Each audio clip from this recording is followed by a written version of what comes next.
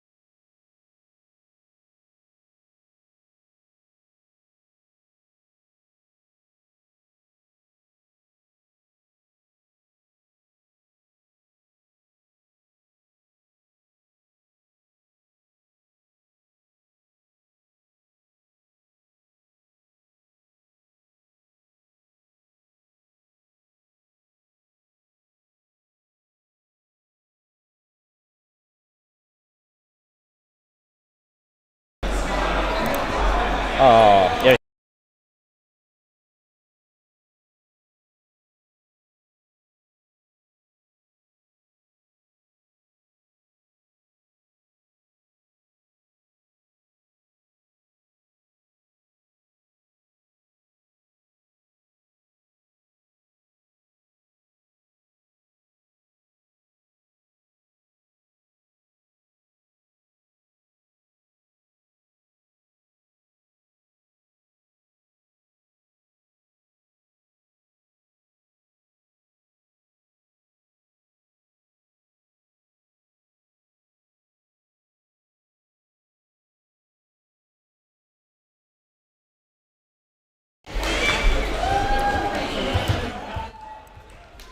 Are we live?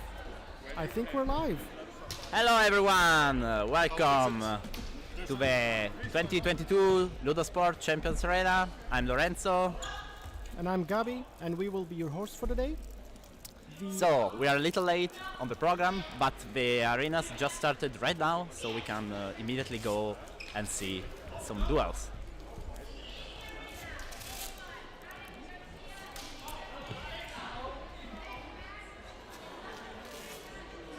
This is Arena C.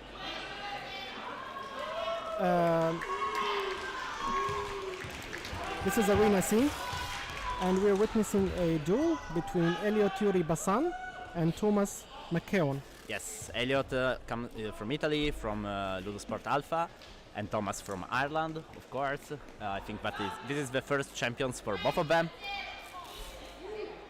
Elliot surely has a little more experience, and you can see, and the first duel is already finished, so let's switch on the second arena. We will switch a lot this morning on the several different arenas. This is Arena C, first duel, Antoine Kyberbrun from LudoSport UC and Josephine Malmqvist from Stockholm, I think. Yes. Yep.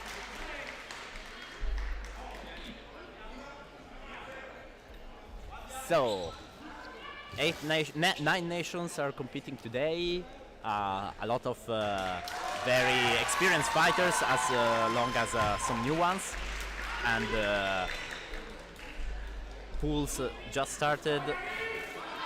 And if for the first time you are watching a LudoSport tournament, I will explain you the rules again very quickly.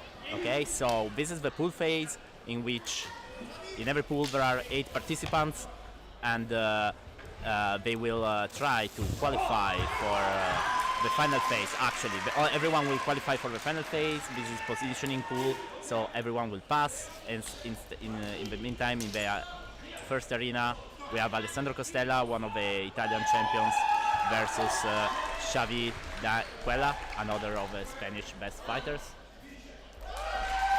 Let's follow this fight for a while. In the pools, you can arrive. You have 3 assaults to consume.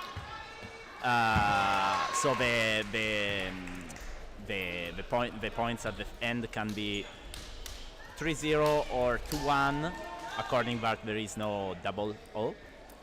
And even if it's 2-0 for someone, it keeps going because each point can count for the rank of the pool. So 2-0, still there is a point to play and to win. So Alessandro wins his first match 2-1 against Xavi. According to their points, their position will determine their rank will determine their position in the final phase, which will be a direct elimination phase, best of 5 points until the final, but will be best of 7. We can go on Arena C, maybe. There is an interesting duel here. We have Pietro Scarica. Oh, Arena B, sorry. Okay, the 2.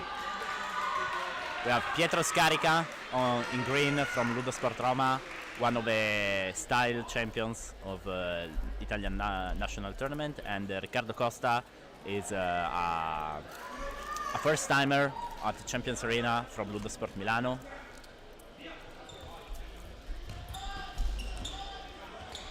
I remember everyone, but you can follow each different arena, if you prefer, there are links of a single arena streaming, so you can see in the event page of Facebook of the LudoSport Champions Arena or in the LudoSport website, on the Champions Arena website. You can find the links of each different camera of the arena. Follow the Arena 4 because it looks like a very interesting match. It is Matteo Barberi from Sweden going up against Madian Alabas from France. Yes, Madian, that just won, is the rector of LudoSport Paris. Matteo was a former student in LudoSport Genova, and right now he's a student pupil in LudoSport Sweden. And he's up again in the arena against Yannick, another very experienced fighter. Yannick was one of the first pupils that compete for Spain, also in previous Champions Arena. One of the most, I'd say, experienced fighters of the tournament. Matteo is at his first Champions Arena.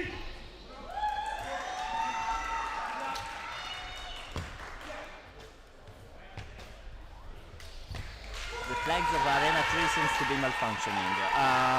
We'll see if we can fix it.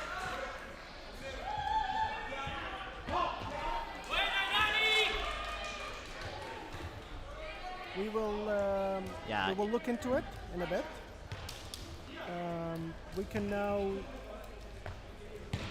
move to Arena 2. Yes, we are switching arenas to show a little of every contestant. Maybe a little later we will focus just on some of the participants. Yes, this camera seems a little slow. The one on the Arena B.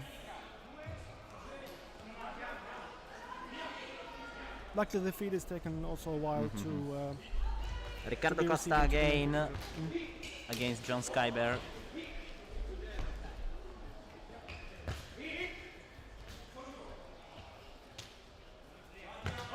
Okay, we will focus now maybe on a single duel, one by one, to see the outcomes starting from 0 to 0. Oh.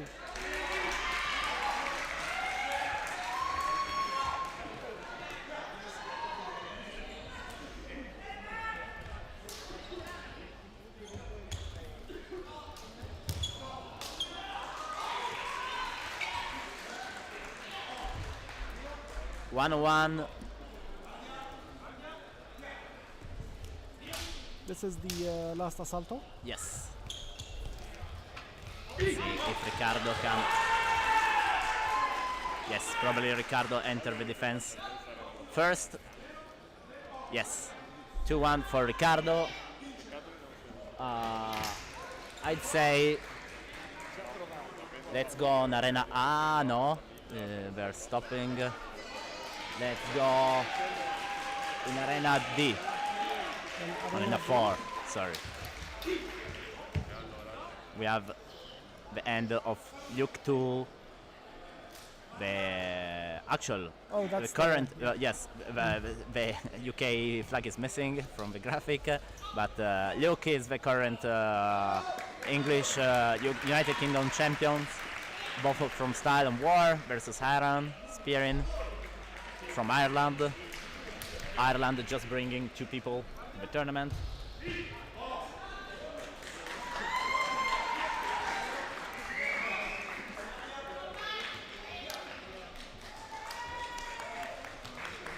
Luke. Aaron looks a bit defensive. Yeah. Taking a defensive position, keeping He's distance. trying to wait for the right moment, but probably the Form 2, yes, of Aaron enter the movement of Luke. So 1-1. And the match ends in a draw. Oh, it was okay. So let's go in Arena 3 to see the next match that is almost starting. The next match would be Adrien. Okay, so this will be interesting. Adrien Dessy from Paris. He's probably the only one that will bring the 2 short sabers in the arena. This is going to be a very interesting match. Yes. And at least you're not butchering the last names like I did. Versus James Bridcut, all again from United Kingdom. Sorry for the flag. We will try to fix it for the afternoon. Yes, it should, and I think it's been updating. So I don't know if one of the website, but there is a link for the updated pool.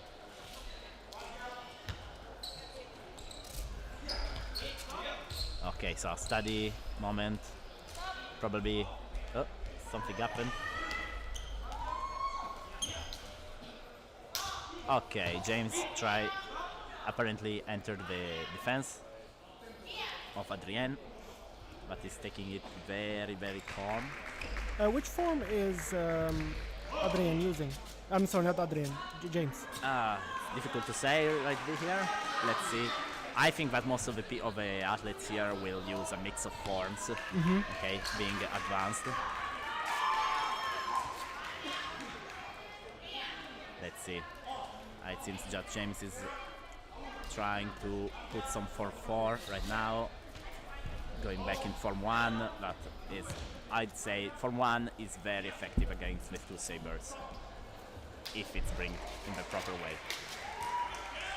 Okay. Of course, the last assalto before this one was a nullo, so we should definitely explain what a nullo is. A nullo is when there is a situation in which or it's impossible to determine the point, or it just things happen, he or knows, but just block the action before the point. So the judges, they can declare a nullo. It can be declared a nullo even if the judges have a doubt about the point. So instead of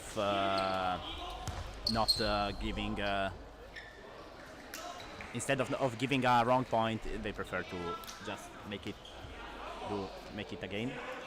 Let's see. Of course, the nullo doesn't really exhaust the assalto, so the assalto will be repeated. Correct. Instead, in case of doppio, if both players got the point more or less at the same time, they got 0 point, but the assault is burned. We want to see Inox. Okay, we'll as soon as Inox will enter the arena for the next duel, we will show you. Let's go on arena number 1. They just finished a duel, so another one will start soon. Here it is, arena number 1, and we have a match between two Spanish people, Alex Garcia from LudoSport España and Carlos Jimenez from LudoSport Barcelona, and the current again champion of Spain, both in style and in war. So they know each other very well. They already faced each other also in the national tournament of Spain, and they found themselves again in the pools here.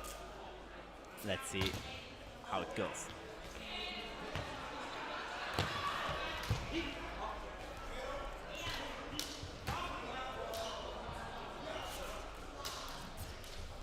This is a very quick duel. Yep. When you fight with someone that you know pretty well, it's easy to go a little faster, you know.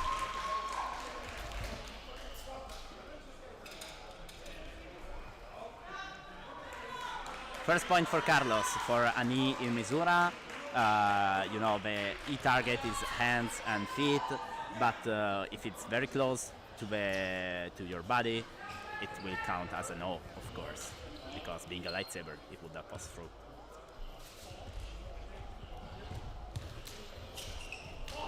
We don't have a clear angle here with an official. But apparently Alex managed to get the point.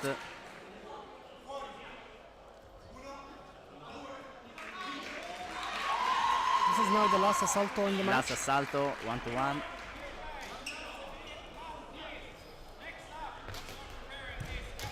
Oh, this was a very quick assalto. I missed it.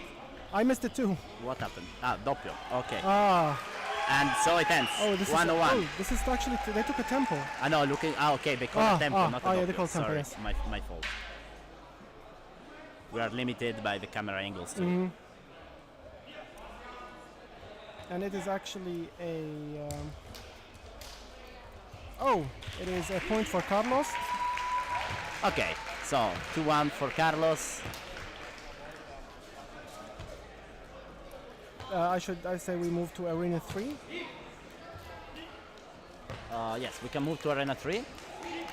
We actually have an interesting duel. We have Francesco Dandodi and Mattia Sant'Angelo, that are actually the style champion and the world champions of the last national tournament and in also Italy. the defending champion as well. Yes. Exactly. UP Francesco Dandodi is also the last Champions Arena champion on 2019. And Mattia starts with a very nice with a jump, a 4-4 jump on the head of Francesco. No, they signed wrong. Ah no, Mattia got. I missed the point actually. So probably Francesco arrived first. My bad, guys.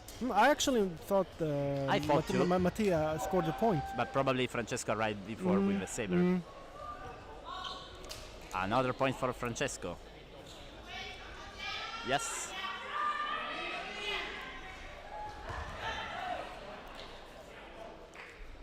And this time instead Mattia jumped very fast. And the duel is already played. Oh, we have in Arena 2. Or we can go quickly to Arena 2 where it's two of our home team.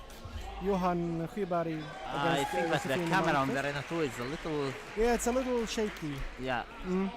We will look into it definitely as soon as we can. Would it be possible to have the link to the pool ranking posted here? Do we have the link?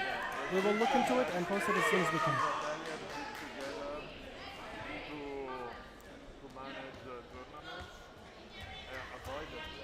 Let's go in Arena 1 maybe.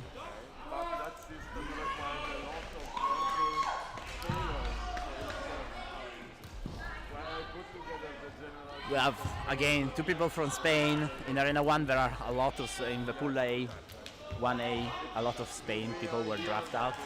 So we have Xavi and Blas.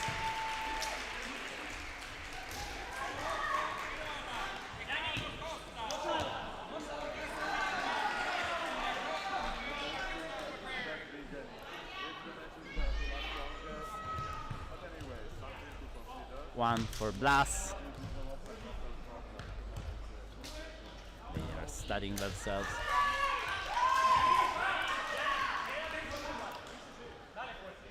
And this time Xavi arrived first.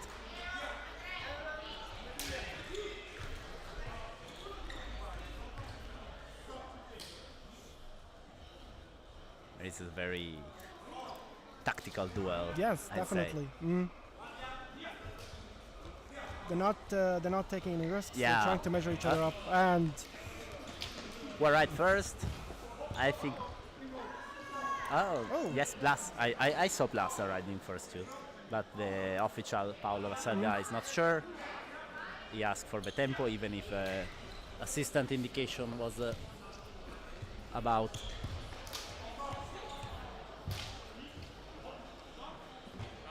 Okay, why they will decide.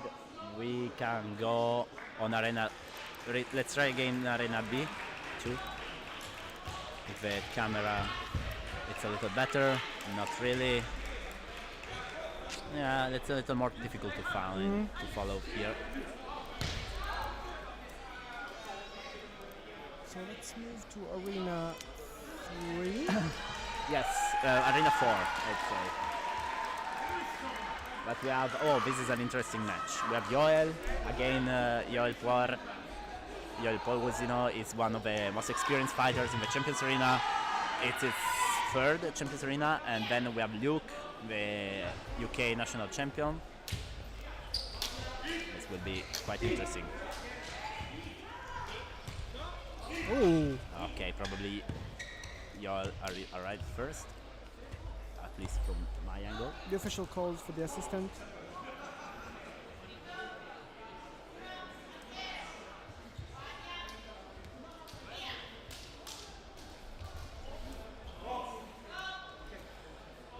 Yes, exactly.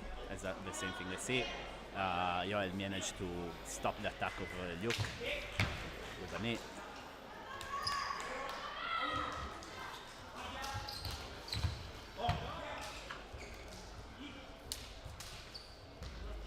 And again, Luke is trying to attack with the form 4, but Joel is controlling the situation, not allowing him to enter.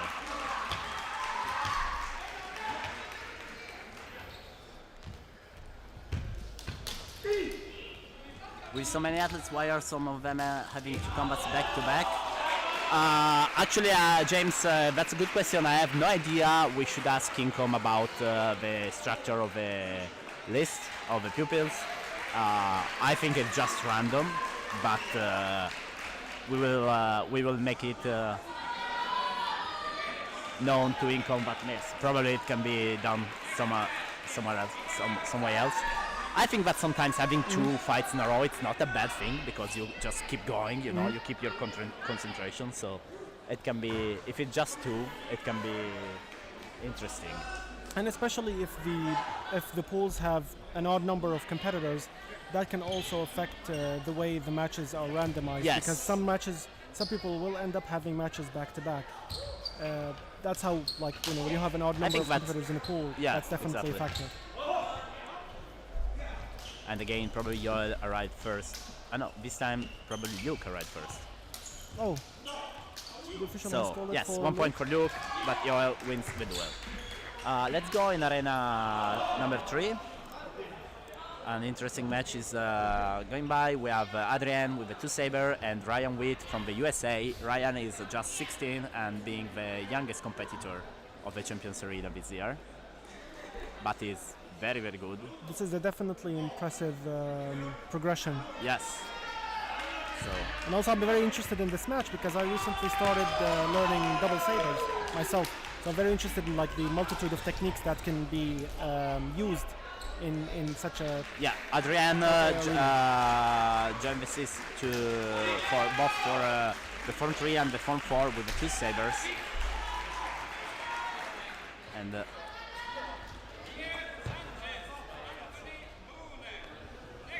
okay, a little mistake on the graphic. But a bad random, James. I can agree with you, but we will notify Incom, or at least or Incom or the tournament organization. I actually don't know who prepared the list.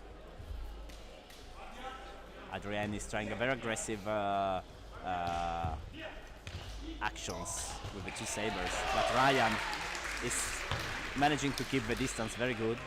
When you are facing 2 sabers, you don't want and you don't have to get closer to your opponent, or the advantage will be for the short sabers. Yes, and this assault, no, Adrien didn't manage to put it to the throw, so Ryan wins this duel. Let's go in arena 4. We have Inox, finally. People ask for it. We have Inox from LudoSport Emilia versus Marco Palena. Oh, maybe it's already over. Sorry, guys. A doppio. Okay, it's just ended. Let's see who is going to be here next and follow.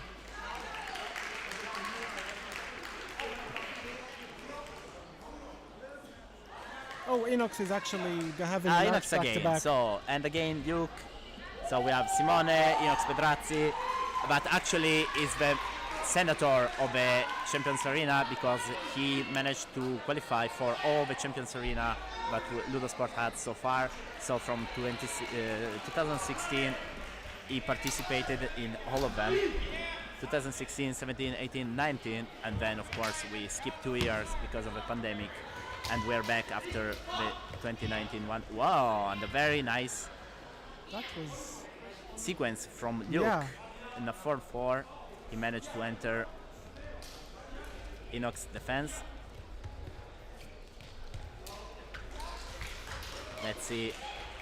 Luke now, Inox is a little more cautious, and also Luke tried to go more in form 2, but probably Inox managed to defend himself and block the attack of Luke. a little consultation for the referees. Let's see.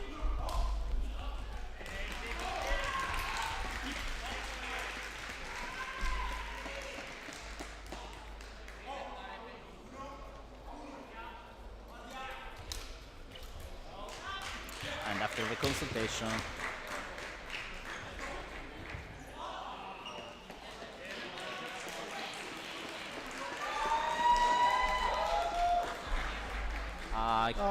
nullo. It was nullified. They gave a nullo, yes. Nullified. Probably a little too complex situation to determine. And as we mentioned, the nullo doesn't actually exhaust an assalto. There are still 2 assaltos in this match. Oh, Nice. nice succession. Luke is clearly having fun with the form 4.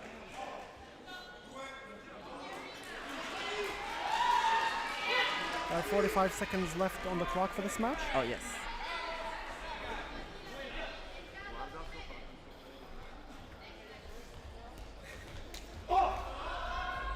And this time, was Simone, was Inox using form 3 there? I think so. And he got the last point. But Very nice duel.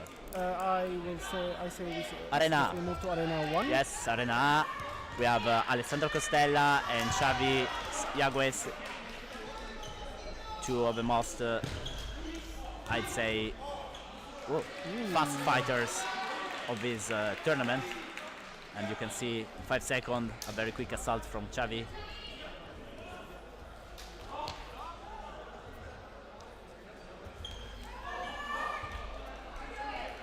The referee is checking. Probably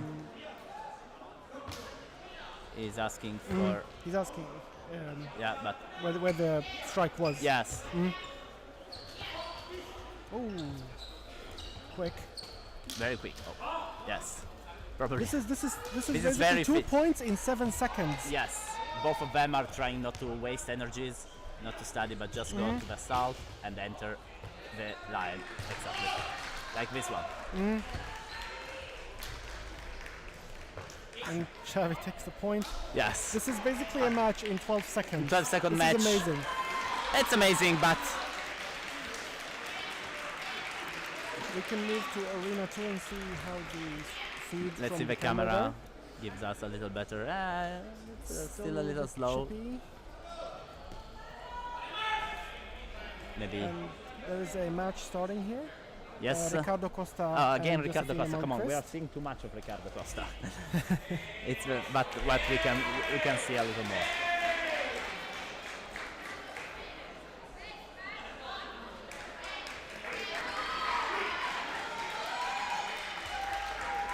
But matching is not starting. Probably they finished. They're waiting for the change of the style judges. Okay, because at half of the pool, the style judges they switch tables. Okay, to try to make a better. There is a match ongoing in Arena 1 and a Go match in about Arena to 1, start yes, in the Arena 3. We can move to Arena 3. Arena 3. And it is We have Mattia Mattia and Elliot, both from Italy. Mattia is Italian world champion and is from the Porta dei Laghi Academy. Elliot is from LudoSport Alpha, the Pavia school. I think that.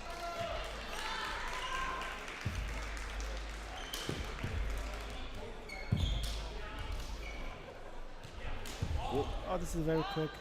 Very quick. I can barely Elliot catch up with what's happening. is really jumping around using some sort of form 4 if it's not very precise. Mattia is trying to defend himself, keeping him at distance. and This ended managed in just to- doppio, which is a draw. Yeah, exactly.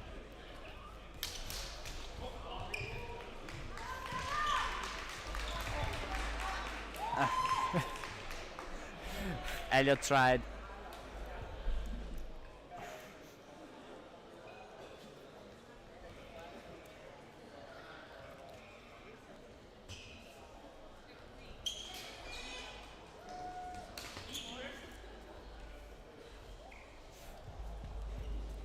Okay, a white card for both of them because they are really into the fight and they're not declaring perfectly. So nullo for this one. Probably bad declaration from both of them.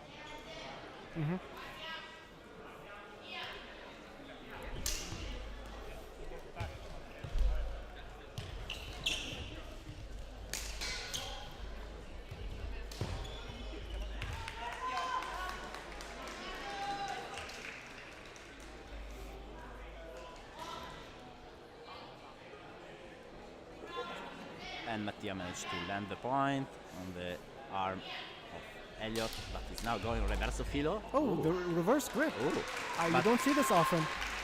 I don't know if he managed to block, but I don't think so. Yeah, the officials are discussing it.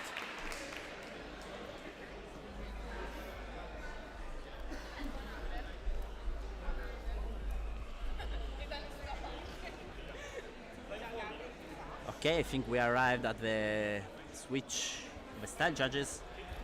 Right now, I'm seeing some good fights. There is a little tension, of course, among the duelists. In any case, it's the international tournament, you know.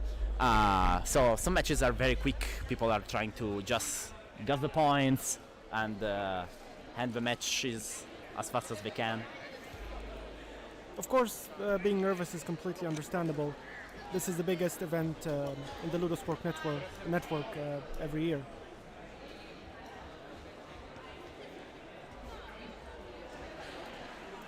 So, the match ends 1-1. Okay, probably the last one was a doppio. So, I think we're on a little break because half of the pools are gone, of the first half pools of the first round are gone.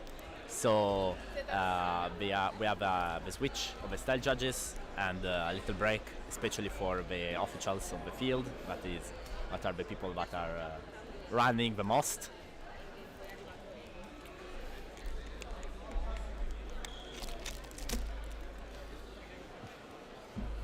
We got some snacks.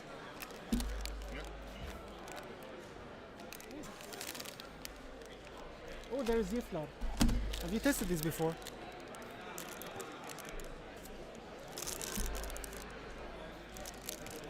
You want to show us? Oh, Okay, here we are. yes, here we are. Hello. Hi guys. So after the first half of the first pools, I can say that I don't have. Let's see if I can see if we have somewhere the results live. Okay, because I'm losing. And we also need to see the camera in Arena 2.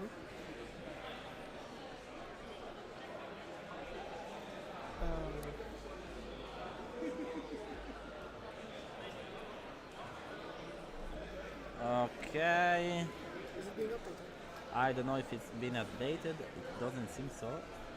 It's matches. It doesn't seem that right now the online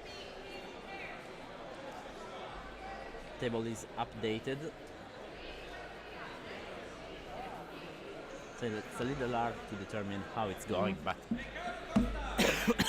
we'll see if between the first pools and the second ones we can have them updated on the website. So we're starting again, arena number 3. Sorry, let me just. Yes? Exactly. We started again. Fabien Thomas versus Mattias Sant'Angelo. First point for Mattia with a jump attack.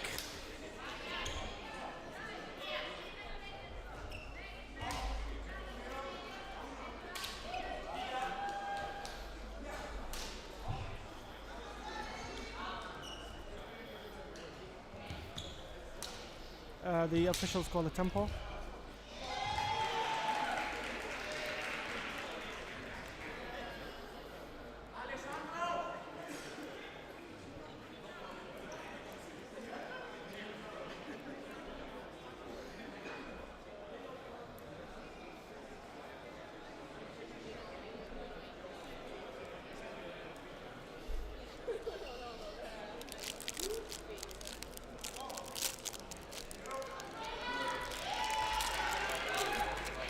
Josephine is leading on Arena C right now.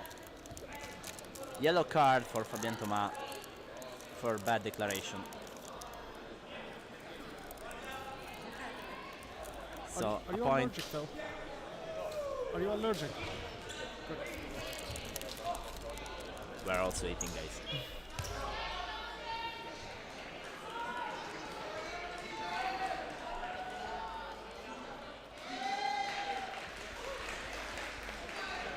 Okay, little time to determine everything here in this arena. But finally we are starting again. Also, they didn't give a yellow at the end. And this time Fabien entered first. And they... So, I'd say let's go on Arena 4.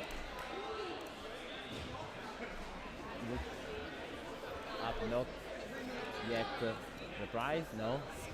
An official is missing.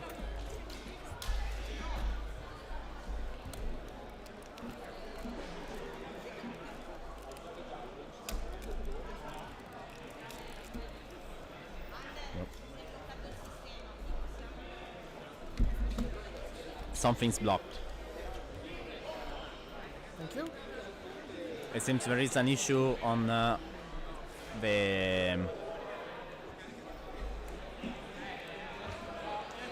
How do I change the camera? Okay.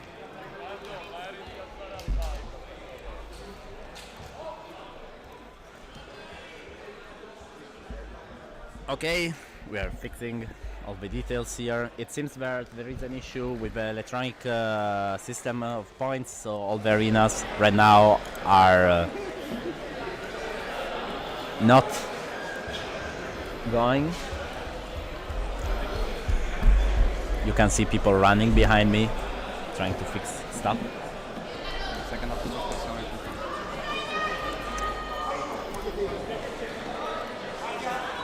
Andrea here is fixing.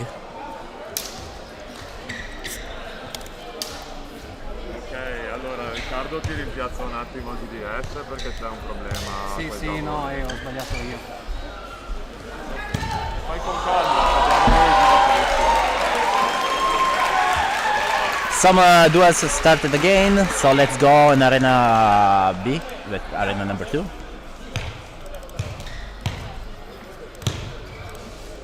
Okay, to see Jacopo Viola from LudoSport Roma and Carlos Lizaga from Barcelona. Don't the system is blocked, so don't watch the names and the numbers. They are not correct right now. Again, we have on the left Carlos Lizaga from Barcelona and on the right Jacopo Viola from Roma.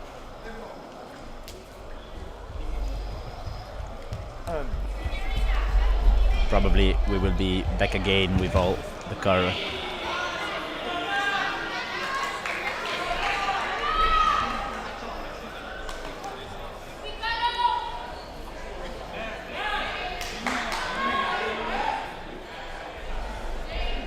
A consultation with the athletes also sometimes is done to determine, because if the judges have a doubt, they can ask the athletes to speak, to tell, okay guys, what happened there, because we are not sure.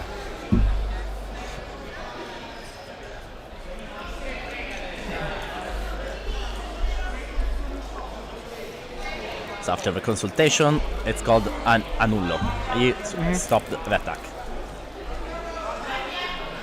Also, the competitors are encouraged to declare properly and basically provide any information that the officials might have missed on in the intensity of the match.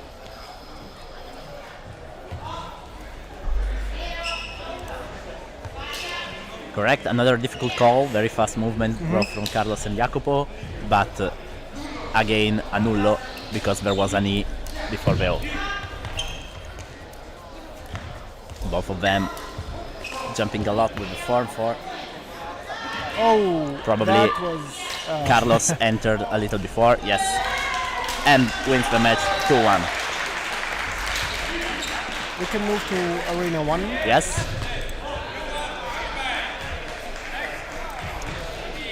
in Arena 1. Again, don't look at the points and the names. The system is still a little stuck. We are working on it. We're working on it, yes. So we have Carlos Moyano and Blas, Tark, Tena, something like that. Sorry if I can't remember all the surnames. Both from Spain. We know each other very well. 1-1, actually, the point here. And so they have a last one. Something happened. Okay, little cleaning on the floor.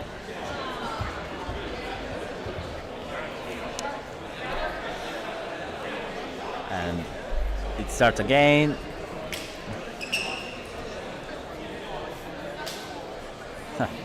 Blas trying to do some Form 5 sequences. Oh, he stepped outside the arena. Did he? Nullo. Ah, Probably something happened and they had to stop.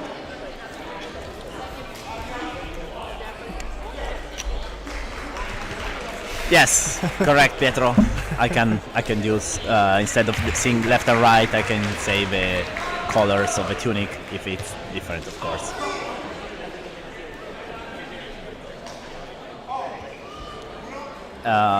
In the meantime, we have another match going on here on the arena number 1. Let's go in arena number 2 for a while. We can see Pierre Sanchez, the former rector of LudoSport Paris, on the red subtunic, sorry. And yes, David. They are working on it as we speak. The system is a little bit stuck as of yet, but we're definitely working to get it working again. So just enjoy some of the matches.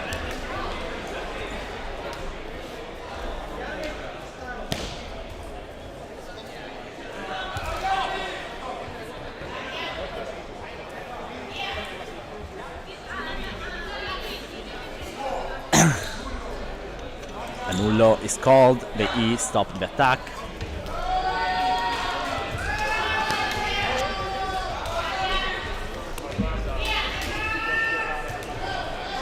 Ooh.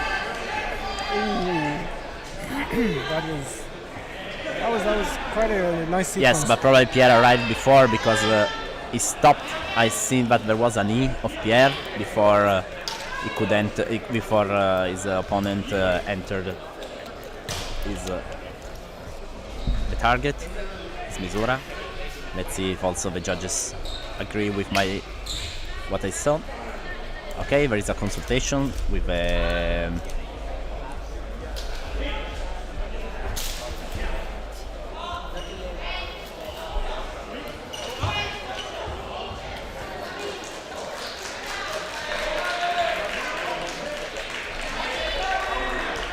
2-1. We can move to Arena 4. There is an ongoing match. Yes. Yannick again versus Aaron from Ireland. Yannick is leading 1-0. Probably just put the second point, but we are not sure. Let's jump to Arena 3. Yes, we have exactly. a very interesting match. We have the youngest competitor in the history of LudoSport Ryan against the former versus champion. the former champion, exactly, Francesco. Both in red. Francesco with a blue lightsaber and Ryan with a red one. Francesco lands the first point. It took some time. 25 seconds is a long time for a single point. There was quite a lot of interaction as well during the first. Yes, they're moving assault. a lot, they're studying, they are trying to find the right distances, they are not just assaulting.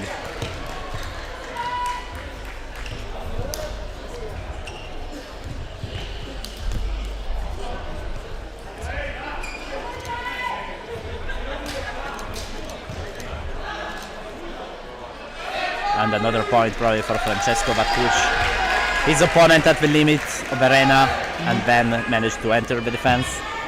Last point of the duel.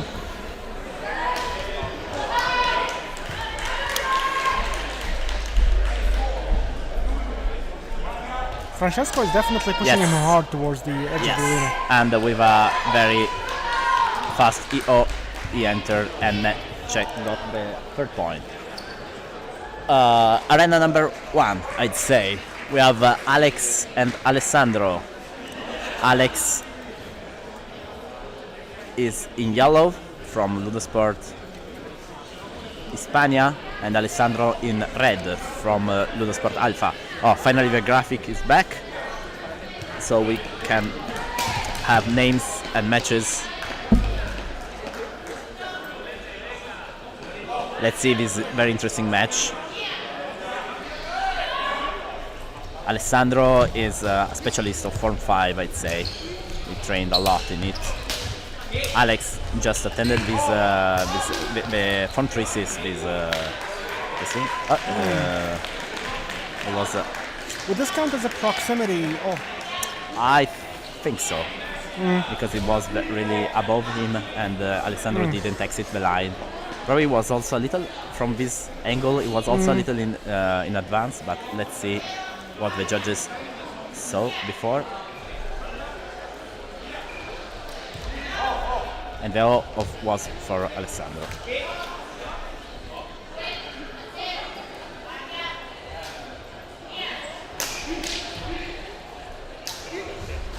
Okay, very nice. Both of them are trying to control the center. Alex seems to be waiting a little more. Oh, there's a white card for Alex.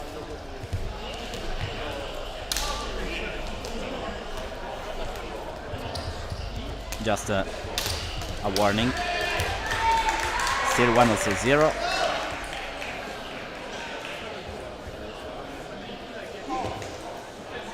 And Alessandro got a nice contratempo on Alex.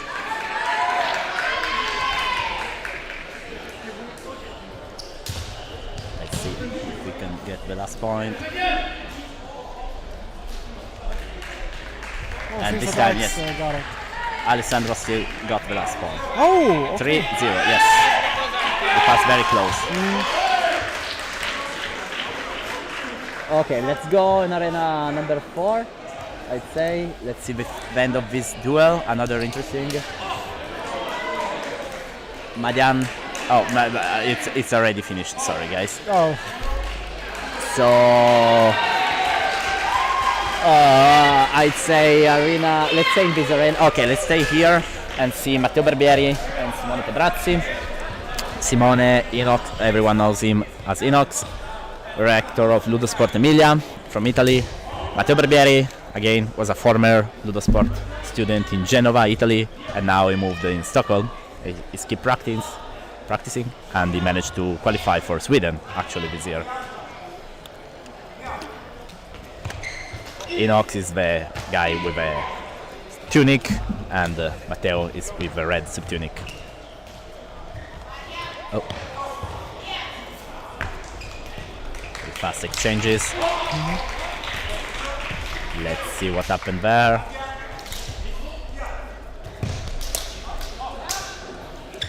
Enox declared the point. Probably. The officials need to make sure first.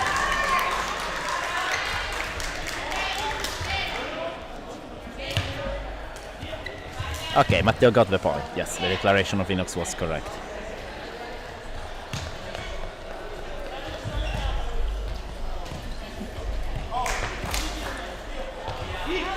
Let's see if Enox can recover. Yes, probably. He entered the defense. So, no? Apparently no. Apparently Matteo defended himself. 2-0 for Matteo. 2-0 for Matteo.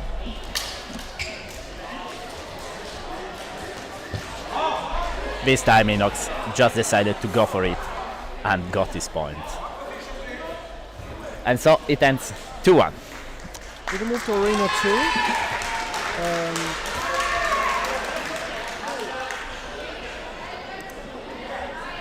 Let's change arena. Go see the end of Jacopo Viola versus Pier Sanchez. But managed just now to get the last point. I'm sorry, this camera really got some problem and it's very difficult to follow the action, so probably we will just stop here for now. Let's go back in arena number 4, I'd say. Maybe number 1. Number 1, yes. Why not? Okay, number 4 too. We haven't seen Marco Palena. It's the first time today. Another guy from Italy, from LudoSport Torino. In this case, again against Yuktu. We are seeing a lot of Yuktu from UK.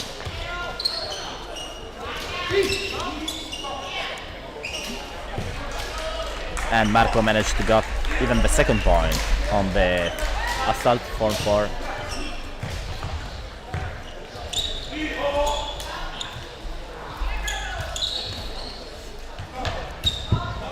Ooh, this time probably Luke managed to enter the defense. Yes. 2-1. Very nice form 4 from Luke too. Let's go on arena number 3 for see the end of this match. Nullo, Elliot is leading 2-0 against James Bridcott.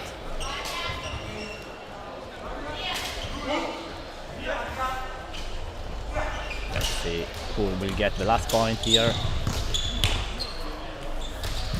Ooh, probably Elliot killed himself against the saber of James. Exactly.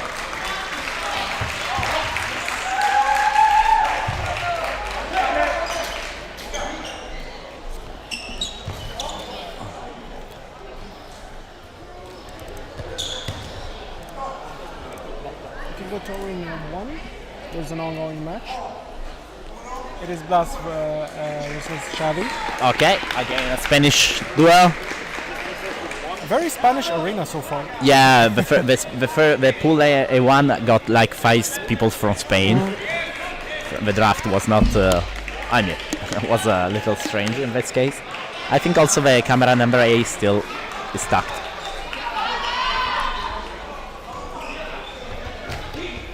Yes, we got the camera stuck, so we have to change it, I think.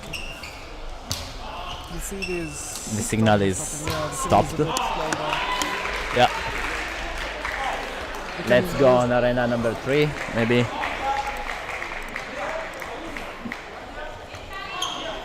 Okay, this is a little better. Mattia Sant'Angelo, Italian world champions, versus Ryan Wheat from the USA, the youngest. Mattia Sant'Angelo is the blonde one, and Ryan is the dark one. Both with a red subtunic. Whoa, Mattia just jumped back, trying to avoid the attack, and he managed actually. Yeah, very well placed at the edge. Yes, Federico, we know the UK is back. We will try to fix it in the break between the pools.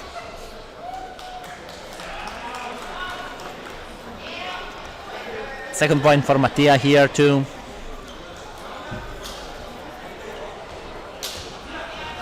Last assault.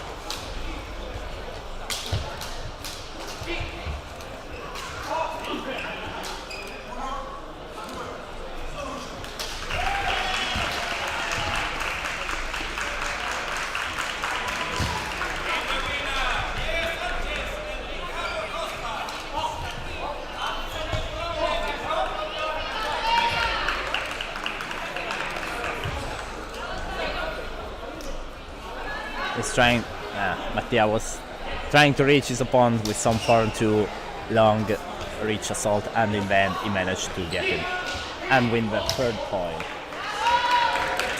We can go, let's try arena number 1 if the camera is working, but apparently not properly. No. We will look into that. Let's go in arena number 4. Yeah, we have 2 cameras not properly working, so guys, we will try to fix them for the second round of pool.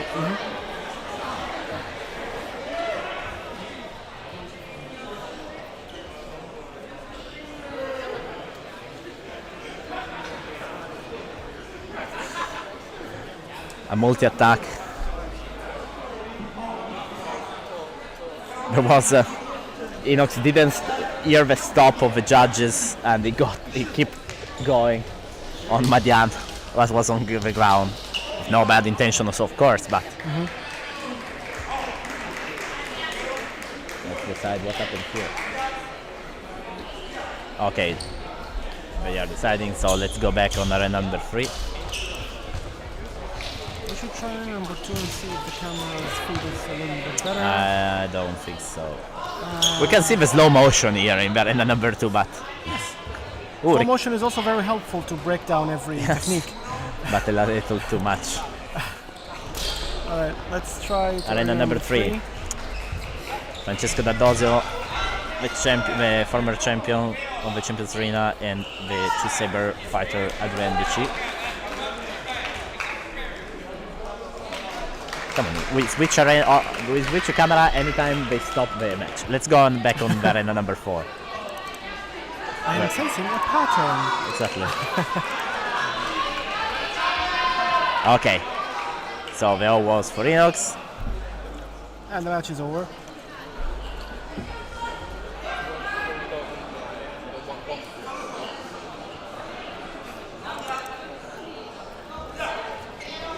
You can see the arena number 1. Okay, yeah, a little is confusion there. still- Let's go back in arena number 3. Right now it's the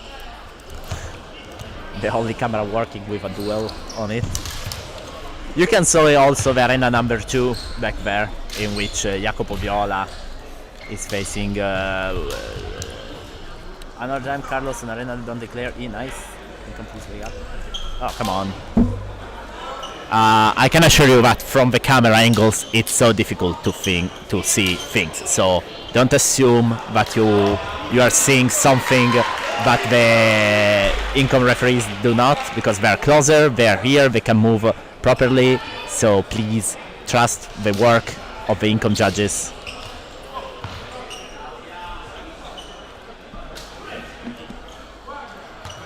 We will move to arena number 4 as there's an ongoing match. And the match is over. Yes, the match was over, but was over a little time ago. We can move to arena number 3. There is. Oh, you can stay on the 4. There is another interesting match Oh yeah, starting now. definitely. Joel from LudoSport Hispania and Yannick from LudoSport Barcelona.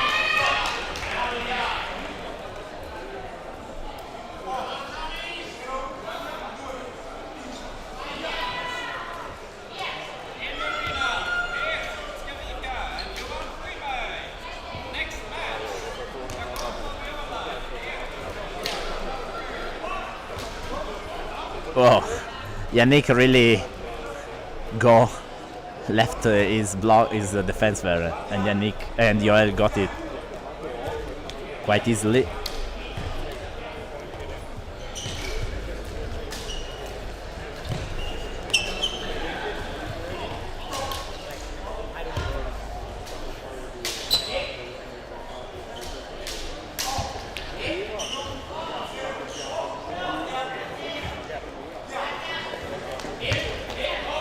Okay, very nice exchange this time.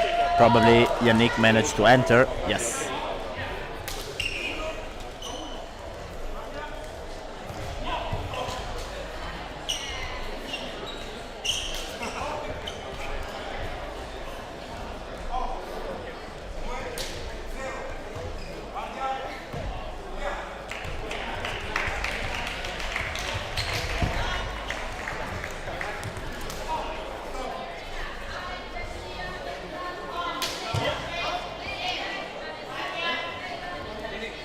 Let's see.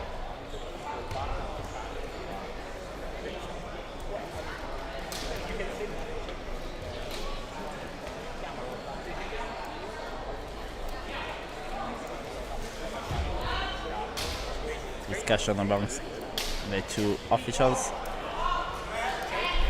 about this last point.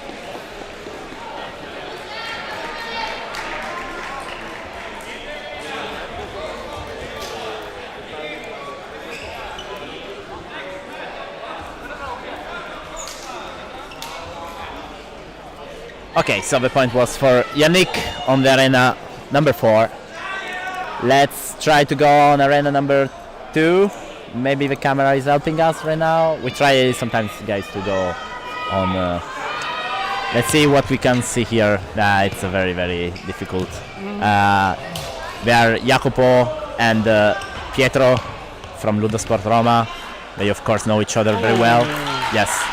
And Pietro arrived, Jacopo arrived with O first. Jacopo of course is the one in the yellow, Pietro is the one in the green. They are classmates from a lot of years. Do you go to arena number 3? Yes. Arena number 3, Mattia Sant'Angelo and Adrien Dieci.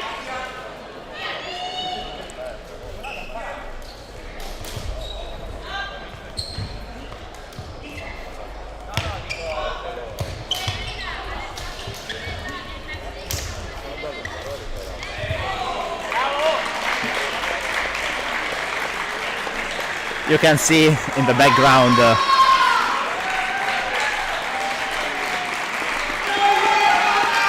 guys from LudoSport Rome. So I think that we are moving towards the end of the first pool phase. Some duels are still going on. Let's see this arena number 1, Alessandro Costella and Maxime Lamamy. Maxime Lamamy is from LudoSport Tours, France. And he did a good result in the French national tournament. He's one of the first LudoSport Tours students.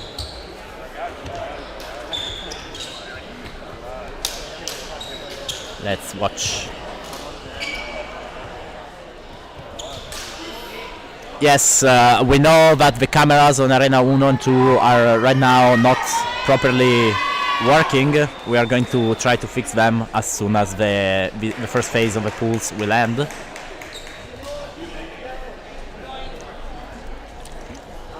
Let's enjoy this duel too. Let's see if we can see the last point.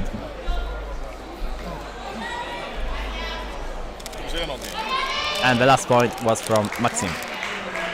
So 2-1.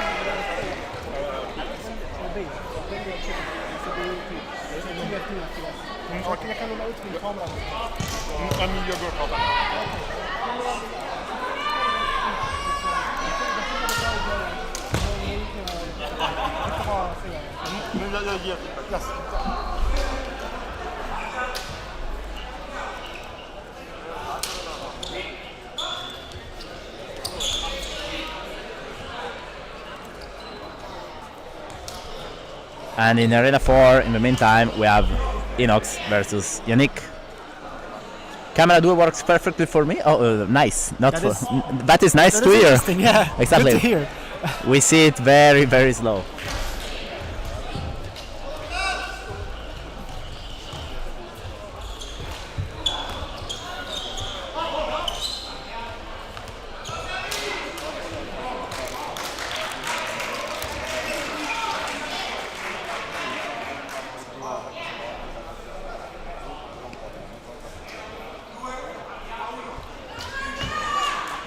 First point was for Yannick.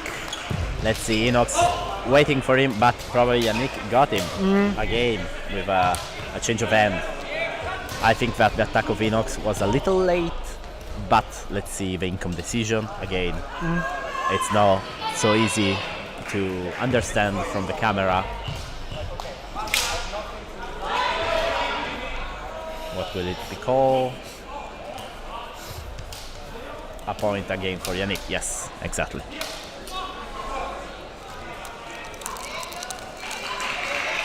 That's exactly K-Force. There are different techniques and different forms, and you can combine them in an infinite number of ways of to course. make your own style, to be able to both outsmart some and of the outdo your people opponent. you can recognize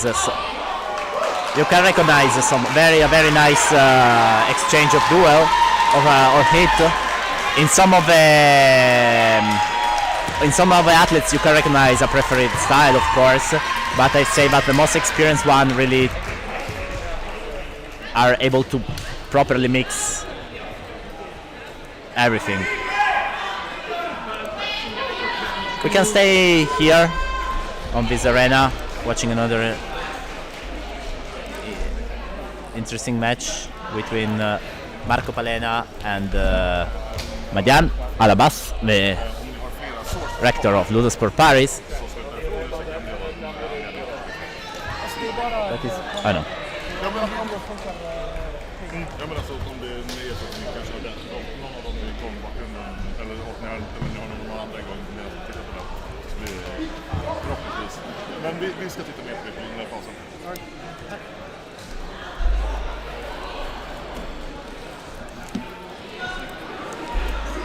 I agree. Creforce is saying it is really fun to see all the different styles everyone has, some using them fast, some slower. Completely agree with you. I think that one of the strength points of LudoSport is that we have different styles for different attitudes, but also even within the same style, you can really use them in different ways. Okay, you can be very fast or take control of the distance and the tempo, try to be faster than your opponent, or just try to get his tempo with different advanced forms, but also the basic ones. And they can both work. It's just a matter, you know, of distance, timing, a little speed sometimes, but it's not always necessary. And of course that is not exclusive to the later forms you start to learn. That even with Form 1 and Form 2 you can pretty much switch and use techniques from both in any certain succession, the way you're most comfortable with.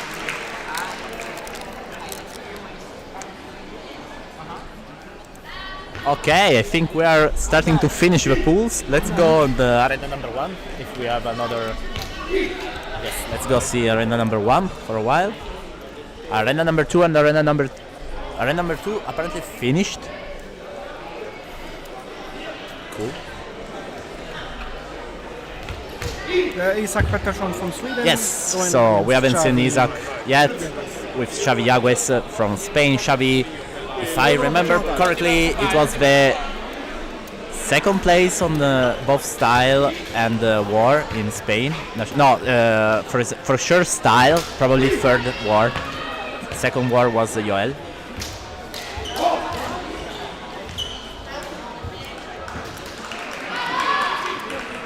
So first point for Xavi.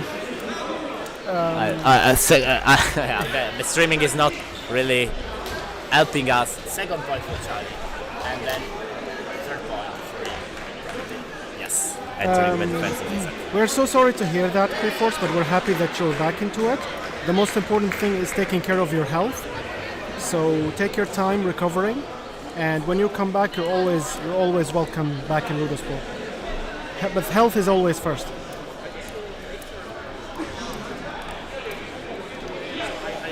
Can't wait till I good and have enough control to be allowed to join this.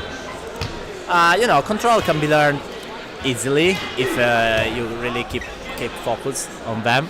And you can start, of course, doing. Usually in Italy, we allow people to join the tournament. Usually after 3 months of lessons. Okay, of course we will be with a few techniques and not used to the arena. But the only way to become better in fighting is to actually fight a lot. And if you want to compete and become competitive in tournaments, you have to participate in tournaments. Even from the beginning, even if you are just Form 1. Maybe you won't win with your Form 1, not because Form 1 is not effective enough. It's just because you don't have the experience. But starting from there, you get used to the mood of the tournament, you get used to the tension of the tournaments, you experience fights with more experienced fighters, but it's so useful to improve. Okay, just 2 pools left to go, Arena 3 and Arena 4. We are now on Arena 4.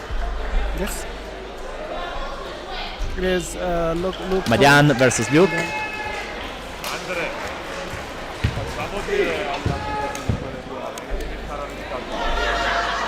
Something happened and they're hugging. Let's see who got the point.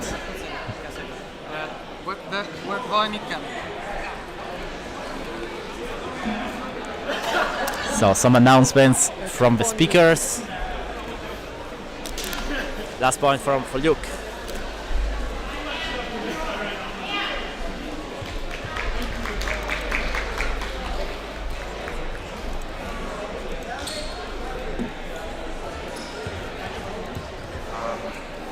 Let's go see the end of this duel in arena number 3. It just started. Adrien versus Elliot.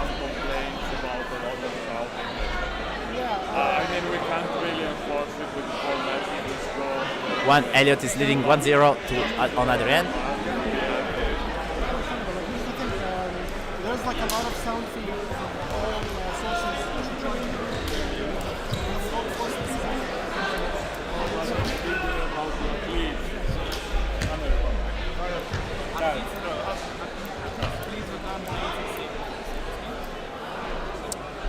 Let's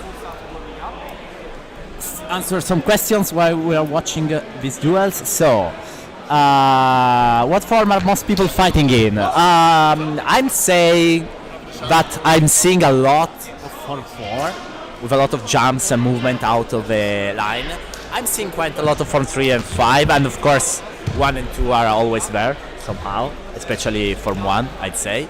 But I think that there is a very, very good variety of styles going on right now. I think that the more the sport evolves, the more it is easy to have these differences.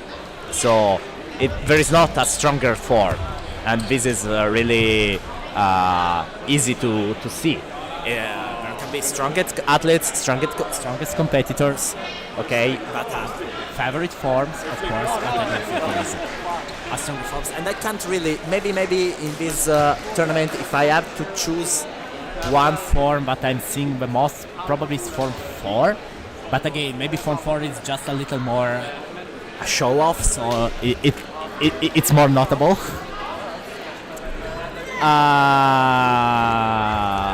And I think that, yes, Penguin, UK, 1701, say love also the love between fighters from any country, yes. Right now, everyone is showing a lot of respect. Seems that everyone is having a lot of fun, and the pools are not with elimination, so yes, you can also allow yourself to be a little more relaxed and everything else. Let's see, there will be a little more tension on the elimination phase. Let's see if we can keep the same attitude, the same mood. I hope so. Form 1 is where a lot, Ferry. Form 1 is remain the basic of the fighter of a lot of people, especially when you are a little in a difficulty or you have to keep control of the situation. You rely a lot on Form 1. A good laterale on Form 1 is always very effective.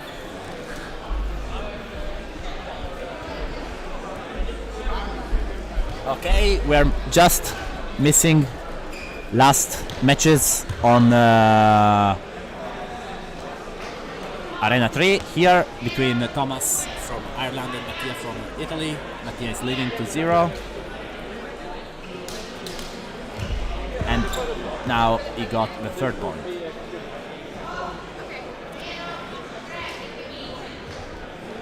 And I think we are done also in the arena number 3.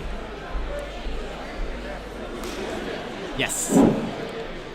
So I will silence myself for some announcements, and we'll be back soon for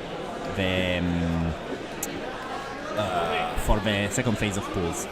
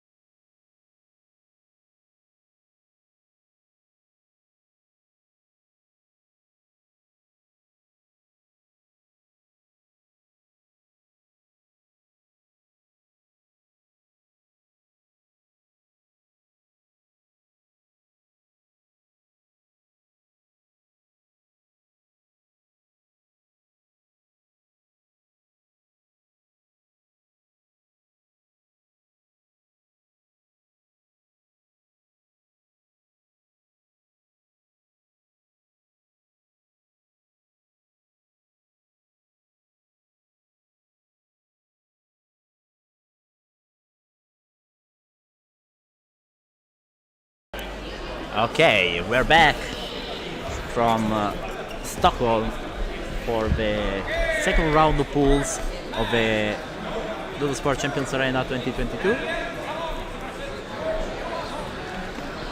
The first round is over. The results of the pools will be updated soon on the website. We're working on it right now. There was some technical issues, but we are starting again. One of the arena is starting, the arena number 2. Let's see if the camera we fix the camera a little, maybe. Is this arena number 2? It's not. Is the camera a little better? Not really. It seems completely stuck right now. So moving again. Maybe we could keep it for a while. Okay. Anyway, we have Daniel Sammons from UK and George Johnson from Sweden. Okay, maybe it's going a little better right now.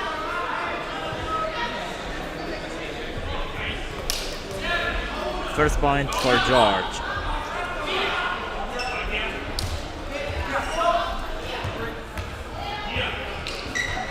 Second point for Daniel. Also the other arenas started their matches. Let's finish this one and then we will switch. And George goes with a double 2-1. Let's go on Arena 1 for a while. Let's see what's happening there. In Arena 1 we have Alejandro Alastor Alonso Izquierdo from LudoSport España and Darren Kane, the World Champions of the USA. Right now 2-0, 2 points to 0, I guess. Okay, the name of Alejandro is too long, probably it covers the points.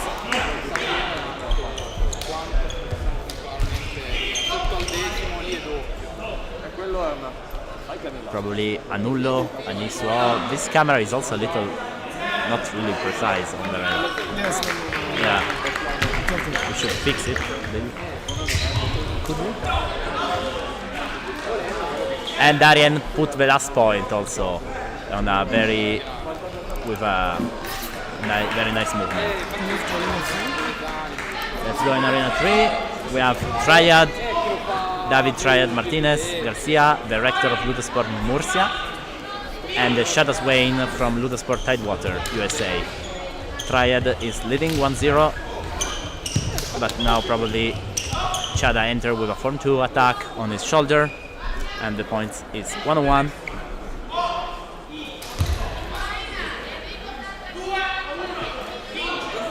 And second point for with a form 2 attack from Triad. That wins the first match of this pool.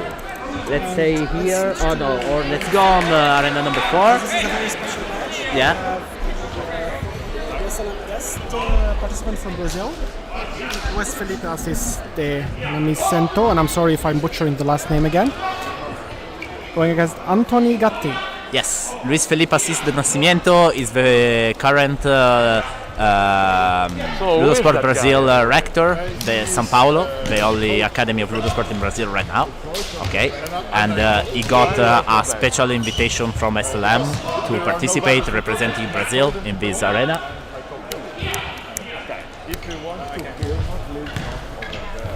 And on the other side, with a green subtunic, we have Anthony Gatti, the rector of LudoSport DC France. That got the second point and wins this duel against Luis.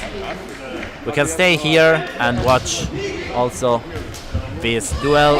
Eli Najar, again from LudoSport DC, like Gatti, and Sergio Garcia from LudoSport España, the twin brother of Alejandro Garcia of the pool A1. Okay, at least it's not somebody who wants to steal things. No. Let's see. It's someone who wants to film their team. No, because 1-0 for Eli. Let's see the end of the duel.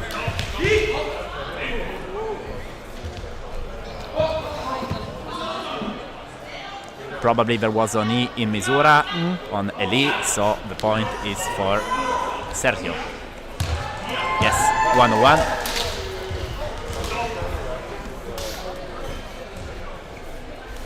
And of course, to clarify, E Misura is basically getting an E strike which is obstructing an O strike. So that counts as an O. Exactly.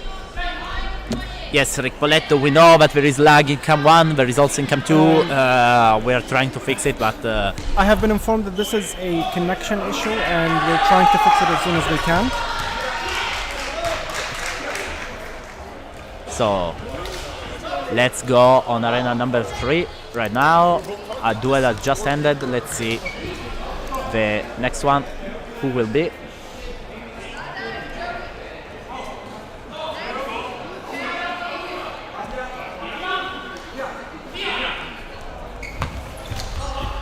Oh, we have a match. Shada's Wayne on the left with a red subtunic and Joy Pisher on the right with a green subtunic, both from the USA, both from LudoSport Headwater.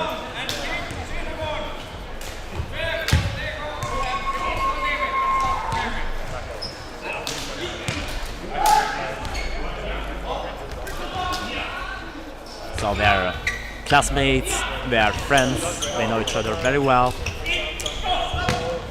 They came together from Virginia to Stockholm to participate here.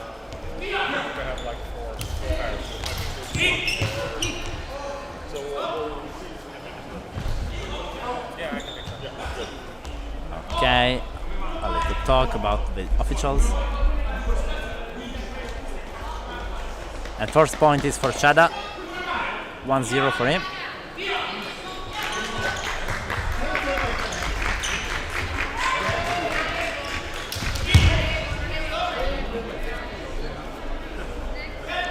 It's a little problem with the blade, so a very fast substitution. Sorry. Let's see. Chada keeping a form 2, a very long form 2 position. Joy seems to be more controlling form 3, and he managed to get the point, hitting the blade. Another change of blade again. Last point from this match. Let's see who can get it. It was over the head, so the second point for Chada.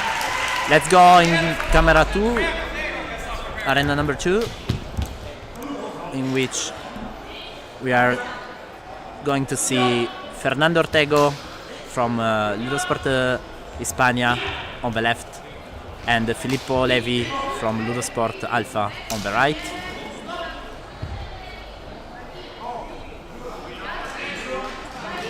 Filippo managed to stop the attack of Fernando. And again, a very nice jump of Filippo arrived on the shoulder of Fernando, giving him the second point. Last one here. Fernando entered with a slide in the defense of Filippo, collecting 1 point at the last. We can go to arena 1. Let's try to go on arena 1. Hoping the camera works a little better. Yeah, maybe a little better. We have Philip Sawa. We remember him from the last year Team Arena, in which he almost defeated alone the LudoSport Torino team. Yeah, I did see that. Exactly, it was very exciting. And on the other side we have Simone Mascolino from LudoSport Porta dei Laghi, the Northwest Academy in Italy, from the area of the lakes in the north of the country. And he just scored the last point. Let's stay in this arena, but it's working a little better to see the next match here. Seems that the camera are working a little better. Camera 1 and camera 2, still not perfect, but let's see if we can follow a couple of matches here. So we now have on the right Enrico Costanza from LudoSport Alpha from Torino, and Darren Kane, the USA World Champion of this year from LudoSport San Francisco, actually. So probably I don't know if is San Francisco or São Paulo the farthest the person who traveled the most to be here. He or Luis from Brazil. Is one of the two, the top two for sure. Definitely longest travel time. Yeah. Yes, please. This stream should be available afterwards to watch on this channel. Probably we will share also the stream of each camera. So if you want to watch all the matches on a single arena, you can do it. We can switch to Arena 3. Okay. Okay, another very well-known person is Daniele Maggi, one of the oldest, I'd say, fighters in this competition, and also by experience and by age too. And against Santi Martinez from LudoSport España, both in red. Daniele Maggi with a ban on the left, and Santi with a green saber on the right.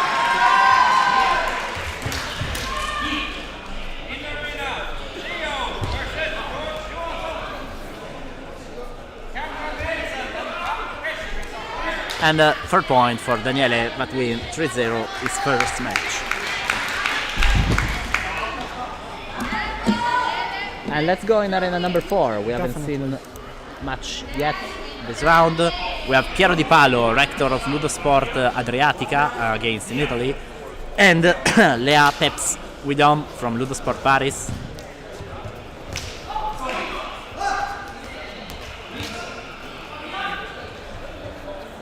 He is trying a form 4 approach with a change of target. And it seems it worked for getting his third point on Lea.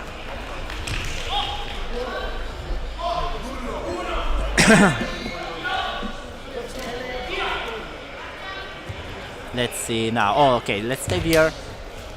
We have Elina Yar from LudoSport BC, and on the right, Tim Vryburg, the founder and the current rector of LudoSport Amsterdam, the first academy in the Netherlands, and this is the first participation of the Netherlands too in the Champions Arena with 2 fighters.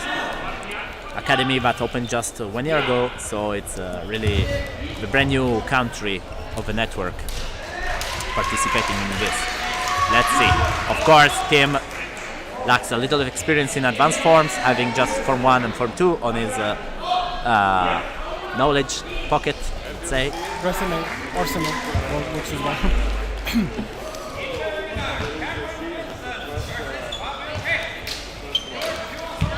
Oh, I can't call that. Yes, I was reading the comments now. Blaze, Picado. I have a friend from India who loves this sport. Had it been possible to train it very would have loved to train as well. You know, we are trying to expand in Europe, the United States, but also in the other continents. I know sometimes it requires money and time. It's not so easy to find people committed to transport our sport abroad, but it can always be done. We can move to arena number 1. Let's go in arena number 1. Let's see what's happening there.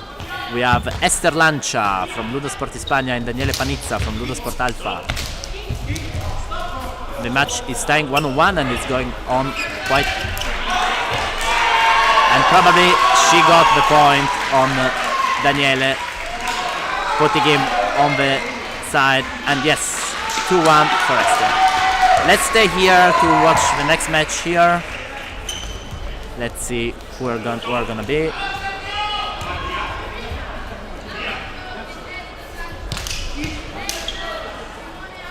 Again, you can follow also, if you are interested in a particular arena, in a particular athlete, you can also go on the website of LudoSport Champions Arena or the social page and find all the links for the streaming of the single arenas, okay, in order to be able to follow that. It seems we have Esther for in a back-to-back. We have Esther again. Okay, let's watch this home duel from 2 people from LudoSport España. both Alastor and Esther are of instructor in the same academy, and Alastor is decided to bring the saber stuff in the arena. This is going to be a very interesting match. Yeah, there is not yet a lot of experience people with the saber stuff. Of course, Alastor, he trained also during the CIS with it, so it can maybe try to get some points, but we know that Esther, she's a very experienced fighter, one actually of the first pupils in Spain ever. So she right now has at least 6 years of experience, maybe something more. So it's not an easy opponent, especially with the saber stuff. But the score is now 1-1. 1-on-1, okay. Even if Alejandro's name is a bit too long, but yes, but 1-on-1. Oh no, I'm sorry. It should. Alessandro got also the first point. I didn't notice that. It seems that Esther. It seems so. Got the. Alejandro wins the duel anyway. 2-1. Okay, 2-1 yes. for Okay, Alejandro. so we missed the first point of Alejandro. Good for him. Okay. Let's go on arena number, let's say 3. A new duel is going to start, maybe. Yes. Okay. Arena number 3, we have Luciano Fregale, actually from the Netherlands, the second participant from the Netherlands with Team Breborg, is rector, and then Marco Brondolo from Turin, one of the style champions. No, maybe not this year, but we all remember him from the last year, Team Arena of the Turin team. Zandros, thank you so much. It's nice to see you guys are here. Enjoy the tournament. This is the second pool now. Oh, very nice exchange. Very fast. Very nice work, blade on blades.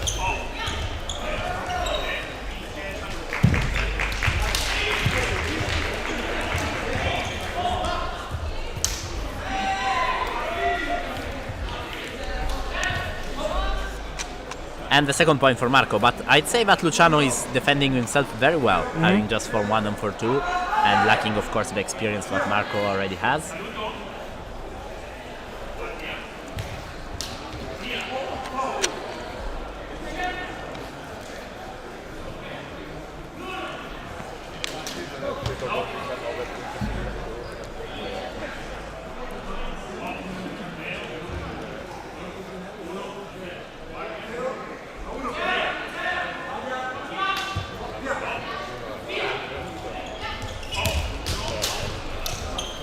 Match started again, 1-1 actually. So Luciano got the point,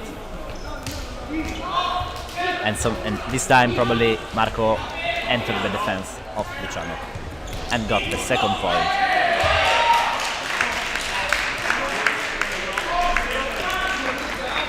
We can move to arena. We can go on arena number 4 maybe, but a match just ended, so another one has to start. Oh yes, this is nice.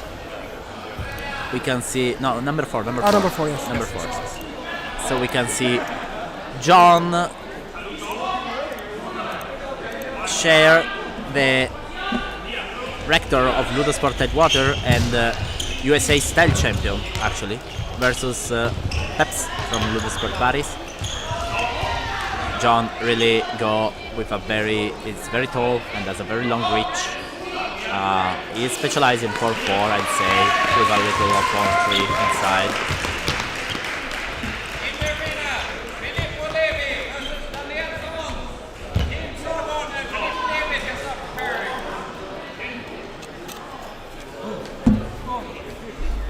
The 2 referees on this arena are Ricardo Navarro from LudoSport Madrid and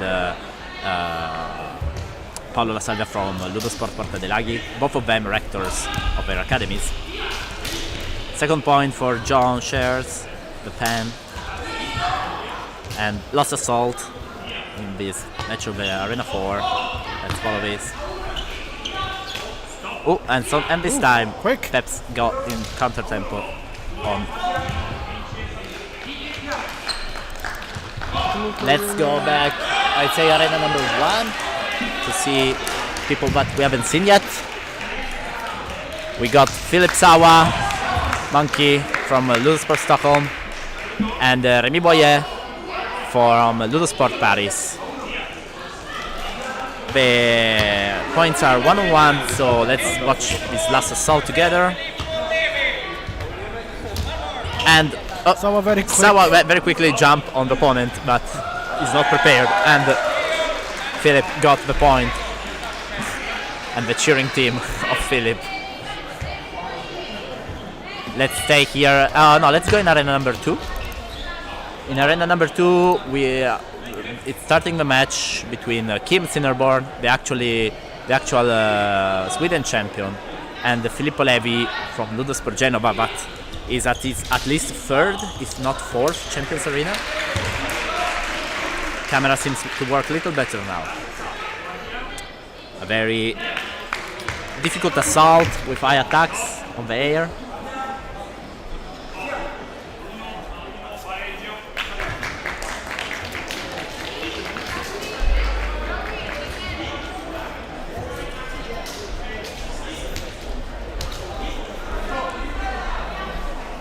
So the call of the referee here is a nullo. And he also awards a white card as well. It's a very long. Kim is keeping a form 2 stance while Filippo is trying to enter with a little form 5, I'd say, inside the fence. But this time he failed, and Kim managed to control the center. Okay, the camera is going out again, I think, or maybe you guys see it properly. I hope for you. I will just do the commentary looking live. Okay, we start again. Kim seems to have changed his stance. Yeah, probably it was Ani Mizura.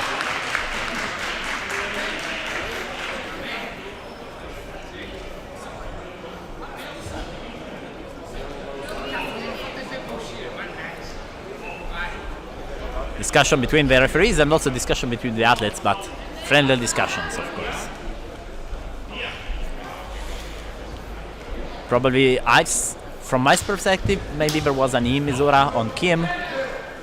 Probably the assistant Gabriele Giannini saw it also, but no. Nullo. The main official, Seb Ferris from the UK, decided it was a nullo. And again, a very smooth entrance with form 2 from Kim in the defense of Filippo. Second point for Kim. Yeah, last assault. And he missed. 3-0 for Kim. I think that right now Kim is the most Form 2 person I've seen so far. He was my instructor too. Okay. Let's go in arena number 3 maybe. Oh no, I accidentally. Did you say 3? Or 3, yeah. Yes. We have Jay Fischer actually winning on Daniele Maggi for 2-0. The streams per camera only. And this time, but the last point is of Daniele. I'm sorry, Blaze. I don't understand what you mean. The streams per camera only, it works best. Oh, do you mean like if you're streaming Okay. like different arenas on your own? Probably. Or like you're watching different arenas, basically. Okay, we're glad that the streaming of a single arena works better. So after the champions, there will be, I think, all the streams of a single arena will be uploaded, so you can rewatch all the matches with a good quality and without our noisy commentary. I'm happy to have you here as a commentator. You know, it's not really my job, especially in English, but we'll try to do best. Especially if you have questions or everything else, guys, please ask, because I don't know what to say after a while. Because I lose myself in watching the duels also, because they are sometimes so nice. But okay, you can watch on the camera right now on the arena number 2. This is the camera of arena number 3, but you can watch the duel on the arena number 2 actually. Now we're moving. Okay, we have Alessandro Bertoli Leo. It's his first Champions Arena from LudoSport Alpha. He just became an Academico, but he managed to impress a lot of people in Italy during the academic and national tournaments. And then Fernando Ortego, one of the Hispania experienced fighter. We have a lot of them.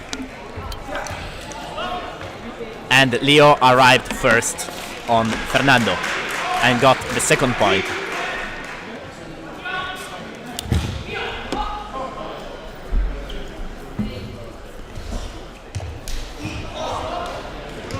Oh, this And is very this time a quick. very nice Yeah. point from Fernando.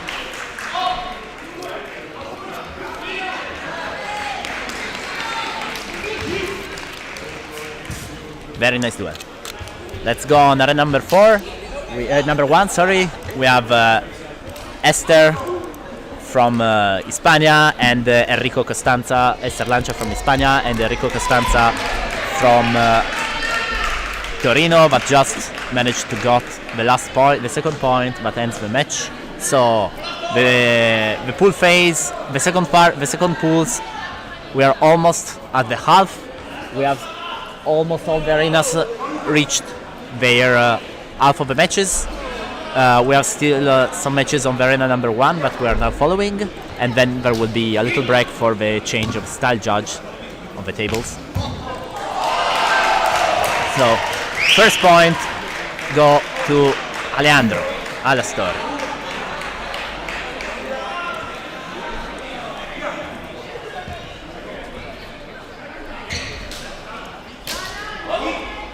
Second point, tempo. Maybe there was an E in misura, always also from Alejandro, or maybe a counter-attack from Panizza. A white card, maybe, or a yellow card for our Alejandro, probably for a bad declaration. Point is 1-1.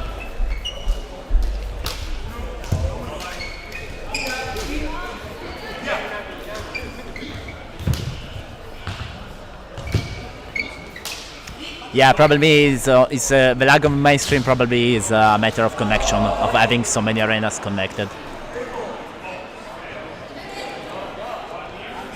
And an attack arrived on Panizza. We can move to arena number 4, where Yes. Luis is Oh, going okay, as they're going team, on arena number leader. 4. Okay, so let's go for a change. Team Freiburg. Okay, the two debutants, the two debutants academy, with Brazil, Sao Paulo, and Netherlands, and team is leading 2-0.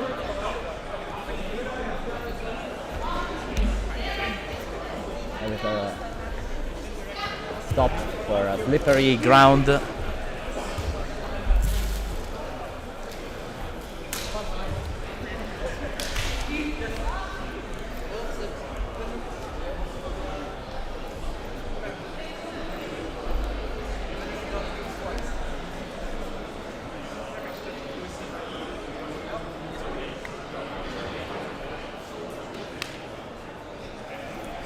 And the match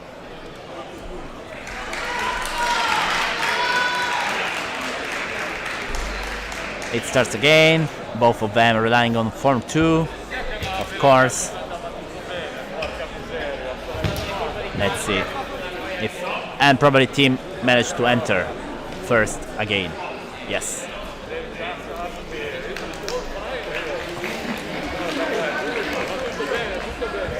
We can move to arena number 3. There is a match about to start.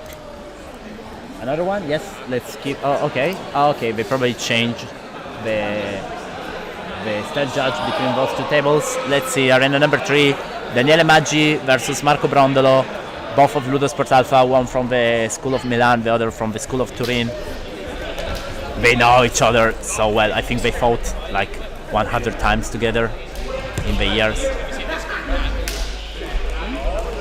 Marco started LudoSport when he was very young, around 16 years old, and he's now like 21, 22, so he's still very young, but with a lot of experience. He's one of the most known fighters in Italy. And of course, Daniele Maggi is one of the manager of the LudoSport Network, the creator of Lama de Luce and Polaris, and a very experienced and skilled fighter too. he managed to arrive on the world podium also this year in the national of Italy. And Marco probably lands. Probably maybe it can be also a doppio. Also, as you mentioned, Daniele is the creator of Polaris, Yes. the first ever saber specifically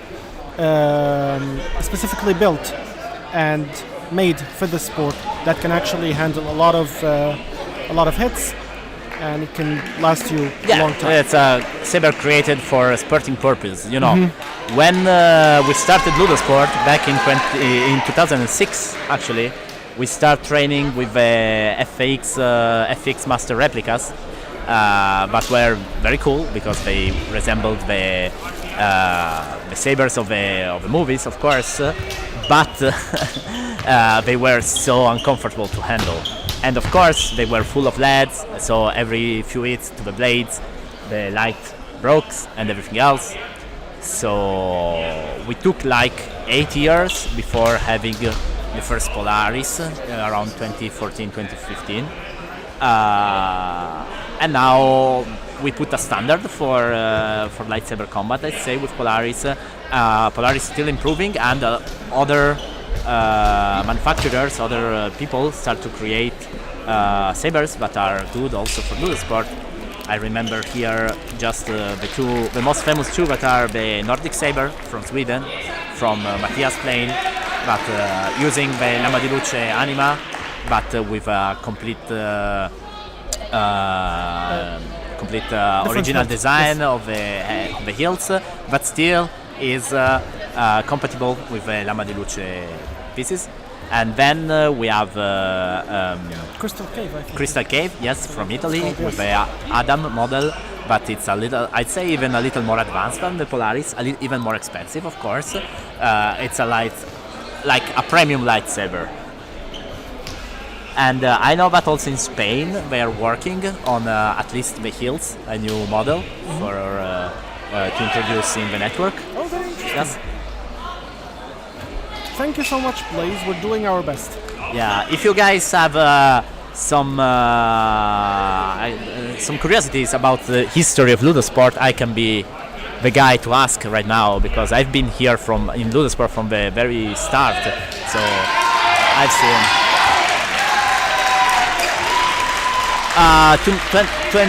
Blaze the Cattle say 2006. Wow, that's a long time. I was not very old then. Yes, me neither. I was 17 when I started LudoSport in 2006, and now I'm older, 16 years older. So yeah, I'm doing LudoSport from almost half of my life, actually. I'm still enjoying it a lot. Yes, it seems a long time ago. A lot of things changed. Imagine that the first 6 months, the first months I was the only student with the 3 founder masters.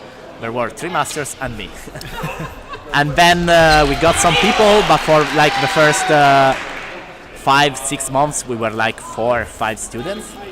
Then grow a little, we become around 20 at the end of the first year.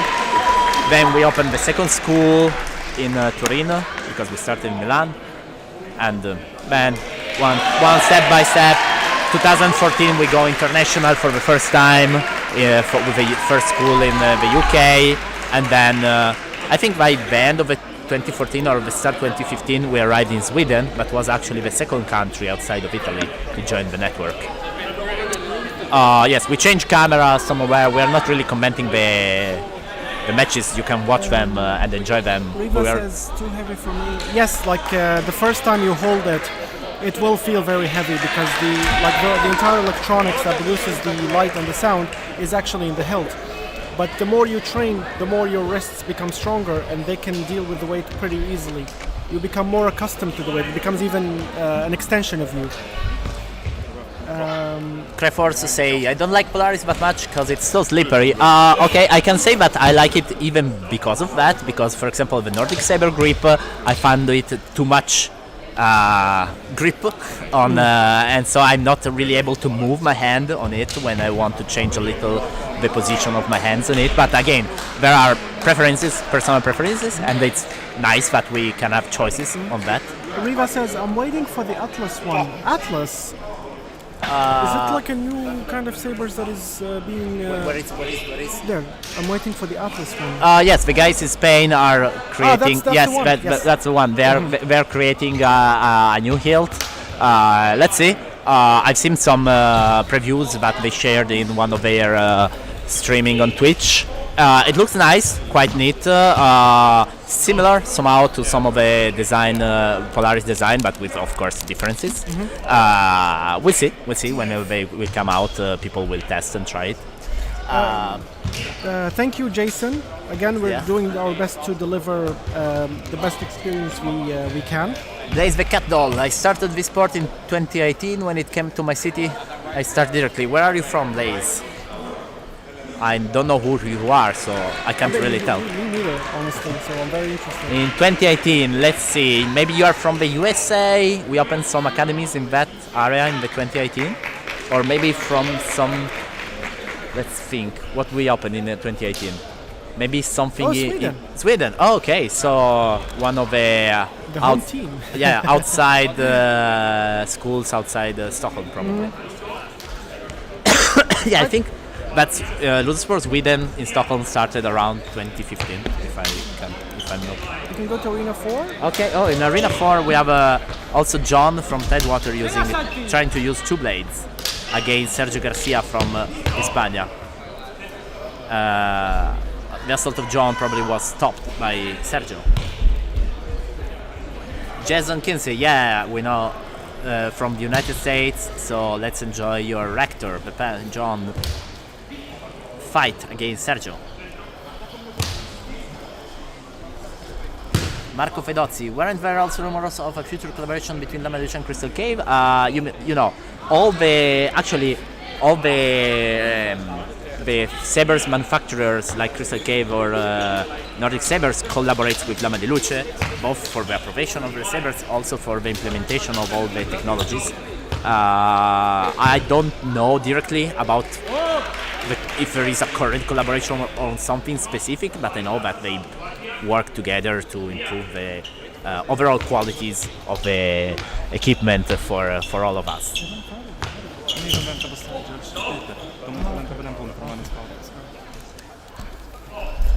Actually, I started in 2019 myself. Okay. That was like 4 to 5 months before the pandemic hit.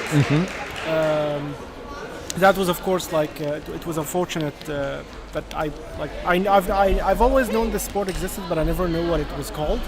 And then, like in my newsfeed, I saw, oh, like this is a sport that utilizes lightsabers, and it's called LudoSport. So the moment I knew the name, I like instantly went to Google, and found the email to the Stockholm school, and instantly just signed up for a tryout. Yeah. After the tryout, I'm like, I'm sold. I'm definitely gonna do this, and best decision ever since.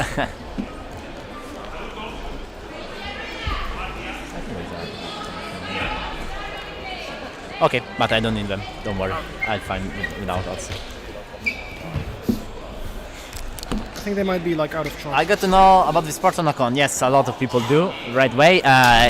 Even right now, for example, in Italy, in Milan, the LudoSport Alpha team, part of the LudoSport Alpha is here, of course, competing or referring or just cheering. But we have a lot of people in Milan right now going, but attending a very big Comic-Con, the most big in the north of Italy, the Cartoomix and Games Week.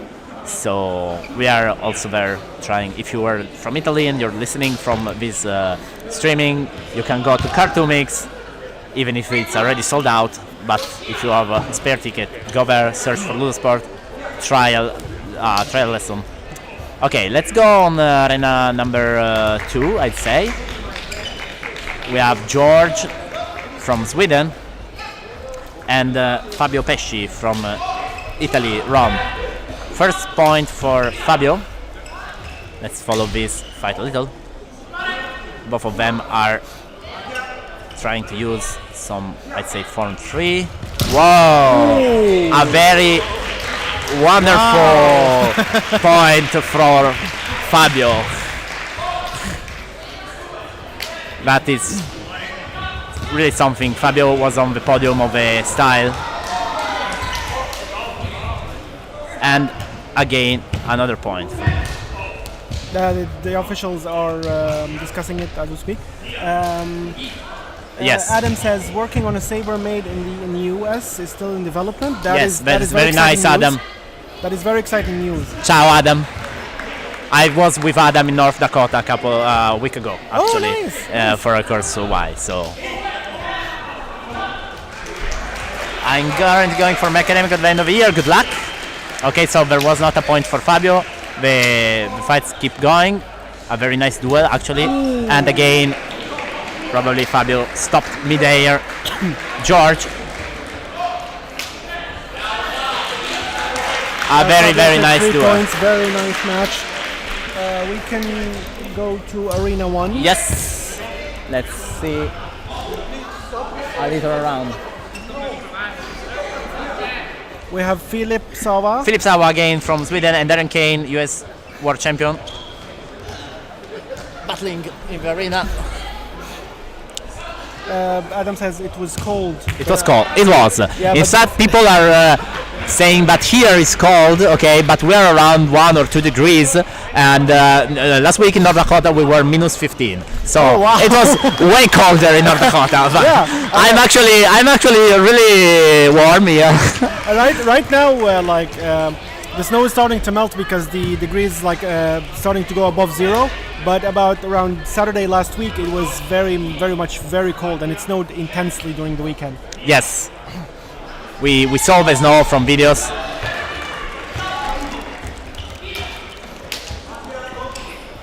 We have Esther. Esther Lacha. again and Remy Boyet from Paris and Esther from España.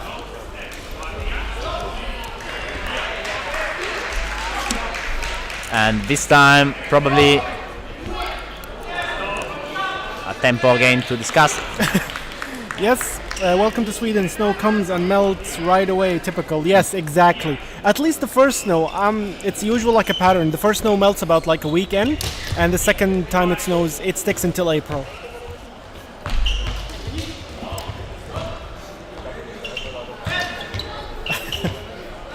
Yep, it's cold in this country, and us Swedish people never happy with our weather. Okay, explanation. So first point to this is so good. I'm eating local candies and I'm enjoying them a lot. Yeah, we're commentators are being spoiled with a lot of snacks right Exactly. now.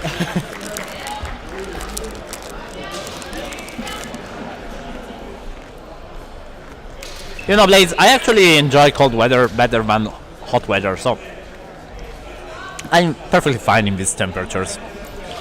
You should try to come to Italy and compete in one of the tournaments during summer. That's hell. I was actually in Italy this summer. Okay? We were on a trip, and it was. Quite hot. I wasn't, because I've been here for a long time, and I don't think I could have taken it for more than I should. I was there for 9 days. It was so hot, about 30 to 35 degrees. Yes, and that's not even the hottest temperature you can reach. We have a couple of editions ago of the CIS. I think maybe in 2019 or 18, I can't really remember, but we reached also the 40 degrees during the training during the CIS, and it was unbearable. Wow.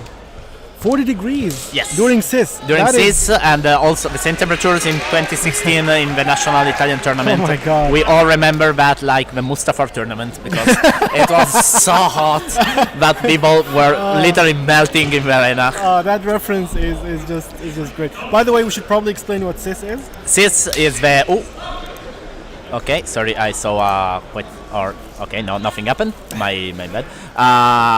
CIS is the International Summer Scuola Superiore Internazionale. Is the International Summer School of LudoSport that take place every year in Italy, usually between July and August, and it's the I'd say the biggest instructor course for LudoSport network, in which There are several instructor classes of different forms, some of them led by the masters or from the most experienced technical in the network, and it's a very good both starting point for new people knowing LudoSport and want to become instructor and open new academies and bring LudoSport in their countries, and also for people who want just to train or become instructor in new forms and train in a very international environment with people all around the world, because you live for 10 days completely surrounded by LudoSport people doing LudoSport stuff, training, learning new things, doing exams, this kind of stuff, and it's very beautiful. So if you haven't experienced yet, I suggest you to do the next years. Again, I'm definitely planning on going there next year. I mean, it is more expensive than a regular instructor course. It is, because the venue and the facility and everything else is wonderful, and it's a 24-hour experience, I'd say, because there is not only the classes, the training classes, but there is also workshop and activities, extra activities besides classes, and again the possibility to really share 24 hours live with fellow LudoSporters from all around the world, share experience, share the the academic issues and academic success, and this kind of stuff. Marco says, yeah, the national in Ferrara was truly a furnace. Yes, it was, but it wasn't. But this year was hot, but it wasn't. The 2016 in Bologna was hottest. Blaze says, either it is too warm or too cold for us that we often complain on. I like cold better too. I hate when too warm to notice. It's exactly. So easy. That is definitely, I can confirm it as someone who lives here. That is true. That is 100% accurate. We're never satisfied. But I mean, right now here, at least in this gym, I think the temperature is perfect. Every athlete is just competing and enjoying. I don't see, some of them are sweating, of course, because they're moving, but I don't feel people fainting on the ground by the hot temperature.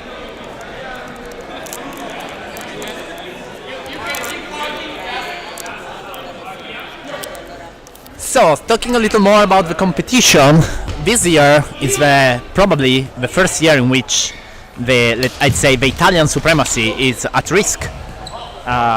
Since now, Italy managed to win all the previous edition of the Champions Arena, but it was also understandable because, of course, from 2016 to 2019, the other countries had way less experience than Italy, so it was easy for Italy. Now we jumped 2 editions.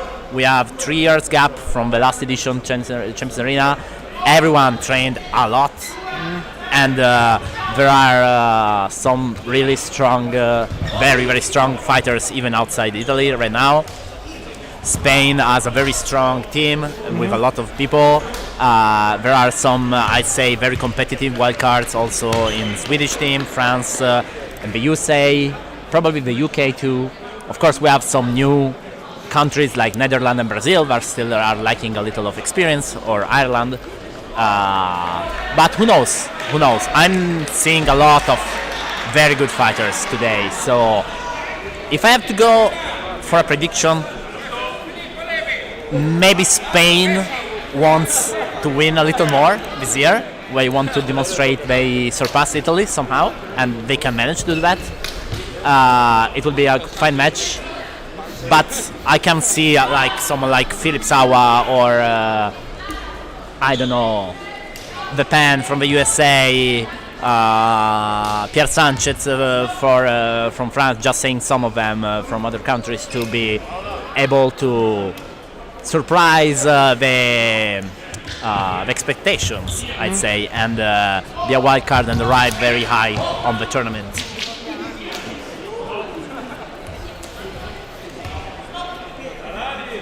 It is very understandable, Blaze, especially like with the snow covering almost the entirety of Sweden at this point. But we're happy that we can bring you this tournament live on Livestream. And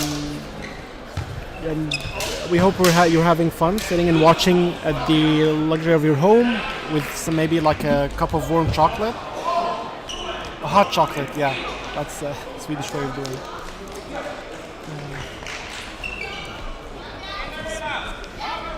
I was looking for this.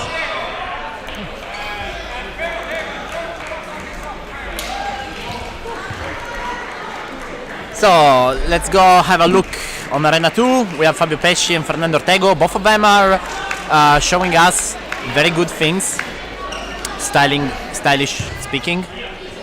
So it will be an interesting and very fast match.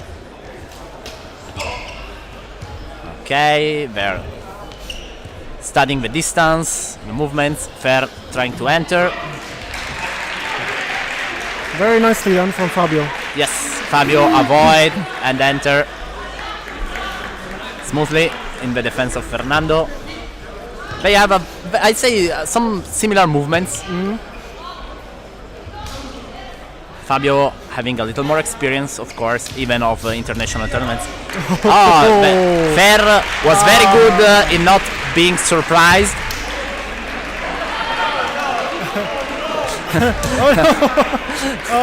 Yeah, the referee lost his card. Yeah, we're all scared of the black card. I don't think that we will see black cards here today. Everyone is being very efficient and very Yeah. very careful with their movements Yes, and their I techniques. think I've seen just a couple of yellow cards for bad declarations.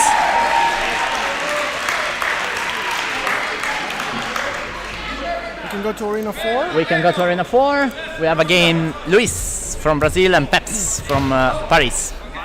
I keep saying from Brazil because he's the only representative from Brazil. Yeah, understandably. That is from São Paulo.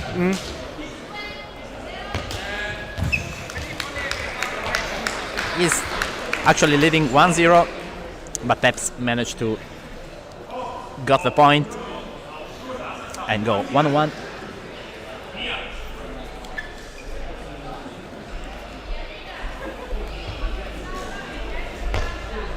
This is Form 1 versus Form... a variation of Form 2. I say and that Form- Peps is moving between Form 1 and 3 a little, and Luis trying his Form 1 and 2 combos.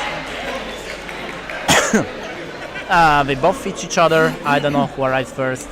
Judges will decide.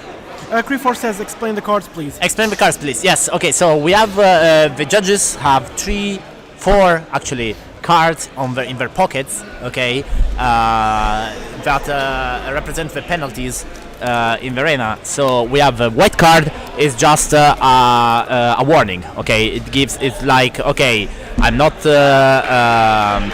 penalizing you, but I warn you that you are doing something not perfectly correct. Still not wrong, but not perfectly correct. So it's just a warning.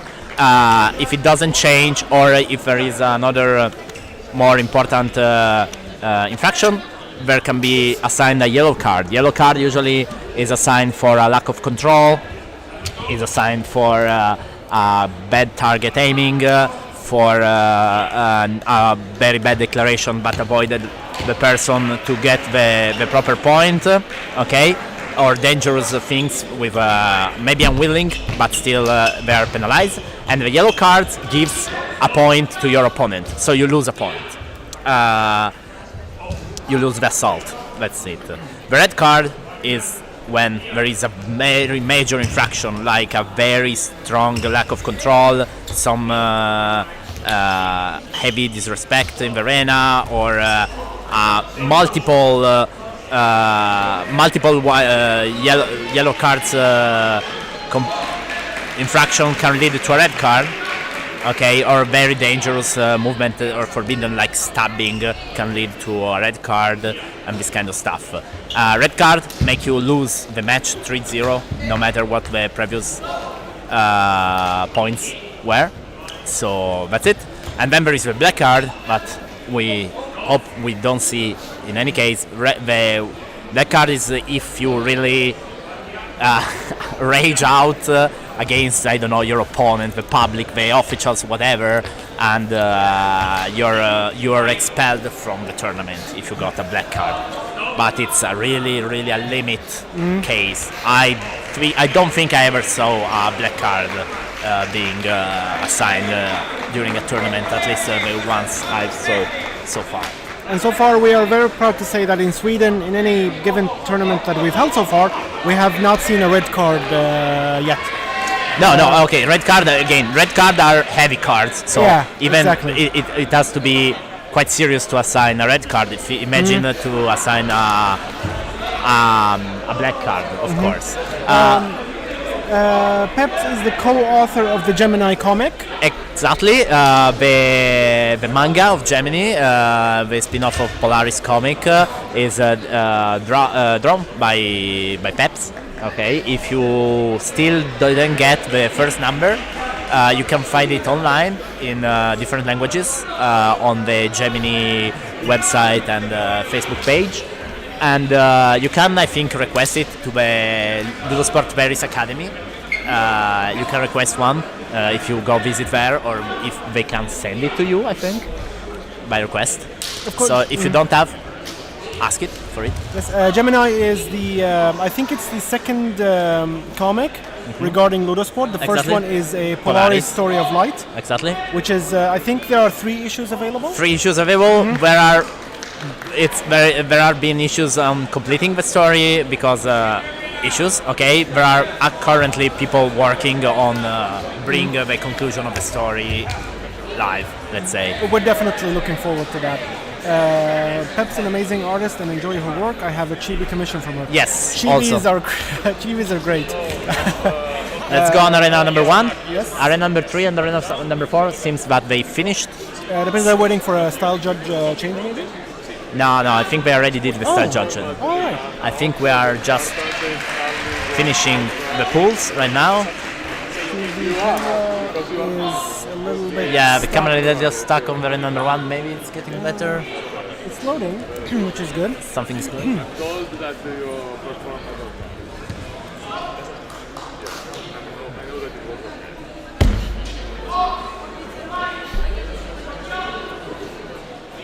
I think we can move to. I'm sorry. Arena number 2. Arena number 2. Yeah, the camera of arena number 1 on our side is very, very bad. Arena number 2 is getting better, but also a little slow. Cameron Wilson and Daniel Sammons, both from the UK, and their match 1-1. Let's see who will be the next one. We have Kim Simnerborn from Stockholm, one of the deans and the main instructor here in the Academy of Stockholm, and Alessandro Bertoli from LudoSport Alpha Milan. Kim is also a Form 2 technical. Yes, correct. Technical is someone who is been trained and tested to be able to train other LudoSport competitors to become instructors in the form they are experienced in. Correct. They are practically the teacher of the teachers. Exactly, yes. Grand teacher, you can say. Yeah, I mean, No, not really, but it was just a bad joke. Let's see, 3 and 4 are done. yeah. 1 Let's and keep it. Let's 2 stay here. Yeah, we can Let's stay in here. Arena 2 for a bit. Kim has been very focused today. Yes, a very that nice change was- of hand that was from Leo. nice. Very nice interaction and a quick strike actually. Yeah, very smooth with the rotation of the body and everything else. Now it's 1-1, Yes. I believe. Oh, it's. It's difficult to say. I think the. Probably Kim arrived a little first. Exactly. A little earlier. He's And wins 2-1, the one. and 2-1 he for wins the Kim. match. And I think it was the last match for this Arena 2. So let's go on Arena number 1, but it's still going on. We have Philip and Daniele Panizza. Philip Sawa from Sweden and Daniele Panizza from Italy.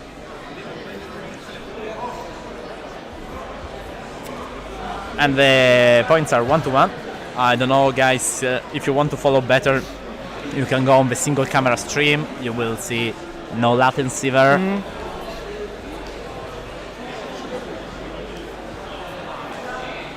We have some cheering for the officials too, for Seb Ferris from the UK, but he just finished to officiate the matches in the arena number 2.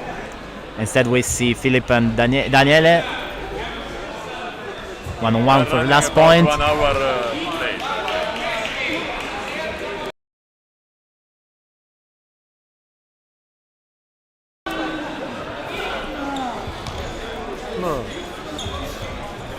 We are a little late on the schedule, but I think we can make it.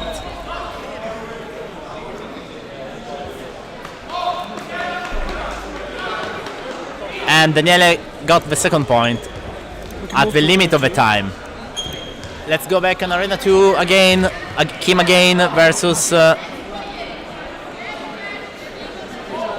can't remember all the names, guys. I should know. Cameron Wilson, of course. It is 1-1.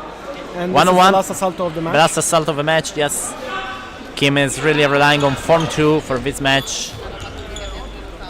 Cameron defending himself with a lot of Form 3, but Kim managed to enter the defense. Not very... He lacked a little of movements on the side to avoid the Form 2 attacks. Okay. White card assigned for not proper declaration. And, It's just a warning. You know, officials can assign warnings even if the match already ended. Okay, but it's important to let the competitors understand if they are not doing it perfectly in order to be able for them to correct themselves. Actually, we can stay on. We can stay in 2 or going on 1. In 2 we have again Fabio Pesci and Yeah, we're just seeing which camera is actually getting better feed. and Daniel Sammons. Italy versus UK.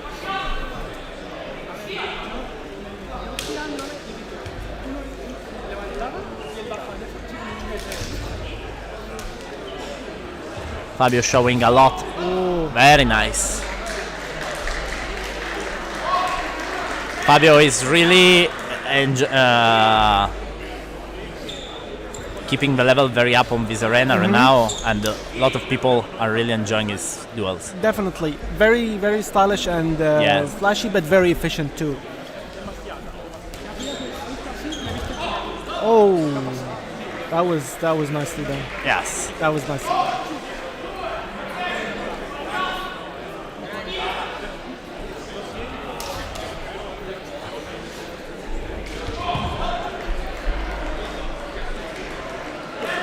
Probably this one was almost a doppio. Yeah, I think so too, but of course the officials see much better than we do here away from the arena. It was again It a was- point of Pesci. Okay, and I think that was the last one. Maybe? No? No, people are still... the arena number 2 is running later. Yeah, they were But waiting the for a style change. Style No, official. they just changed, guys. They should have... Oh, no. Yes. Yes, Oh, yes, I guess- we are yeah, almost... yes. We are not at the half of the pool. So, we keep going to see this arena, even if we are not receiving very good images right now. Okay, we have George Johnson Leonard from Sweden and Filippo Leviathan Levi from Italy. LudoSport Sweden and LudoSport Alpha. Filippo is the only representative of LudoSport Genova in this Champions Arena. And he's, yes, one of the most experienced fighters in all LudoSport Alpha. He did a lot of tournaments. I think at least 2, if not 3 Champions Arena Wow. already. Oh, I think Joe. Oh, Now there was a very clear E on George before yeah. his counter-attack. So Filippo has his way free for the point.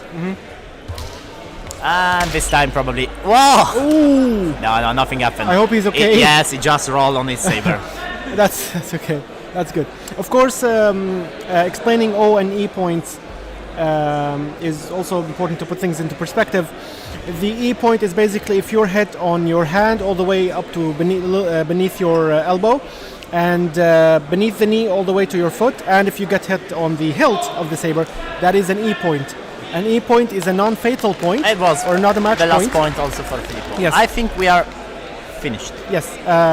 So, as I was saying, E point basically you don't lose a match point, but you have to give an opening for your opponent when you get hit as with any point. The all point is the match point, basically. Okay, guys, I think we have finished the pools. So you will find soon the results of the pools on the website or on the Facebook pages link. Go search for them. General comment right here is that I've seen a very nice pools. Okay, some people are a little nervous, but yet without the elimination risk during the pool, yes, exactly. People are trying to do their best, also styling, speaking. So right now everything is going quite smooth. Of course, there will be a little more tension in the afternoon with a direct elimination phase, I'd say. We hope that all the athletes can maintain their focus and their level, I'd say, of technique and control and everything else. So we're going to see some very nice duels, I think. We'll go on a break right now. We'll go back a little before the starting of the final phase to announce also the matches. Because, or at least, let's see if we can get them from here somehow. Oh yes, maybe I can. No, I can't because it's not updated yet. Okay, so we will go on a break now and have a reprise later with the matches of the direct elimination phase. The website again with Peps. I don't know if there is a website, but you can contact her on Facebook. I think. Search for Peps. Something, maybe Adam can exactly. If you because her name is Leah William, but Peps is her battle name, surname, artist name, so you can find her by that name also on the social media. La tecnica y el control es impresionante. El Chris de la Riz, in Spanish, she's saying, or he's saying, sorry, that technique and controls both are impressing, and I agree. For now, we have seen very nice things. Oh no, there is a pool still going on apparently. Oh. Okay. We missed it. They stopped for a lot. I don't know why they're repressing it now. But the arena number one is number one. Sorry, we are on number four right now. Yeah, sorry. We have Simone Mascolino and Enrico Costanza. Simone with a tunic. Black tunic from Porta dei Laghi, LudoSport Porta dei Laghi, and Enrico Costanza from LudoSport Alpha. 1-1. Match goal.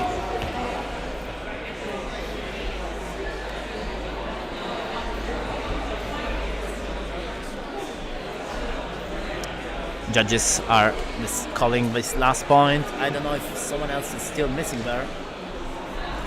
It seems so because people are waiting. There seems Nullo. to be two sabers. Yes, three there sabers, seems to be still turned sabers on. on. So maybe 1 to 2 matches left, I guess. We don't know. We'll see. How many languages do you speak, Lorenzo? I speak just 2. Italian and a bad English. But, Spanish is quite similar to Italian, so I can read and understand simple Spanish. Let me put it to rest right here, right now. Your English is not bad. Your English is really good. Not yet good enough. I'm not feel so fluent to do a live commentary without flows, but... Well, you're doing great. Yeah, you're doing great.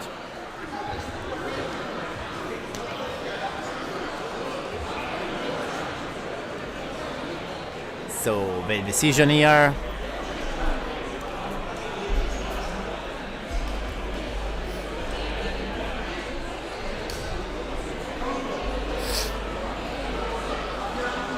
Still.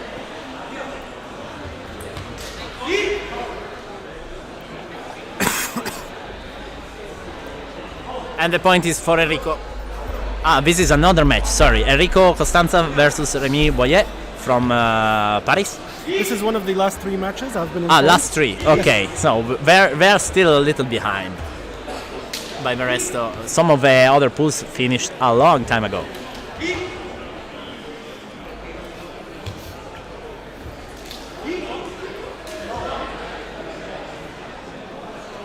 Adam Buck, your English is great, Lorenzo. Thank you, I Adam. agree. I have also knowledge about technical LudoSport things in English. Nice. I've done a lot of courses, starting from CIS and other international courses, so I can speak English when I have to speak about LudoSport. I don't know in other environments. Oh, just in LudoSport, so like Maybe. communication. Exactly. That's a no-go. Good morning, Jason from the USA. Good morning, Jason. Glad you could join us. Exactly. If you are on the East Coast, it should be around 8 in the morning for you. So good morning.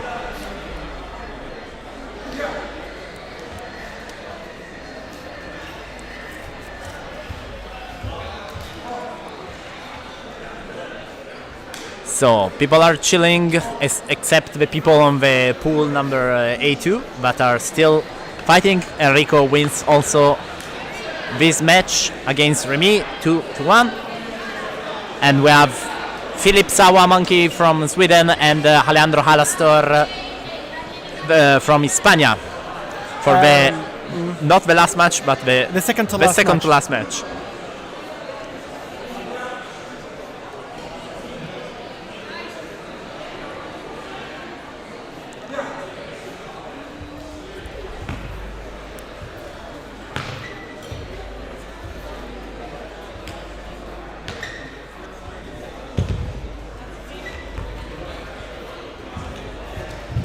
Whoa! They really go. That was some collision. Yeah, both not a fun. strong collision. It's just they got stuck. Yeah, collision is definitely like a poor choice of words on my end. But yeah, that was an interesting interaction. Yes, but he collided on the saber of Philip, so At least on the idea was good. Not the tip, the saber. That's very important Yes. actually to note. As using the tip in the sport is actually forbidden. Second Because point it for can Philip. cause,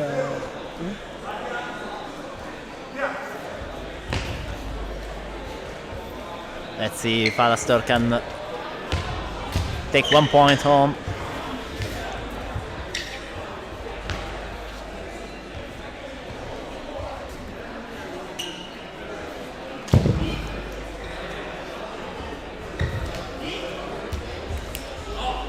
And unrelenting. Yeah. Unrelenting. third point Sava. for Philip.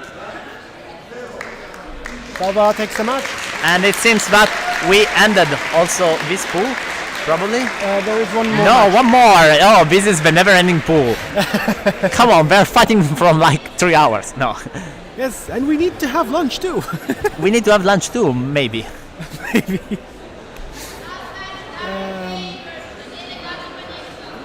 Lorenzo, your English is better than a lot of British people are much better than my Italian. Okay, thank you, Paul. Like Chris Reis, future LudoSport student. Okay, nice. Why, Chris? Are you not a LudoSport student yet? Why? Very bad. And then Riccardo, ciao Lori. Okay, hi from here, Riccardo. He's cheering for Mattia Simone from LudoSport Delaghi.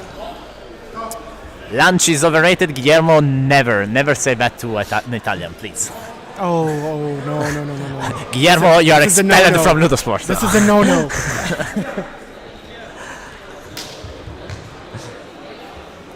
Hello, Kai from Bristol. Can't wait I'll be not in Bristol, but in Birmingham in February for a Form 1 course. Hello, Tank. Ready?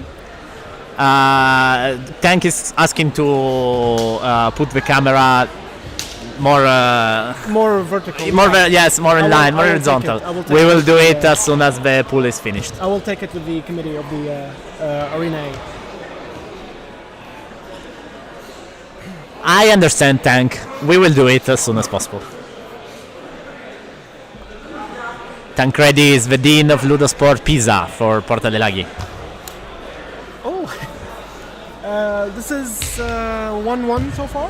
This is the match point. Yes, remember Darren Kane, the Iniziato, is the actually world champion from the USA, and Daniele Panizza is one of the most, I'd say, experienced fighters in LudoSport Torino, Alpha, and so in Italy.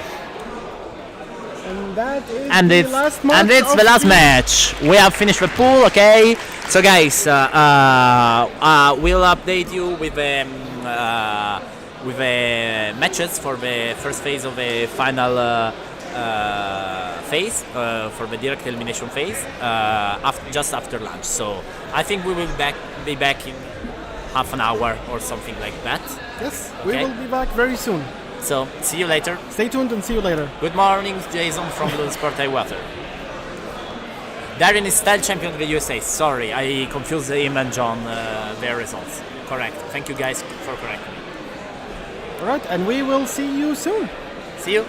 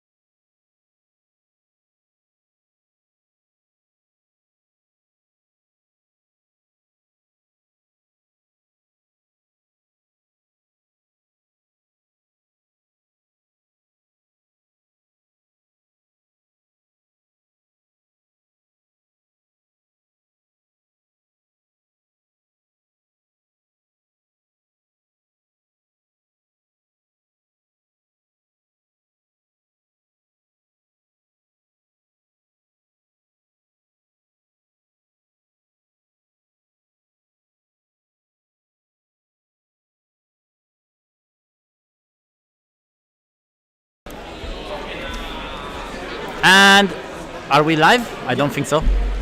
We're maybe with the audio. Now we are.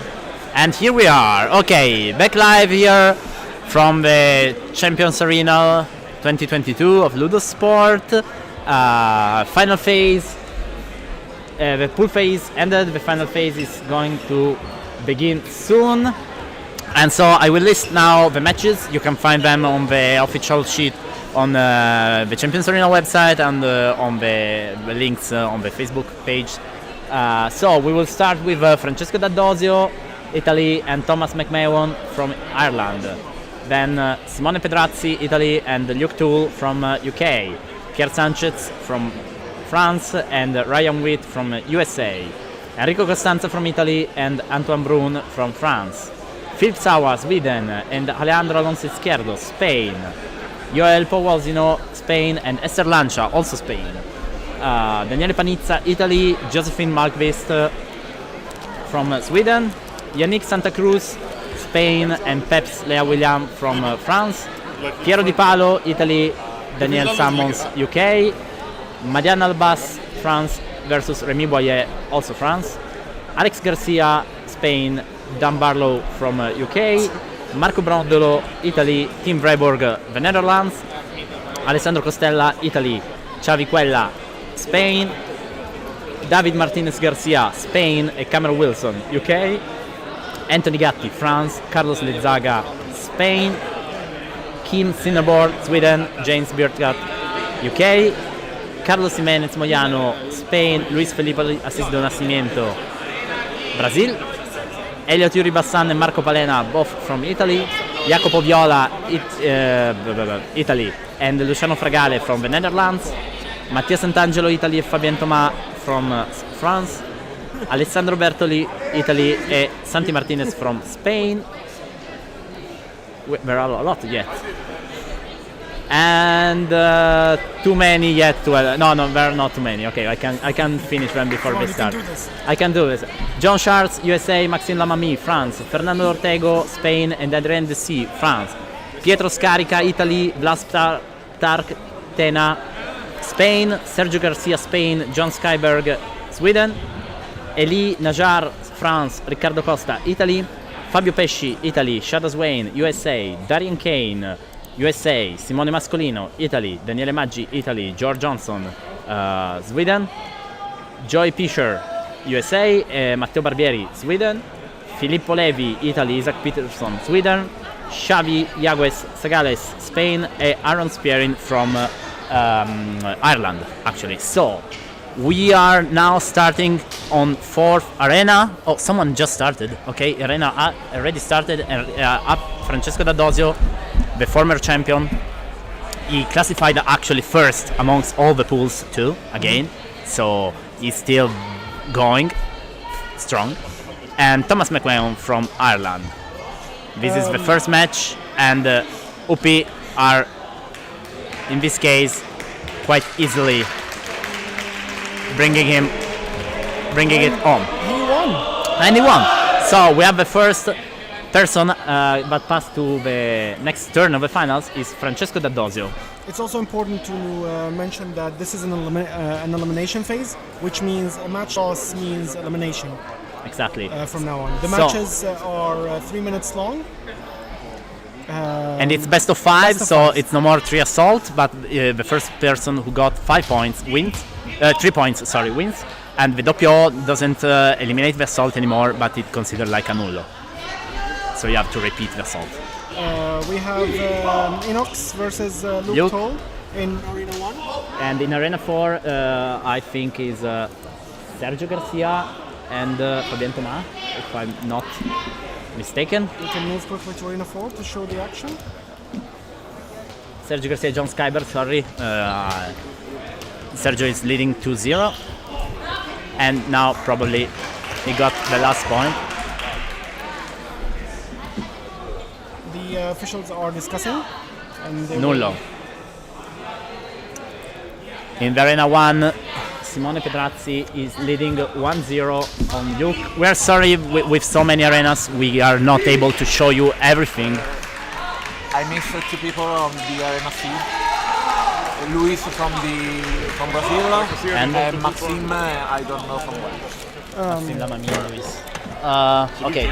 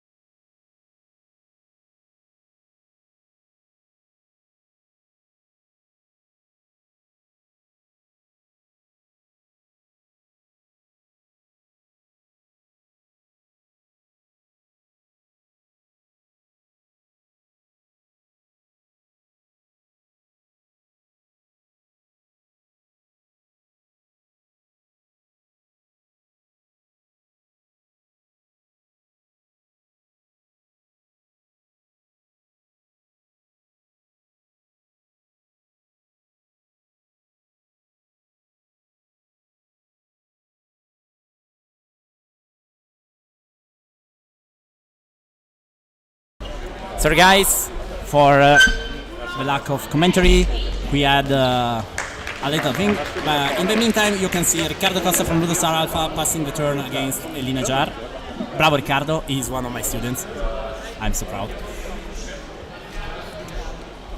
Yes, sorry for the audio interruption.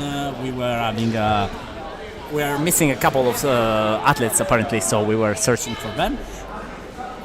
Let's see what's happening. A lot is happening right now. Let's see if I can do a resume. You can search different arenas for your favorite. Let's see in Arena 1.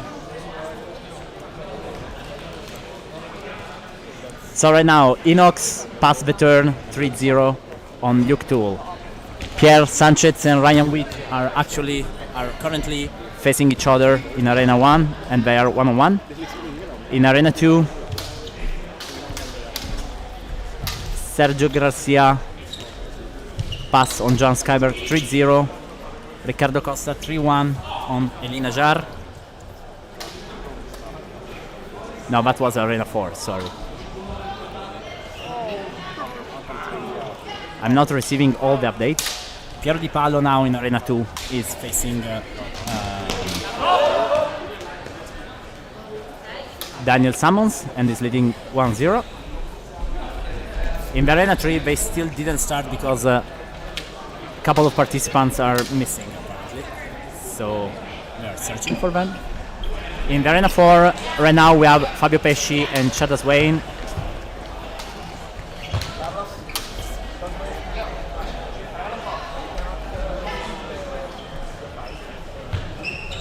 And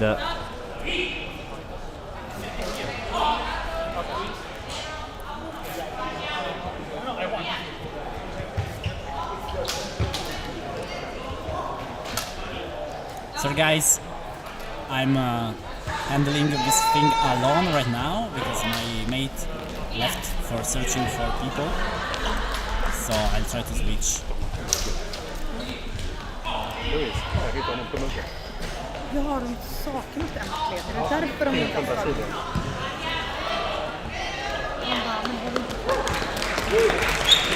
So Fabio is now leading 2-1 on arena number 4 against Chada from the USA. Let's see the end of this.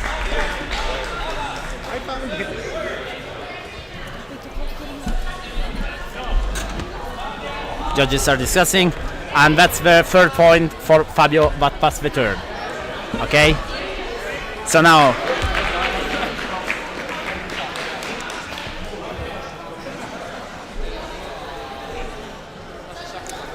Daniel Bear said yes, all the arenas and the single camera will be posted on YouTube later. So right now, even Arena 3 is starting with the first match between Carlos Jimenez Moriano and Luis Felipe. In the Arena 1, Pierre Sanchez won against Ryan Witt. and passed to the next turn. And Piero Di Palo won against Daniel Samuels in arena number 2. Arena number 4, Fabio Pesci won against Shadow Swain 3-1, and Riccardo Costa won 3-1 on Eli, and Sergio Garcia 3-0 on John Skyberg. Instead, in arena number 1, Francesco D'Adosio won 3-0 on Thomas McMahon, and Simone Pedrazzi won 3-0 on Luke Tool, Pierre Sanchez 3-1 on Ryan Witt. And right now we have Enrico Costa and Antoine Brun 1-on-1 currently on the arena 1.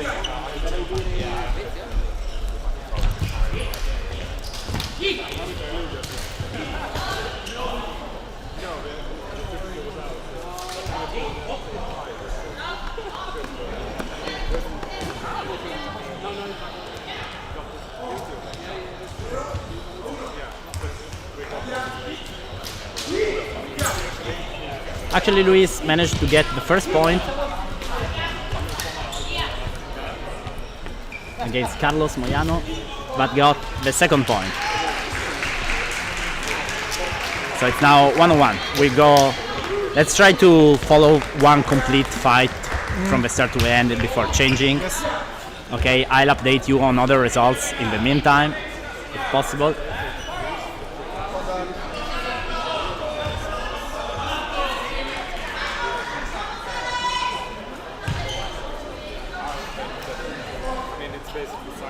And Carlos landed the second point with the intervention on the hands.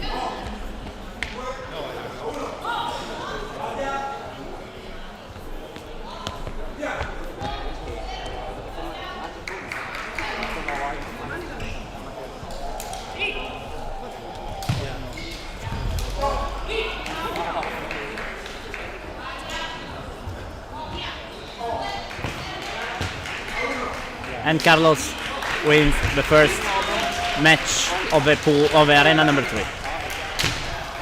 Okay, in the meantime, Enrico Costa in the arena number 1 won against 3-1 against Antoine Brun, and Madian won 3-0 against Remy Boyer on arena number 2, and Alex Garcia is leading right now 2-1 against Daniel Barlow, and probably just landed the last point. Darren Kane and Simone Mascolino are going 1-on-1. Instead, in this arena, the number 3, we see the first derby, we can say, between Marco Palena and Elliot Bassan, both from LudoSport Alpha, Italy.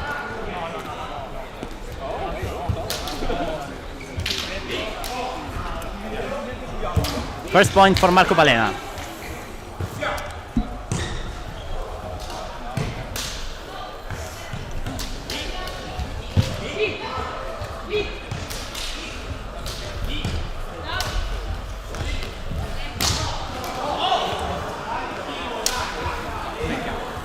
A very nice point of Marco Palena. Elliot slide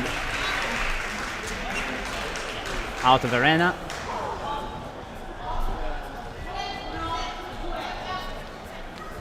Judges are, but they are not convinced anyway. In the arena number 4, Simone Mascolino is leading 2-1 against Darren Kane.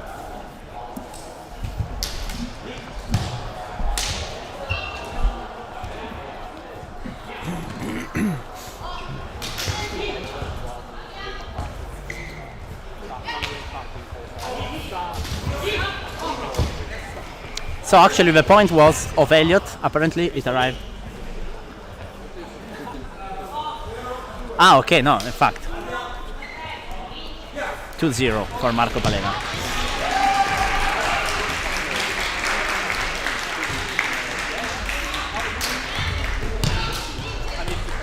Marco Brondolo won in arena number 2 against, let me check, against Tim Vreborg and passed the turn.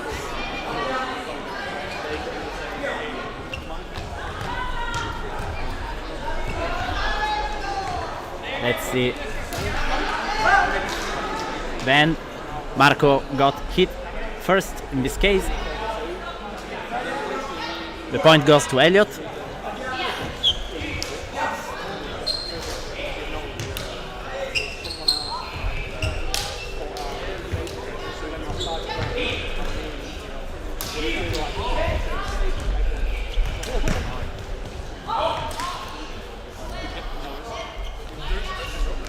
Philip Sawa, in the meantime, won 3-1 against Alejandro Alonso on arena number 1.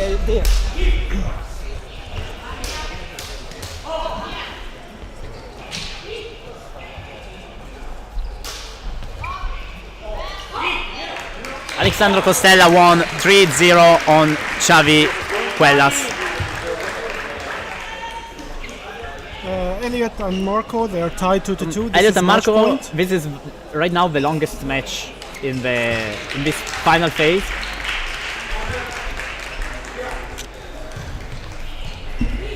Last point.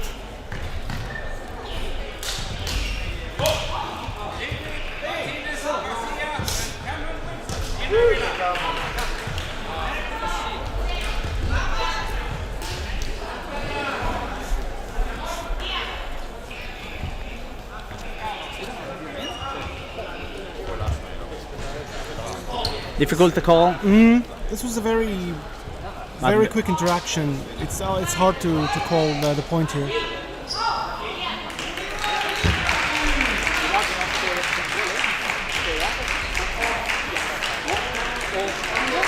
And Elliot won the fight.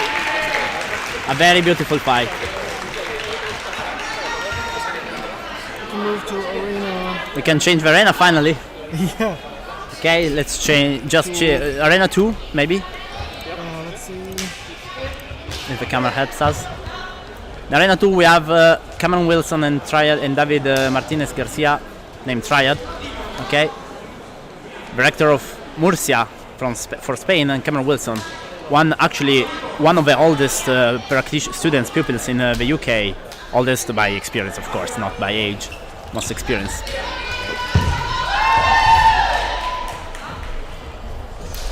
And one-on-one.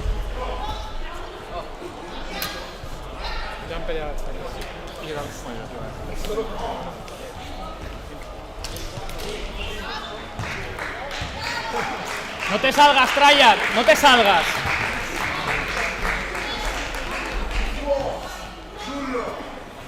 Cameron Wilson is leading 2-1 on David Martinez Garcia.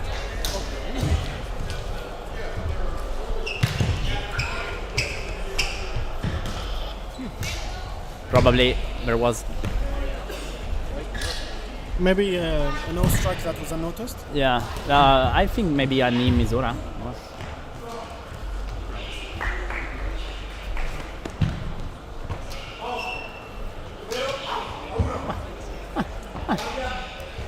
Not bad. Having two forms. Sí, sí, no.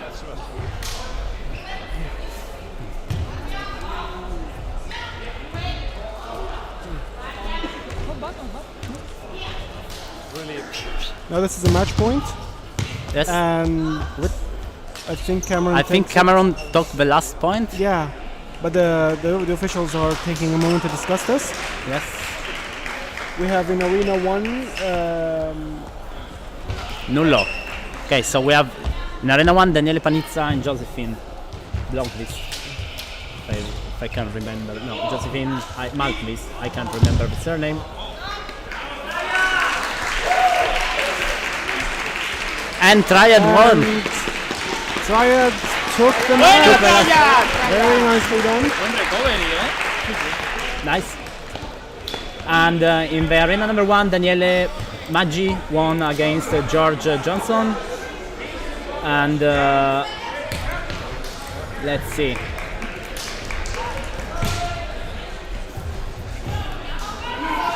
We moved to Arena 4. In arena number 1, Joel Powozino won 3-1 on Esther Lancia, and Daniele Panizza is leading 2-0 on Josephine Malmqvist right now. In arena number 4, Joey Pischer going against Matteo Barberi. And he got the first point also.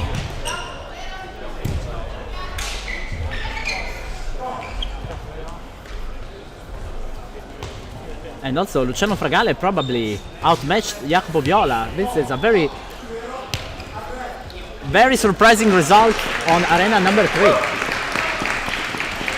I mean, Life is life. yeah. a very surprising result on arena number 3. Luciano from Netherlands at his first participation won against Jacopo Viola, but it's one of the guy from the team of Rome, but it's quite good. Good for Luciano. Really unpredictable for me. Yeah, you know, all the forms works. Yes. Anthony Gatti and Carlos Lizaga are 1-on-1 right now on the arena number 2. Sorry. Henry asks how long is this going? This is This going is all the way to the end of the tournament. Exactly. We are now in the first elimination phase, so the best of 64, the 64 people. Now they will become 32 in some minutes, and then 16, 8, 4, 2, and then the winner. Yes. I think we will going on for at least a couple of hours, 2 hours and a half more. Is there a place we can see the brackets? Yes, if you go on the Champions Arena website or on the Champions Arena Facebook pages, you can find the links to see all the results live in. And I have been informed that the brackets are also being updated momentarily, so the results should be visible to everyone.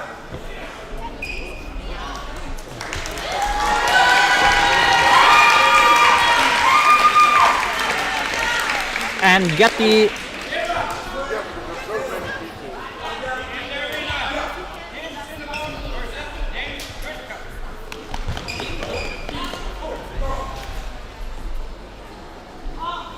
Anthony Gatti won 3-2 against Carlos Lizaga, another very close match.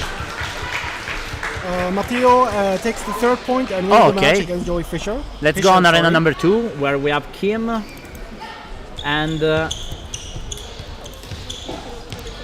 I don't know. It is Kim Senior versus James Burtcutt. Just Burtcutt, right, from the UK. And Kim apparently managed to take the first point. I'm also following Filippo Levi versus Isaac Peterson on arena number 4.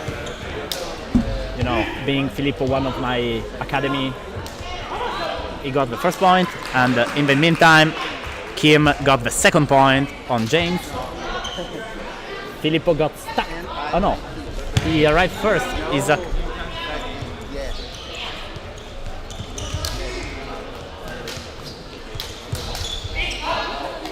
This time, this is a close doppio. Call. It went for a doppio. Doppio in this phase doesn't exhaust the assault. Esatto. It will. So it will count as a nullo. Yes, exactly.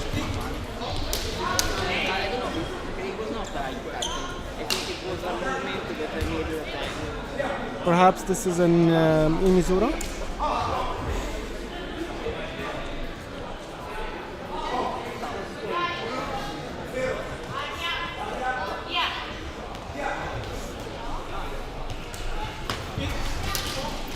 Okay, and Filippo Levi wants 3-1, 3-2 actually, on Isaac Peterson. There are a lot of close matches here. It's very nice to see. On arena number 3, this is Leo Bertoli's. Officials call for a tempo again. Okay, in arena number 3, in the meantime, Leo Bertoli is winning 2-1, I think, on Santiago Martinez. Correct, 2-1. And Kim takes the first point. On arena number 3, we can go there to see the end of the match between Alessandro Bertoli and Santiago. It is 2-1. Martinez, it is 2-1 for.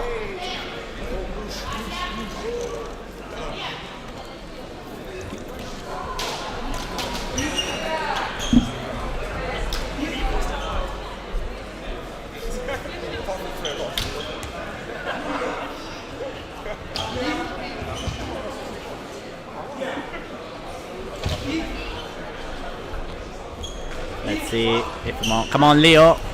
Ooh.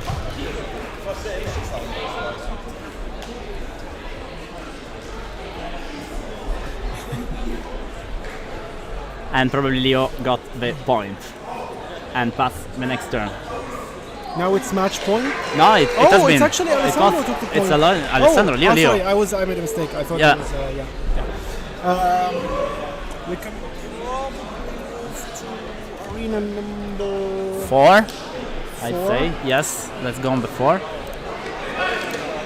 We have the match running between Xavi Yagues and Aaron Spierin, Spain and Ireland. Xavi is leading 2-0 on Aaron, but just got a yellow card. We didn't see the action, so we don't know why. But the second point of Xavi was by the yellow card.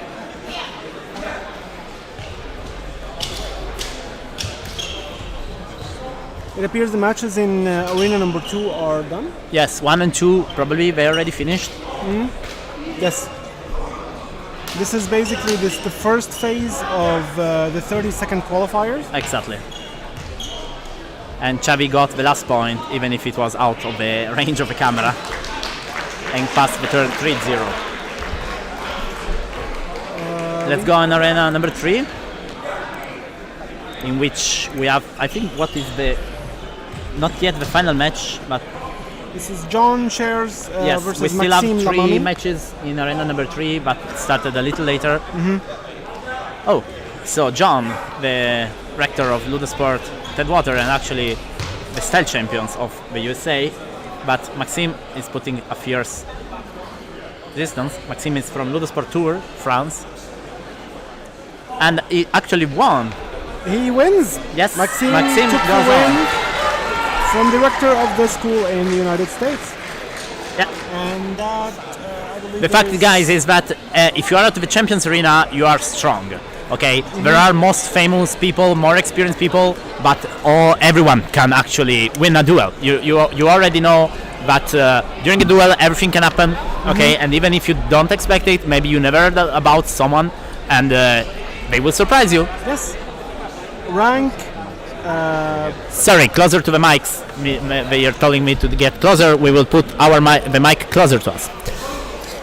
So we have just 2 matches in this phase, all on the same arena. We have Fernando Ortego from LudoSport Hispania in Spain and Adrien Dechi, LudoSport Paris, France. Let's see what's happening. First point probably for Fernando. Correct. So 1-0 for Fer.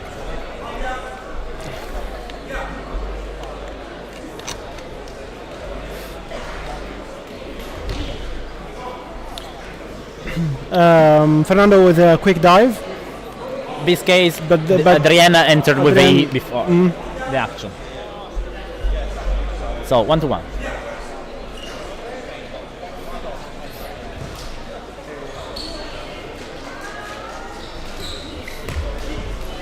Oh. And Fer entered. Adrien miss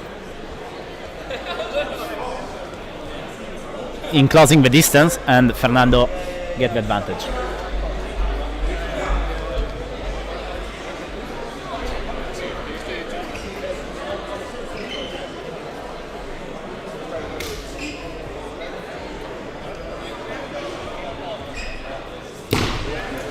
Oh, nice. It was a nice Nice at the end, attempt. Nice attempt and a very to nice block. point. Yes. And he took Block. the point. Yes, because it was block and enter, Yes. and then he slide after. Oh yeah, that's But yeah. it was covered on his head with a second blade. That's the strength of the 2 blades, you know. You can cover and attack at the same Exactly. time. This is 2-2, match point. 2-2, yes, very tense. And Fair stop on the distance. And Fer Ortego takes the match. Yes.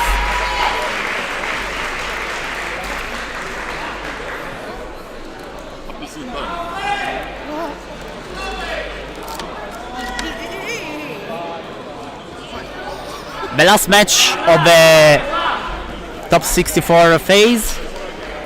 Pietro Scarica on green, LudoSport Roma, Italy, and Blas Pitar Tena on red, LudoSport Hispania, Spain.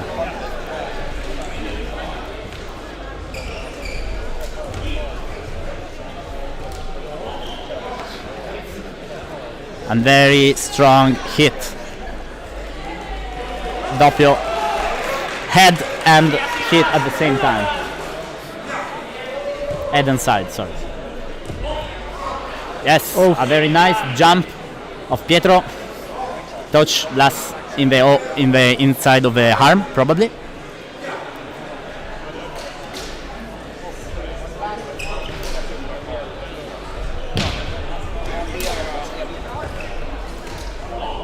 And again.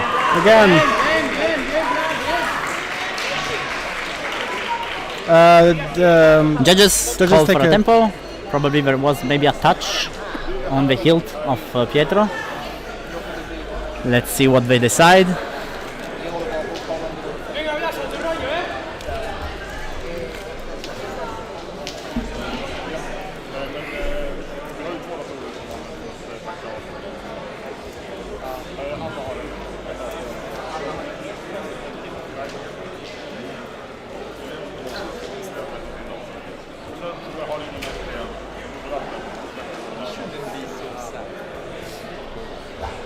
The point was for Blas actually.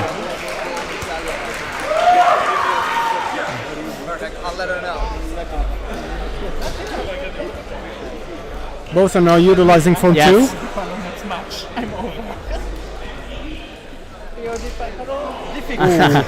Probably again a doppio. Yeah, likely, yeah.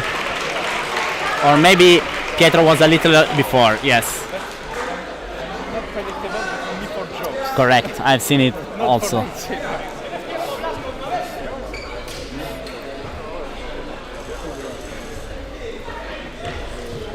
Oh, very nice smooth movement with a change of hand, changing the direction. Oh, there was a knee maybe. Nullo. Okay.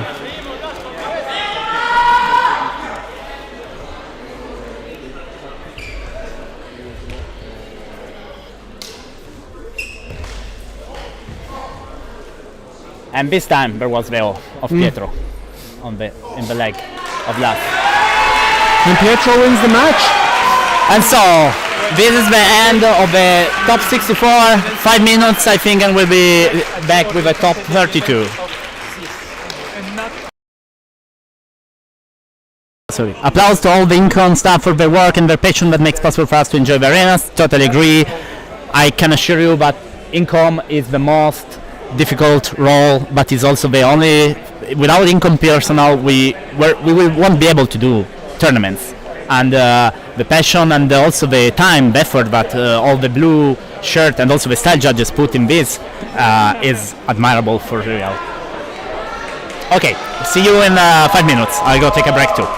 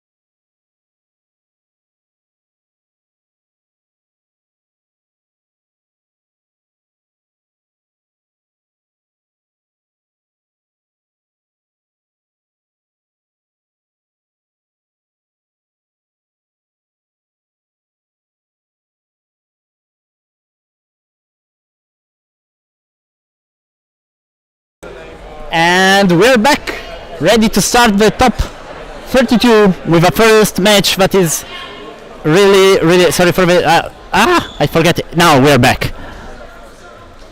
Carlos Jimenez Moyano, Spain versus Elliot Yuri Bassan, Italy. Carlos in red, Elliot in yellow.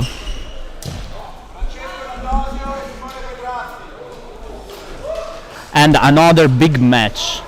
So both the first matches, Carlos got the first point against Elliot. On the other arena, Inox and Uppi are starting. You can see them hugging in the background.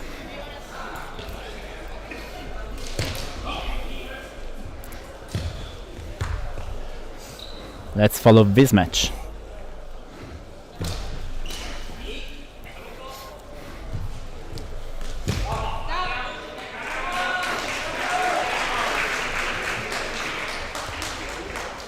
Second point for Carlos.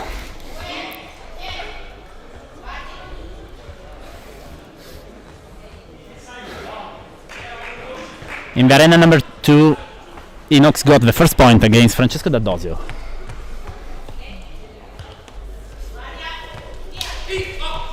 And Francesco D'Adosio got his first point too, but let's see the end of this.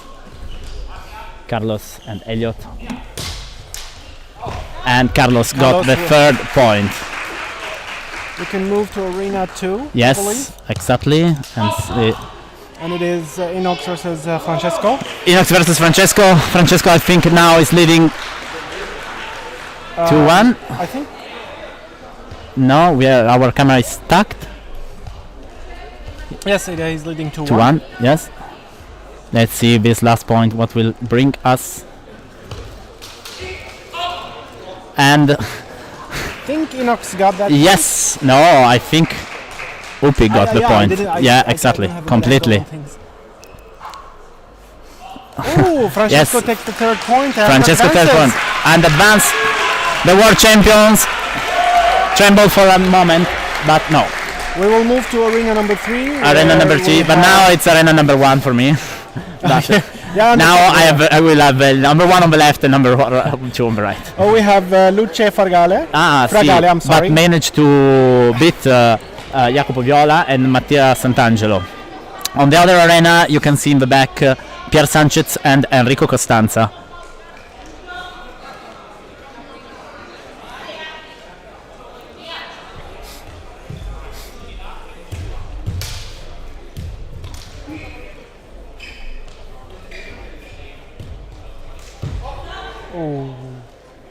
Let's see what's happening here. First point for Mattia.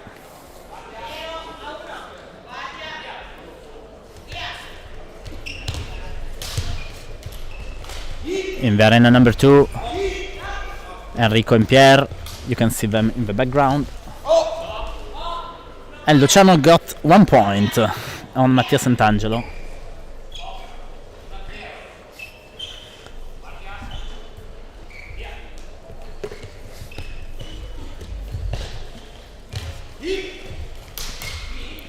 Both Mattia and Luce are being very careful. Oh. Just leap after Matteo take the point.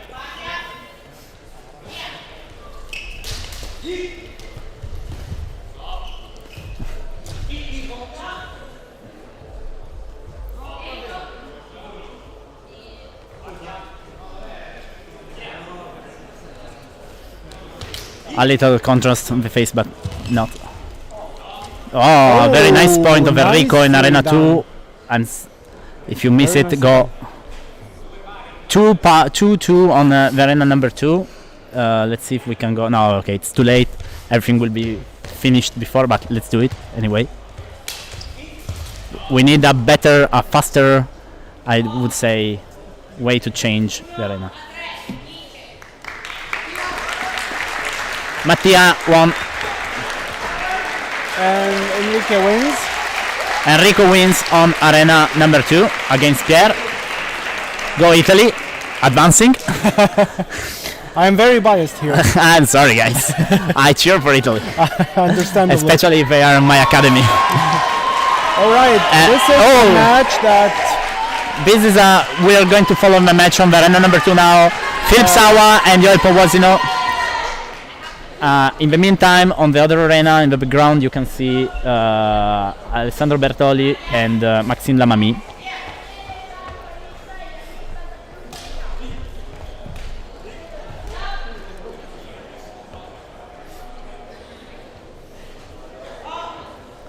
First point on arena number 1 for Alessandro Bertoli versus Maxime, and in the meantime, arena 2 is starting. Oh yes, we can deactivate maybe the camera on the first and fourth arena. I can deactivate it. It has to be done from the original cameras. Okay. But if they're not on, then They say that all cameras are still active. Oh, okay. We will deactivate them soon. deactivate them as soon as we can. Second point for Alessandro Bertoli on the arena on the left. And Joel has scored his first point, and people are just checking if Philip is okay. There seems to have been like a weird strike on his. Yeah, it's on the head a little, but nothing serious. I saw the thing. It was very, very light.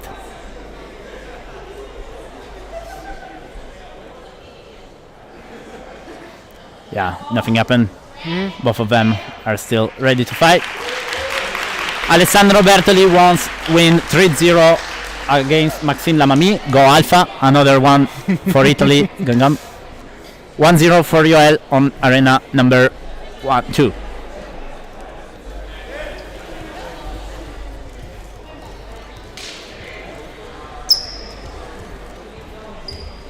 Philip is a left-hander.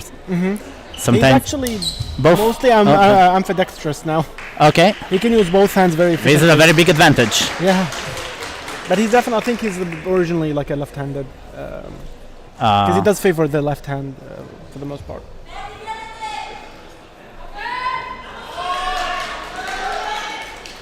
In the meantime, in the arena on the left, Fernando Ortego and Pietro Scarica are starting.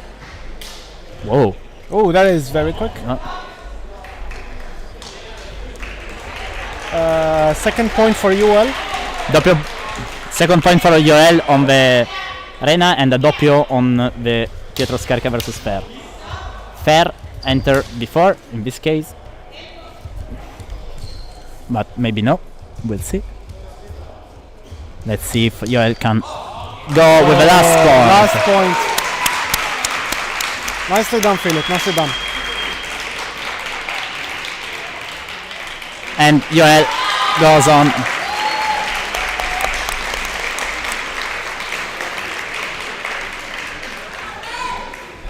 Joel advances to the 16th qualifier. Yes, We can let's move go to the, on the other arena to the and seeing arena. Fer versus Pietro. I think that Pietro just got the his first point, and it's now 1-1. Exactly. In the meantime, in the second arena, Daniele Panizza and Yannick. And another point from Pietro in arena number 1. Come on, Pietro.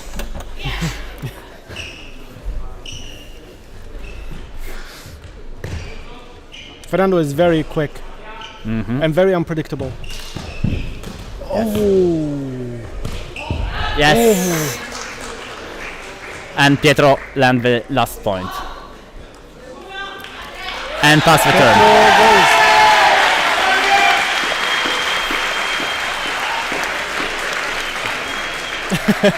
Justin says we love our lefties. Yeah, we do. We definitely do. We can go, I think, on the arena number 2, seeing Daniele Panizza and Yannick Santa Cruz. In the meantime, in arena number 1, Sergio Garcia and Ricardo Costa are starting also their duel.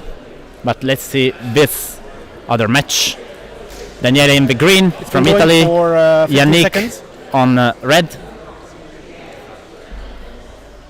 The first point is for Daniele, 1-0 for him.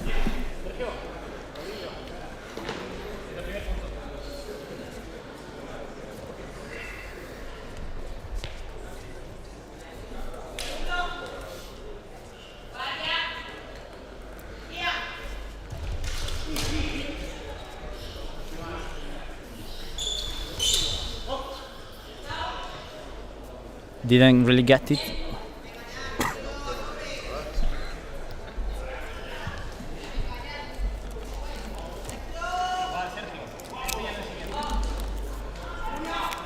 One 0 for Sergio Garcia on the left arena in the meantime. Second point for Sergio. Second point for And also second point for second point Daniele. for Daniele.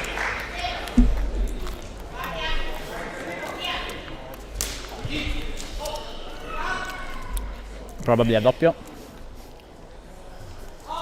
Need No, more love Riccardo from was a little left-handers. faster, so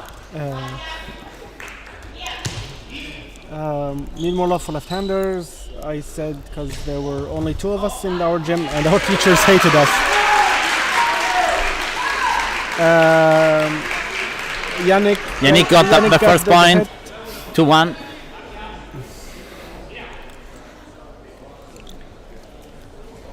Yes, we know we're kidding, but we love nobody hates left-handers. We love you all.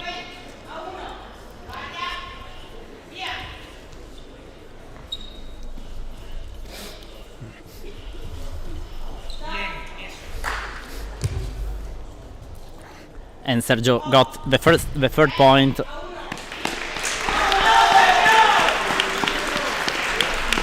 And advance, eliminating my pupil, Riccardo Costa. What a sad moment. But let's cheers for Daniele. Come on, Daki. And on the other arena, instead, Fabio Pesci and Simone Mascolino, both from Italy, starting. One from LudoSport Roma, the other one from LudoSport Porta dei Laghi. And Yannick arrived first. 2-2. Second point. This is a match point now. Yes, match point. This is also one of the longest matches yet. It's Yep. about almost 2 minutes long.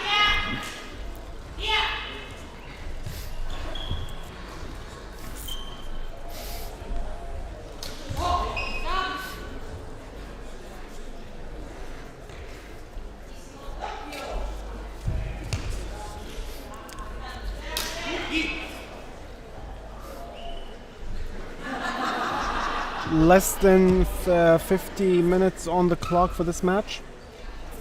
Seconds. Seconds, did I say minutes? Yes. Oh, I'm sorry. I meant seconds, obviously. I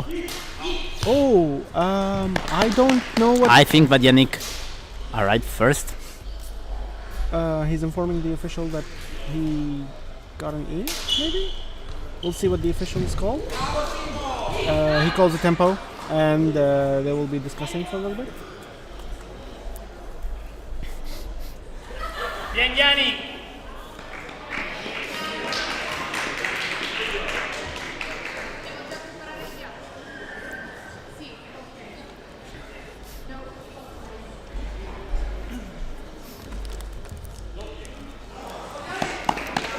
And it's a doppio. It's a doppio. The assault isn't exhausted. This is still the match point, and with 36 seconds. Yeah, actually the on the time clock. doesn't matter anymore because even if it runs out, they have to. Oh, close. okay, yes. It can't end 2-on-2. Yeah, exactly, yeah.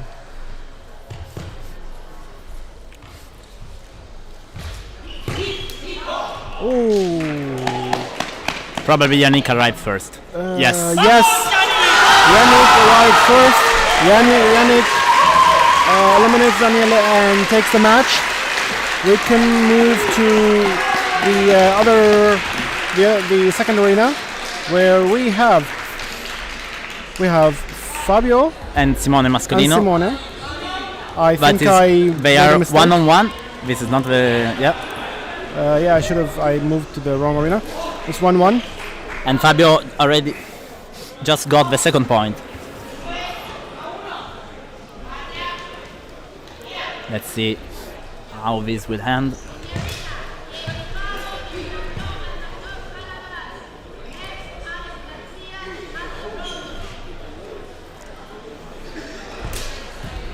Oh, okay. Yes. I think the I point think- was from Fabio because Simone launched himself on the blade, but Yeah. we'll see.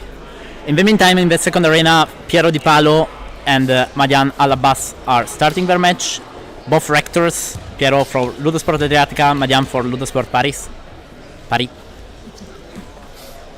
And Oh, the judges have called a nullo. Nullo. Okay, nullo for Fabio and Simone. We go on.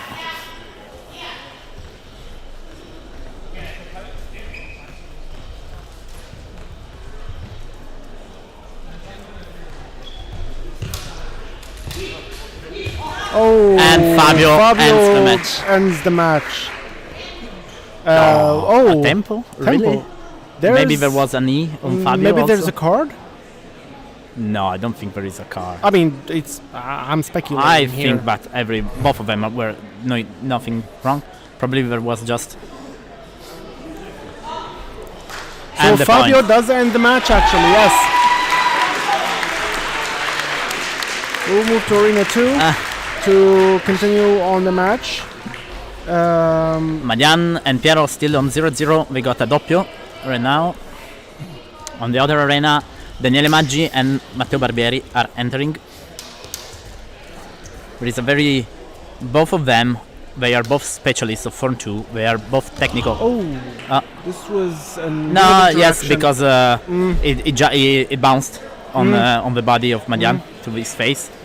Okay, Piero arrived a little first.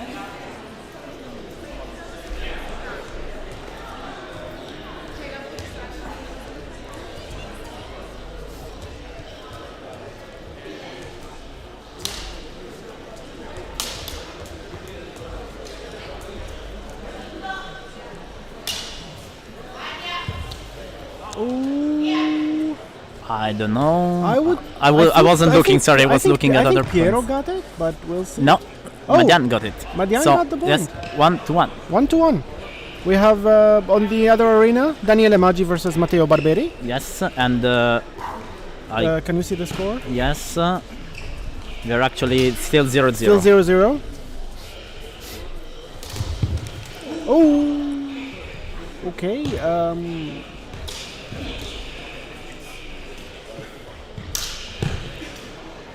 There is a yellow card. No, white card. Okay, it wasn't really an aggressive attack, but yeah, mostly like an accident. But Yes, just be but- careful next yes, time. exactly. Yeah.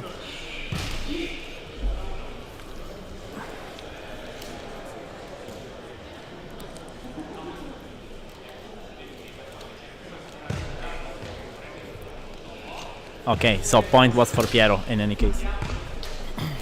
Matteo Barbieri and Daniele Maggi are studying themselves. Oh, finally, Daniele put the first point of the match. And it's 1-0 for Yes. Daniele. Now let's see Marian and Piero. If Piero can close it. Now. Ooh, almost. Close. Oh. I think that might have been the closing Yes. point. It is. That is the match point, we believe.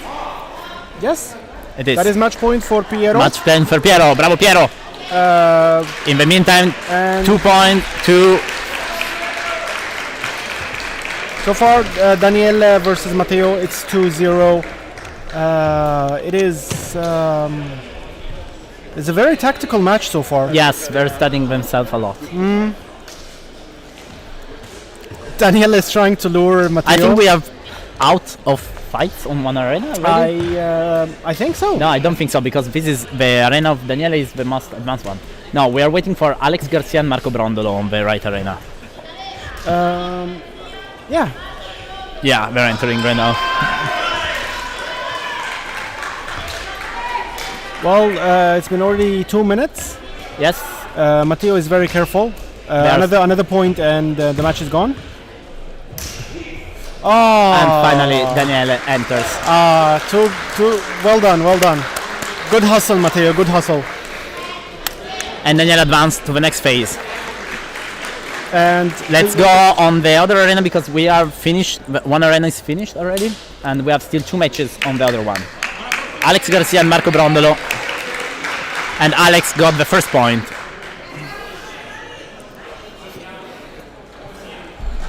I would say the Italian supremacy looks pretty good so far. Yeah, yes, but you know.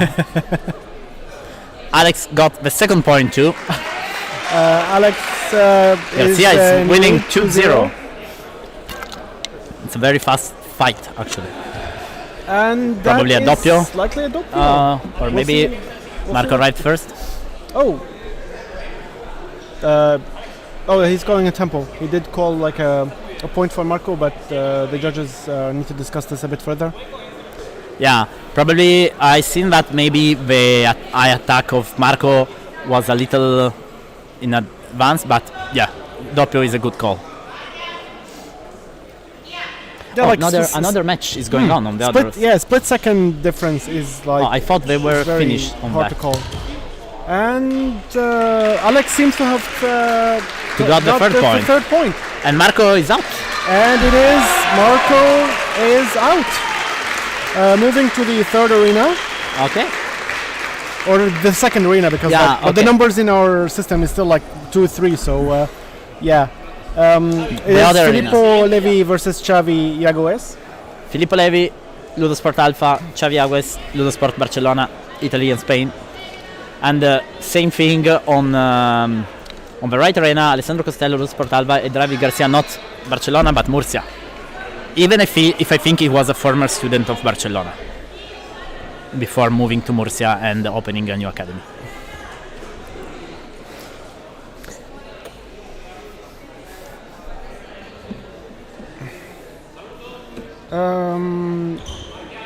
The match in the first arena has kicked off.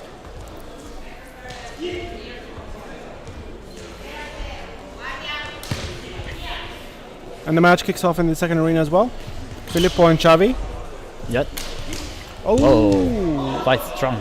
This was really impressive. This was a really good connection.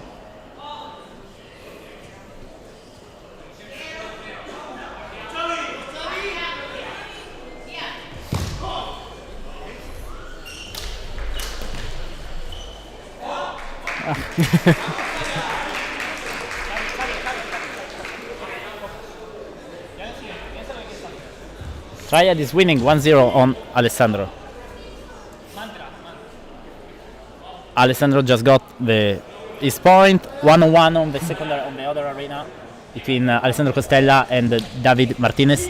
Oh. Again a point for Alessandro.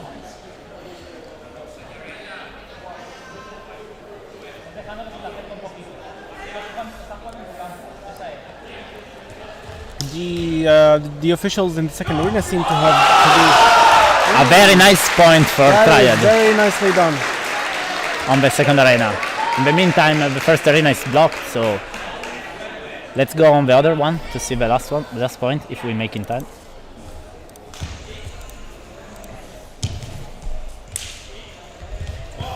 Yes! And Alessandro got the point. Sorry, I'm cheering. That is understandable, completely understandable.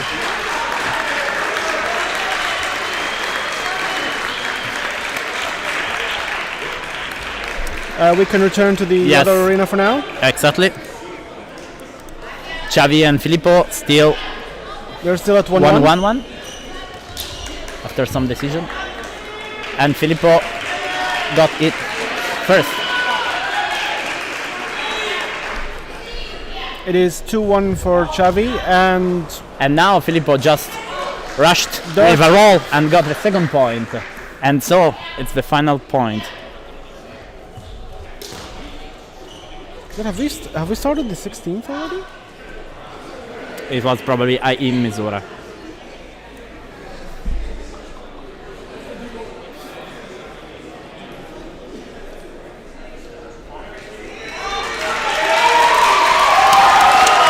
And in the other arena is Kim Simnarborn and Anthony Gatti. The last match of this phase.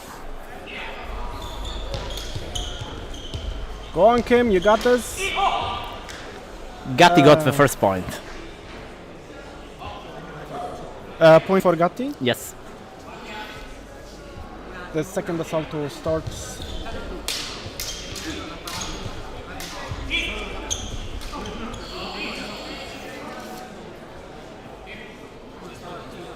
Tempo is called.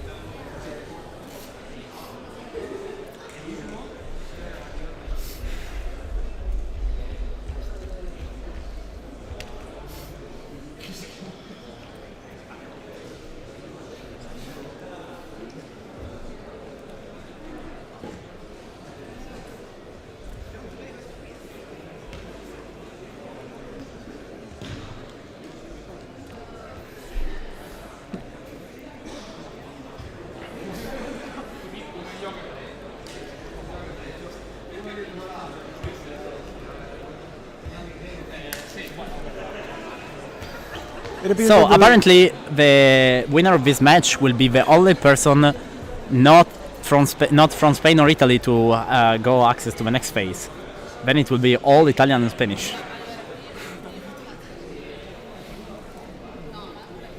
Oh, the color was a bit weird on the yes. I thought it was Italy.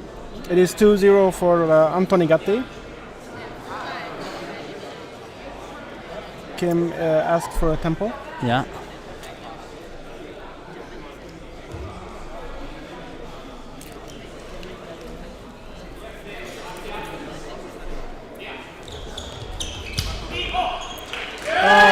Anthony takes the third point, eliminating Kim from the tournament. Nullo. Oh, it Actually, was there was an okay. E. The match is still going.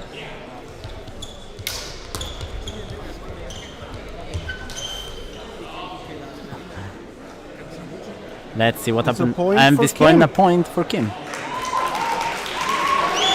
2-1. Kim is still in the match.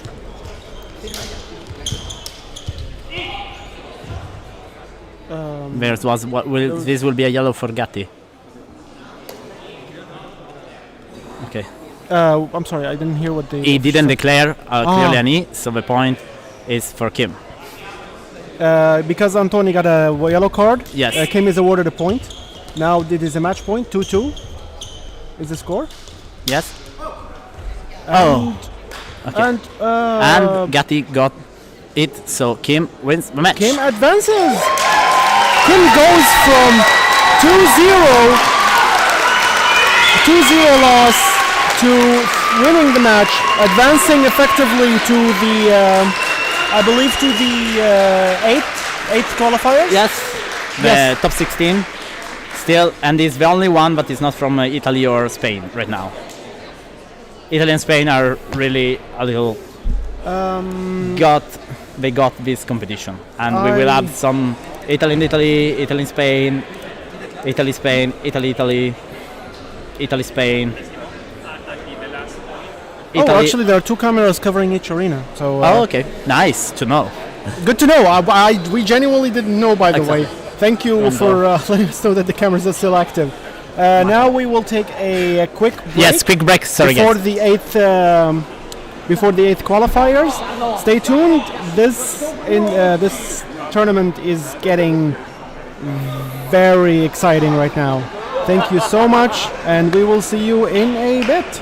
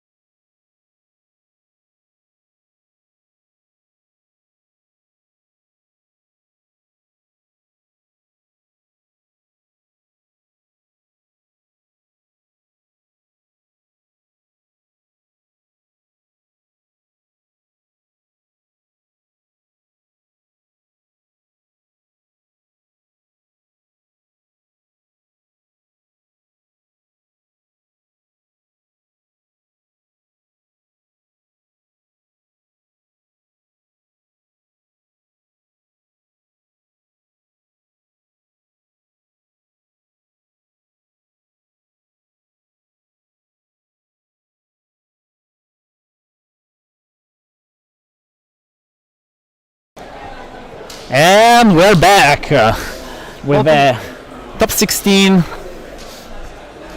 The 8 matches that will lead us to the quarterfinals are going to start, and some statistic. Right now we have still in game 1 person from Sweden, and all the rest are from Italy and Spain. Particularly we have still 1, 2, 3, 4,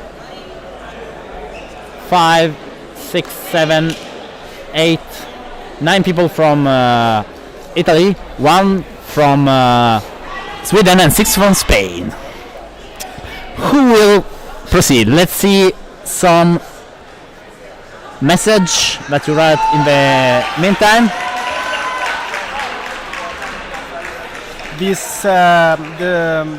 The Spanish supporters are definitely making some noise today. Yes. The first match is about to kick off. It is Carlos Jimenez versus Mattia Santangelo. Yes. Am I pronouncing that correctly? Santangelo, yes. Thank you. Close enough. Well, I'll do my best. I've been butchering last names all day. These are 2 national champions here. Mattia is the war national champions for Italy, and Carlos is both war and style for Spain. And yes, Justin, I agree. Go Sweden.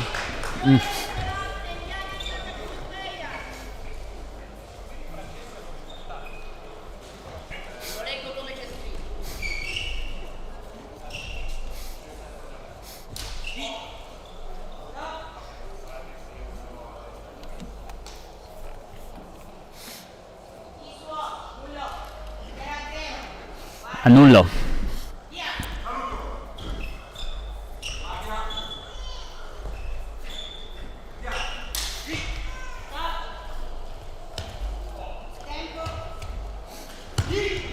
On the second arena, in the meantime, Francesco D'Adosio and Enrico Costanza, LudoSport Roma and LudoSport Alpha, both from Italy, are fighting.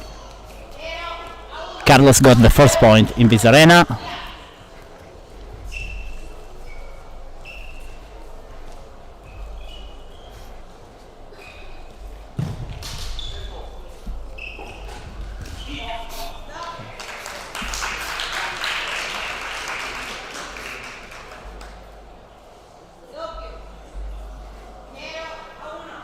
Doppio.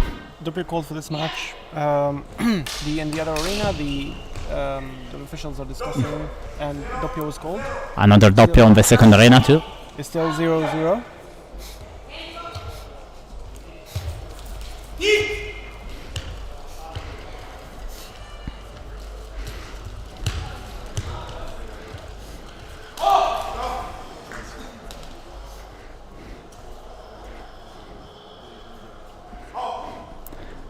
Francesco D'Adosio managed to get the first point, so 1-0 Francesco versus Enrico Costanza and 1-0 Mattia Santangelo versus Carlos Jimenez, but probably the graphic is wrong.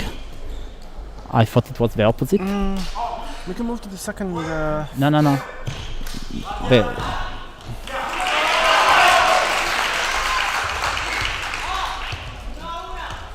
1-1. Okay.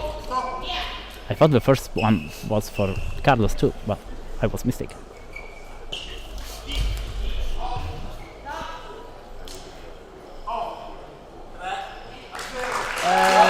Francesco wins the match and advances to the fourth final.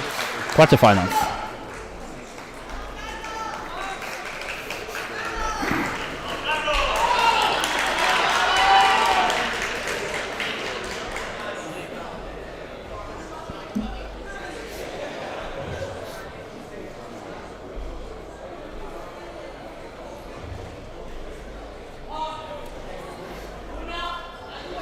Point for Mattia Santangelo.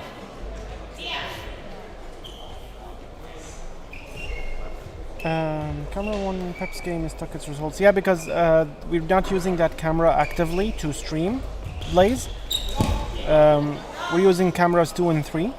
So if the result there is still for like an old match, that's understandable. That camera is not being used actively. We are in the final point. It's the match point for both Carlos and Mattia. the second match, or the match in the second arena, is going to be Joel Powazino versus Yannick Santa Cruz. Both from Spain, one from LudoSport Hispania, the other from LudoSport Barcelona, even if Yannick was originally from LudoSport Hispania too, from Madrid.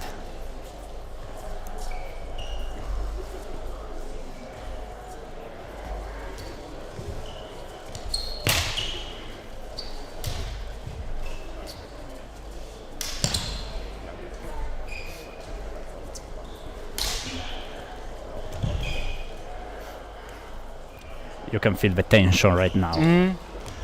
They're being very careful. They're not overextending. They're not making any bold moves or wasteful moves, basically. And Probably Carlos entered first. Stop has been called, and tempo has been called. Very difficult call. Yeah, this is a very difficult call indeed.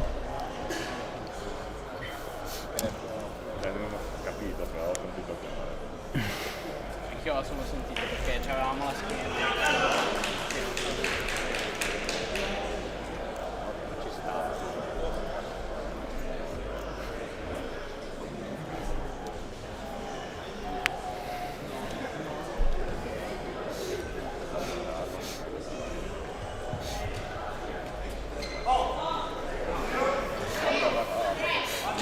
And Mattia got the advances. point. He gets the win and advances.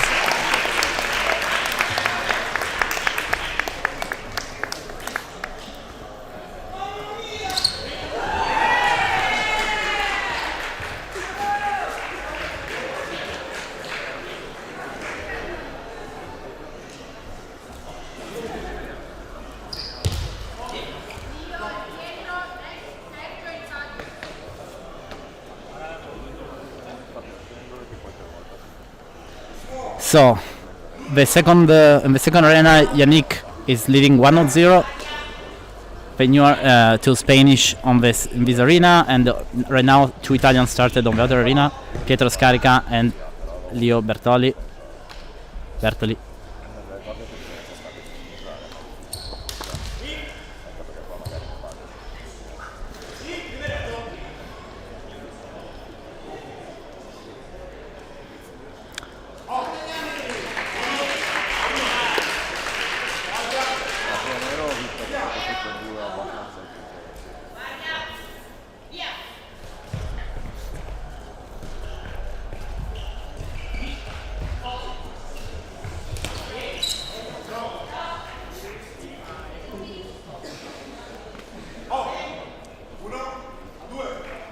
Yannick got another point.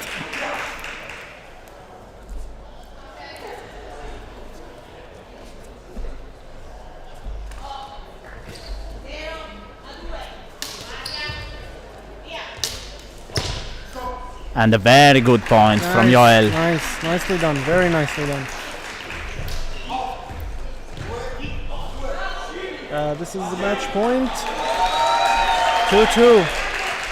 This is very intense.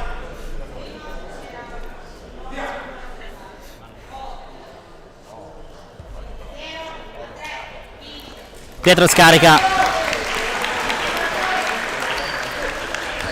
And Joel got the point. Oh. Probably. Judges haven't called again. Maybe there was a knee, but I think that Joel was a little earlier on the head of Yannick, but let's see what Yeah, I did decide. follow that. Yes. And yes, Joel wins and advances. We move to the other arena.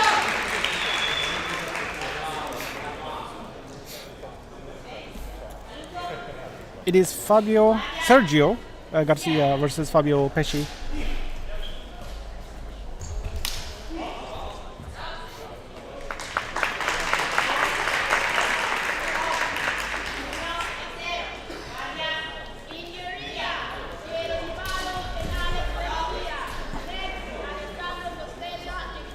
Sergio Garcia on the and Fabio Pesci on the first arena, Piero Di Palo and Alessandro Garcia on the second arena. Sergio is leading 1-0 right now, And Fabio gets a point. and Fabio just got the point.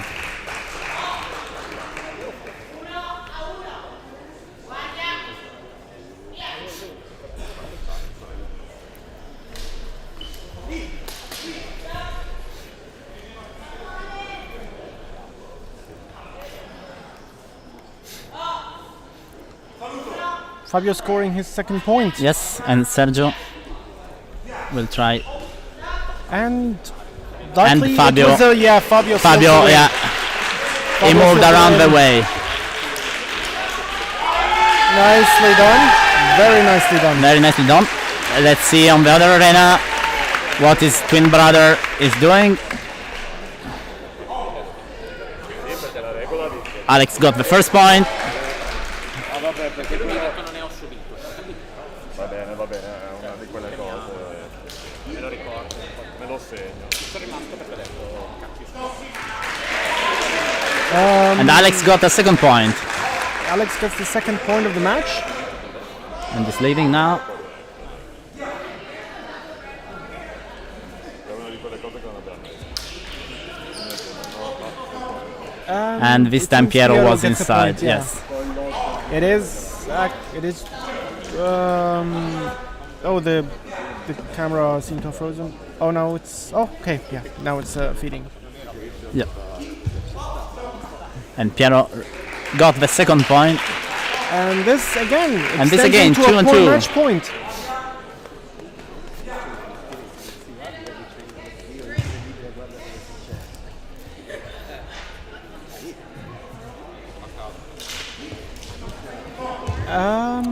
Difficult to say. I don't- Probably I can't Alex tell. entered before. I can't tell. I think Alex actually. I got think there Alex before. got it, but difficult to see. I will try something. Let's see. Is this actually still active? Yes, but with another. Yeah, but the this is not Yeah. updated. Yeah. Okay.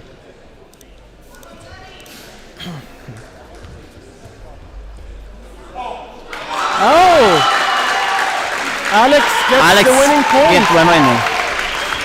And moving to the second arena, we have a very exciting match.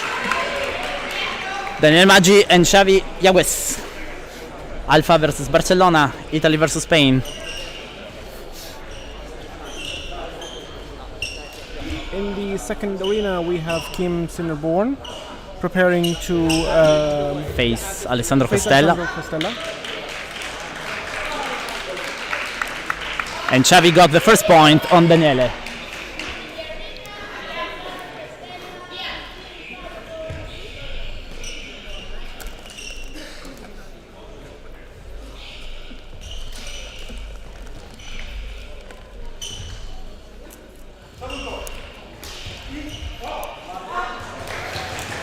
And Daniele got the point.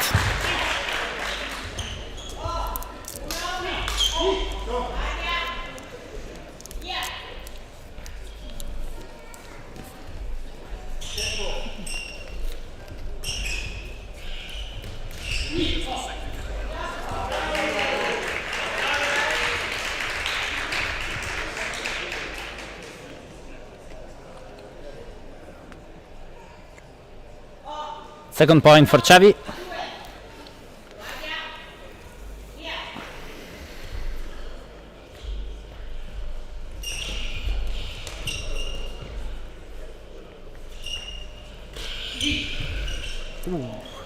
Oh.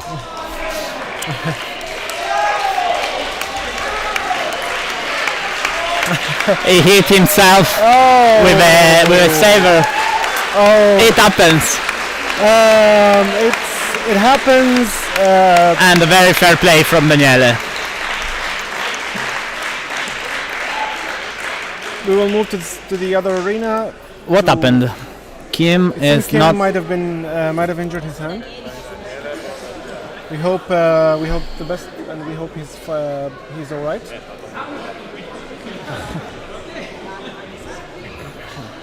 Okay, we're waiting for the second arena to see if Kim is gonna pass through.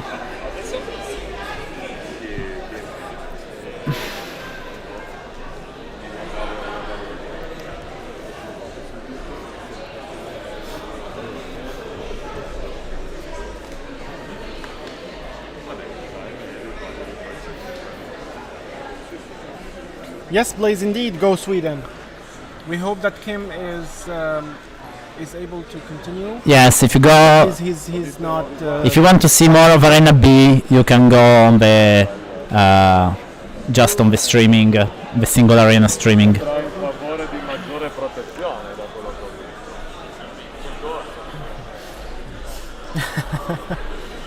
visto. Apparently, Kim. I mean, I see what you mean, Justin. But Kim's health comes first. If he is too badly injured, then it's unfortunate, but it's understandable. Hopefully, it's being resolved and he's feeling better.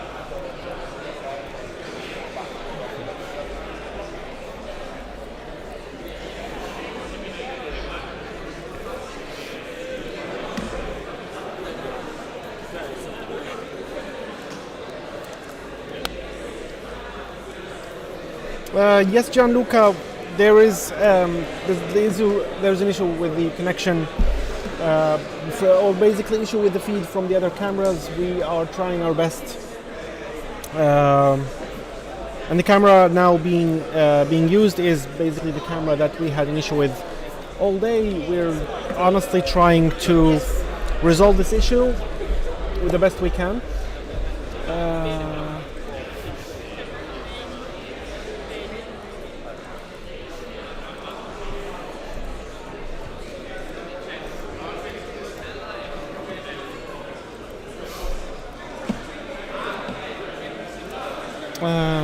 I will see this.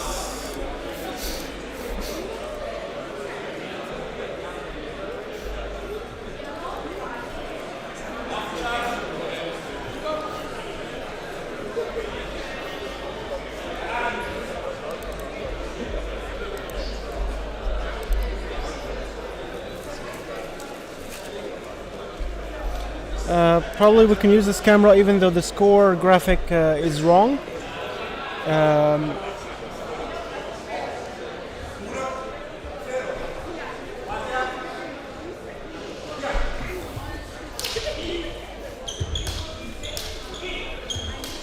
The match continues. Kim feels well to continue the match. And Kim scores a point.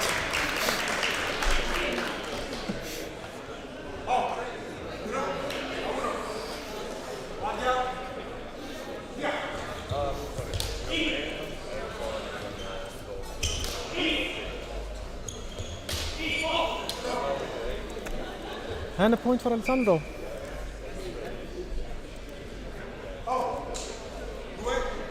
Bringing the score to 2-1. Alessandro has the lead.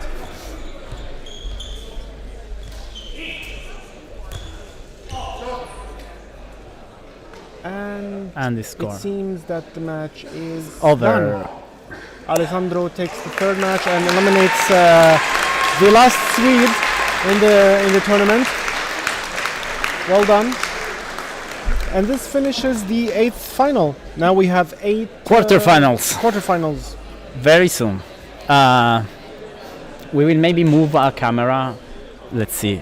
We'll be back in 5 minutes. In 2 minutes. We'll be back in 2 to 5 minutes. We will try and see if we can use one of the cameras to one of the non-laggy cameras to apply. But we will back soon.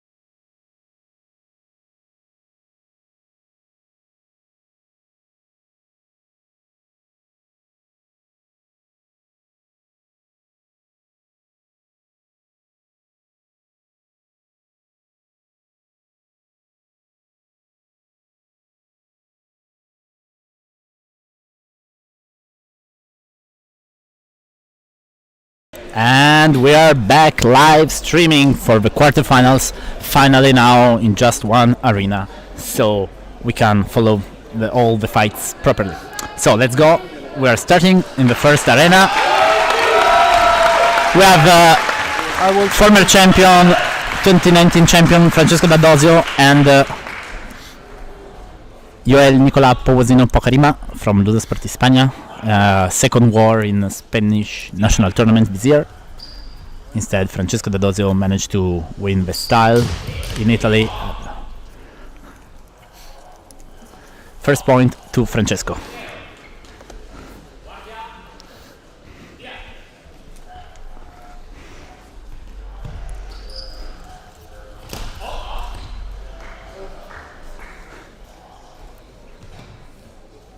Second point to Francesco, but he's not losing time, trying to just go for them. Yes.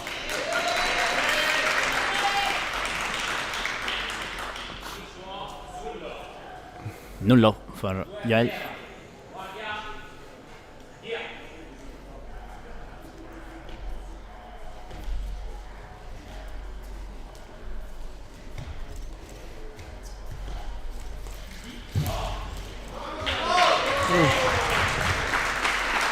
And a point for Joel. First point for Joel. 2-1 for UP Francesco D'Adosio. Whoa.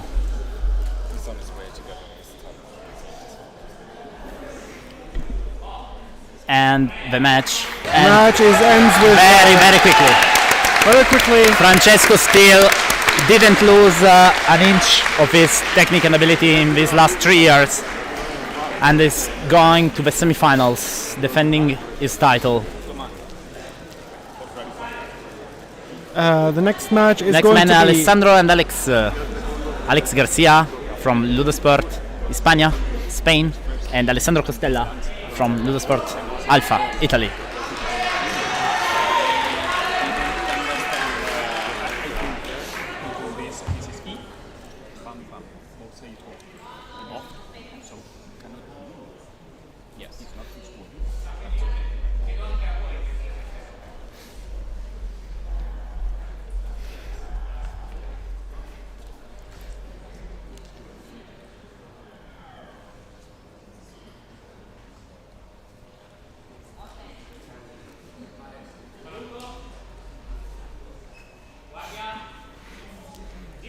and the match kicks off.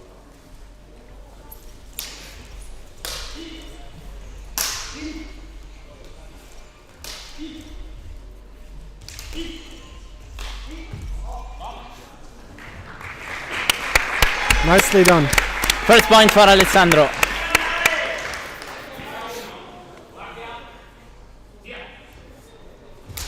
Oh.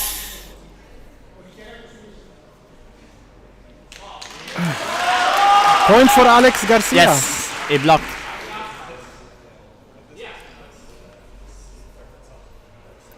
He managed to block the assault with a E and then intervene again. Probably a doppio. Ah, Alessandro arrived first. Officials call it tempo. I would call a doppio. Yeah, it was too close actually to very close. call it for any of the athletes.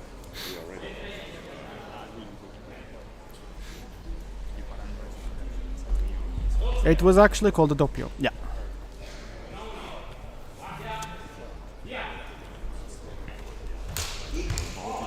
Yes. Sorry guys, cheering for my pupil. Understandably. Okay.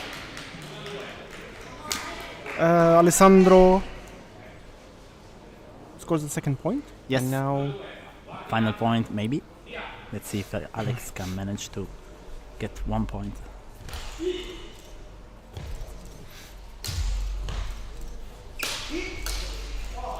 Yes. and Alessandro scores the And Alessandro scores third point. third point. Likely. Yes. Alessandro advances to the semifinals.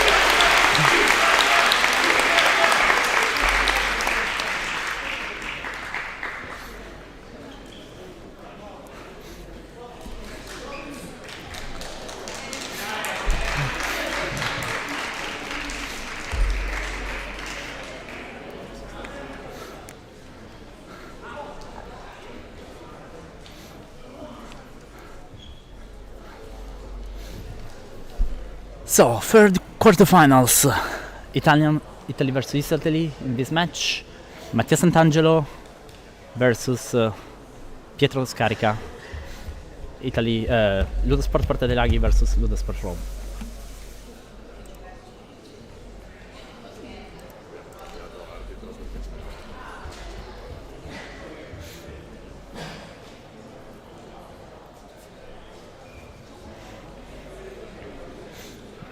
There is a change of the main referee because Paolo La Salvia, that was the main official before, is the rector of LudoSport Porta dei Laghi, that is the academy in which Mattia Sant'Angelo is training.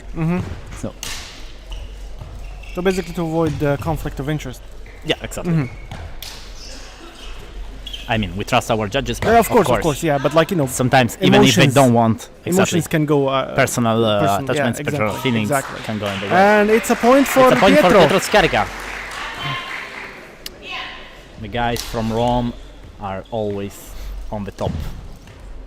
They brought 3 right now in the top 8. Oh, very difficult. Difficult call. Difficult call. I honestly don't envy the officials. It's hard to make such calls sometimes. Yep, completely agree. Point for Mattia. So.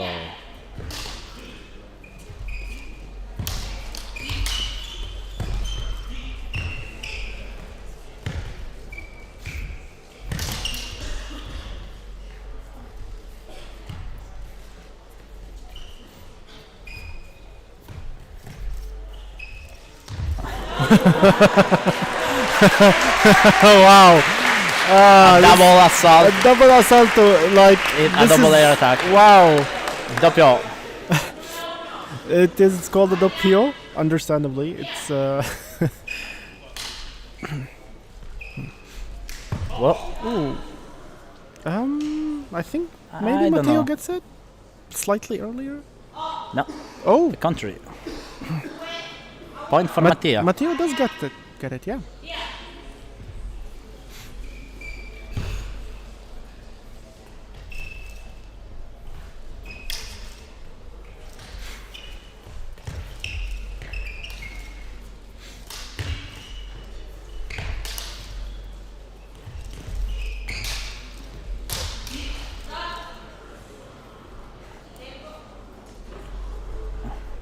This is a very interesting interaction. From my perspective, Pietro got the point because Mattia threw himself on the saber, but I couldn't really saw all the heals.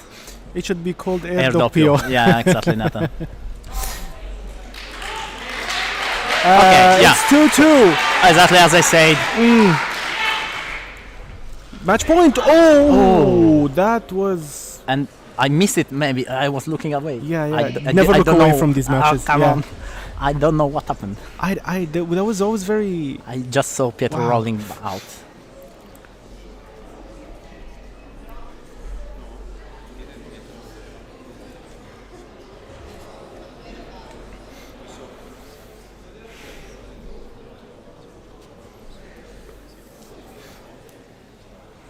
Let's see what the judges decide.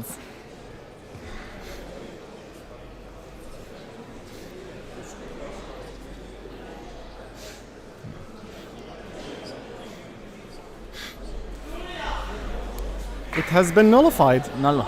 The assalto will be repeated.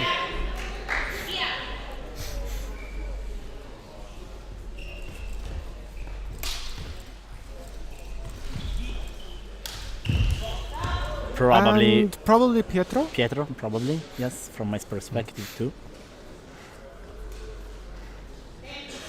And another tempo. Another tempo. It was quite clear from this perspective, but who knows? Yeah, they might have seen something that we haven't. Yes, definitely. of course. Mm, It's really difficult having just one angle to see. exactly, yeah. everything.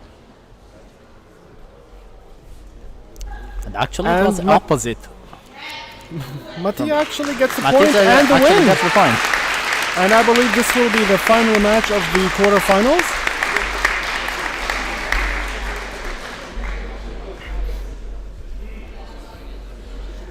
Okay, so final match, Italy versus Spain again. This is a very exciting match. I'm looking forward to this one. Fabio Pesci and Xavi Yagues. Rome and Barcelona. Fabio in the red on the left, and Xavi.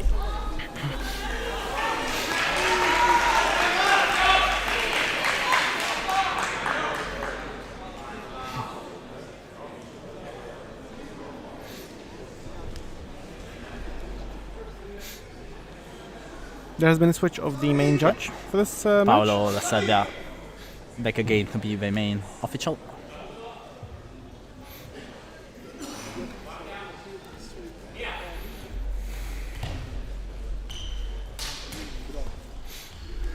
This will be a fun match.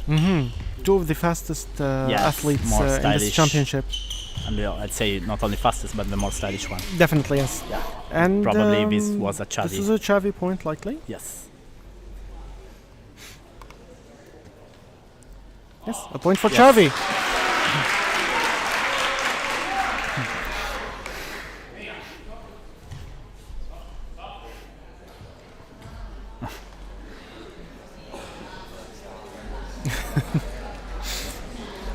Okay, ready again.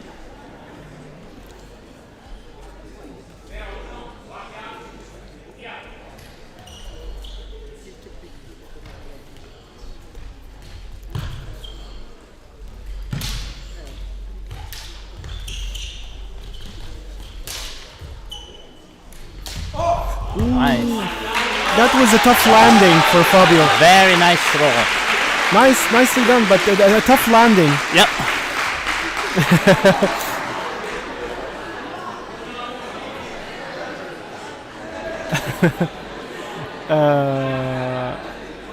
It is a point for For Fabio. Yes. Yes.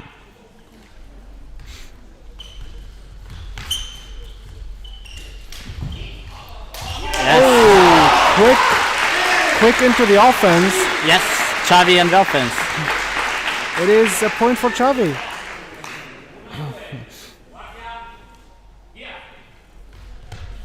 Xavi looking possibly, and I was about to say Xavi looking possibly to end the match, but no. apparently not.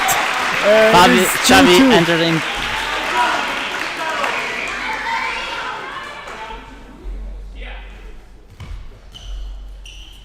Going for match point. Yes. Oh, this was wonderful. amazing. Very good point. We can't but clap for them. It was amazingly done. Fabio takes the point and the match It was and advances to the semifinals. What a match! What performance! I'd say that Fabio Pesci probably has been the best fighter so far in this tournament. He has been very impressive indeed. A thunderous loud of applause for Xavi. And so the top four are actually Italians. Well, Italian supremacy has been achieved, I would say. I am happy, guys. Cheering for Italy. You know. And two of them are from Rome, one from LudoSport Alpha and one from LudoSport Porta dei Laghi. So even. And until the quarterfinals begin, we will. No. Oh yes, we can Okay, show okay. us. No, you have to transition or. Transition, yes. I completely forget about that. Hello. Hello. So, we are at the semi-finals right now. The four qualified people are Fabio Pesci, Mattia Sant'Angelo, Alessandro Costella and Francesco D'Adosio. Italy really managed to got all the four positions, at least in war. I think that someone like Xavi has something to tell in the podium, side of podium. Definitely. I hope, because he deserves that. Okay, and let's see. We have now the matches. The pairs are, if I'm not wrong, it should be Francesco D'Adosio and Alessandro Costella. So, former champion of the Champions Arena and current Italian champion in style, actually. Alessandro Costella, but he's one of the top player in LudoSport Alpha, and not only. Matteo Sant'Angelo, the winner of the War of the Italian tournament, and Fabio Pesci, another experienced and strong fighter. I'll go just check with my athlete how he's doing. I leave you to talk with Gabi. Ask him questions. Yes, guys, I am here to answer any questions you might have. We were able to move the. I hope the feed is not lagging anymore. We were able to use the at least the cameras that have been less laggy so far. The quarterfinal will begin shortly. Athletes are preparing and basically recovering as much as possible. We will be back shortly for the semifinals. Please stay tuned.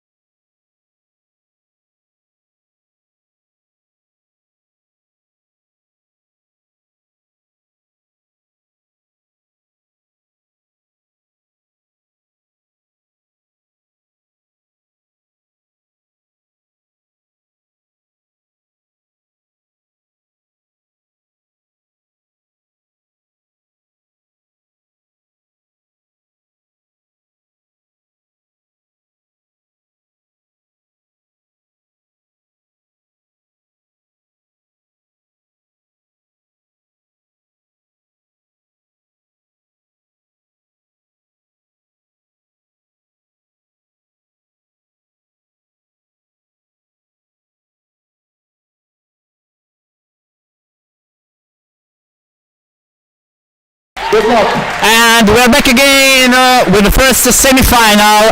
We see 4 red subtunics on the main arena. 4 Italians from 3 different academies. Yes, you Fabio must be very Pesci. proud now. I am quite proud. I mean, I'm just director of one academy, but I'm happy for being in Italian right now. So, Fabio Pesci and Francesco D'Adosio from LudoSport Roma, Mattia Sant'Angelo from LudoSport Porta dei Laghi, and Alessandro Costella from LudoSport Alpha.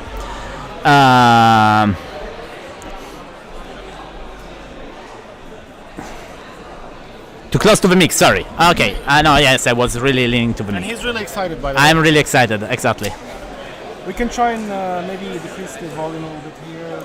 This should be fine, as long as it's not hitting red. Yes, I agree with Ferri that saying it's good to see so much skills even with less years of training. I completely agree. This was a very, probably the best Champions Arena level that we have ever had in LudoSport, and people from all the countries were skilled and good. I believe that the Italian school still can say it's I don't their thing, okay, but it's every year it's more and more difficult, and I think that also having had 3 years of stop helped everyone to improve a little, but in the same time they didn't get used to the international competitions. Instead, many Italians went. I mean, most of the Italians that are now in the final here, it's not their first Champions Arena, so also the tension of the international tournament and everything else they're used to. Definitely, and the level of nervousness arriving at such a late phase in the tournament also has its toll on Of course, all the athletes. I was talking with Xavi that was just eliminated by Fabio Pesci in the quarterfinals, but was I think one of the best fighter in the whole Champions Arena, and it was his first Champions Arena actually. So I think that also the tension and being the first time here at least in this tournament, it's not helping you. Next year it will be even harder for Italy to keep their leadership. Spain is doing very well, and all the other countries are just behind, following the steps, training, improving, elaborating strategies, so it won't be easy for everyone. Right now we are just looking for entertainment, yes of course, but we are doing it from the beginning. Let's see the outcome of this first semi-final between Francesco Uppi D'Adosio and Alessandro Costella.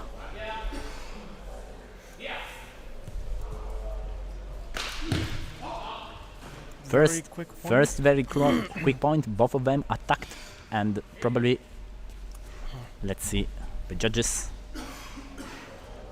what will they decide?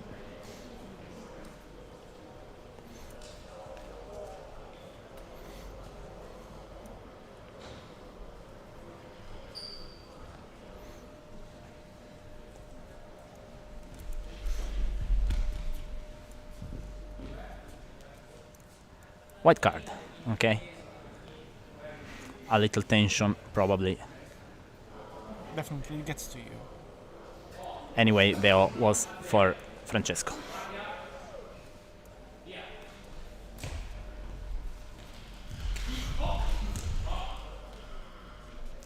This time, again for Francesco with the rolls. Let's see if he can close it. And this another is a quick for match. Francesco. A very, very quick match, Very quick actually. match. Francesco didn't lose any time, just go for the point, but Alessandro could have been. This is likely the fastest match we've seen, 6 seconds on the clock. Yeah, probably the timekeepers didn't even have the time to reactivate the clock. Yeah, likely. Francesco advances to the finals. Looking to be a back-to-back champion. And now Yes, he will defend his title in the final match. Exactly. And now it is Fabio And Pesci, Mattia versus Mattia Sant'Angelo. Sant'Angelo. Yes, Fabio is already in the camera. You can see him on the left. Mattia will join him soon. Remember that there will be also the final for the third course, and the fourth place. Of course. So we'll see Alessandro again in that match.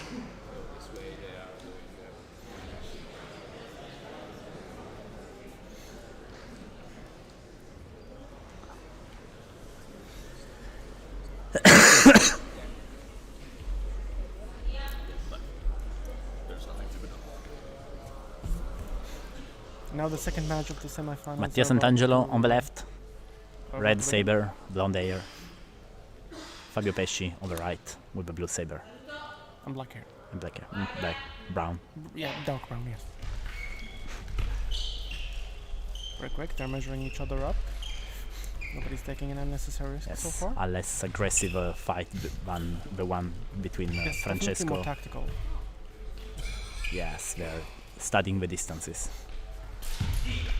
Probably. Probably, It's hard to call this. I'd say, but it's a knee on Mattia because Fabio was actually...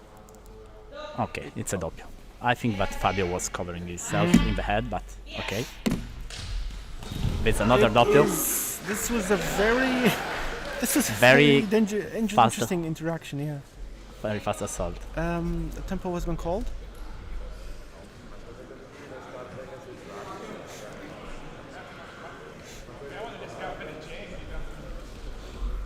And the point was for Point goes Mattia. to Mattia.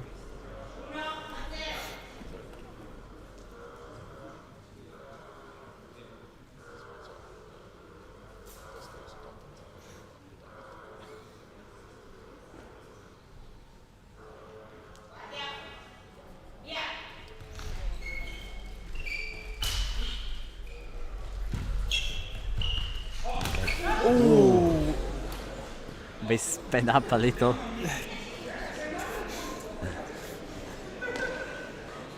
But this time Fabio arrived on First. the target. 1-1.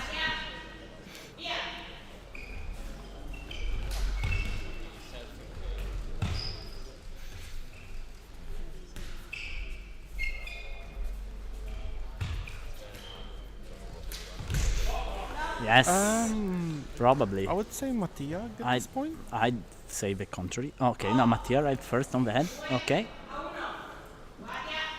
I kid you not, our dear viewers, you can cut the tension with the knife there right now. This was a very quick one. Yes. It's 2-2. We're going in for match point.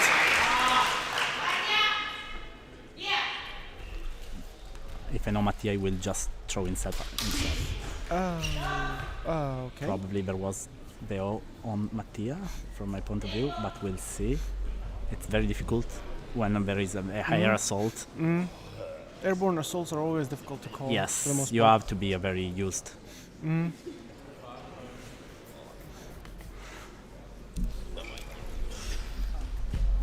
Nullo. It's been nullified. Okay, better. Last If there is assault. not certainty at this point, better to repeat the point. Yeah.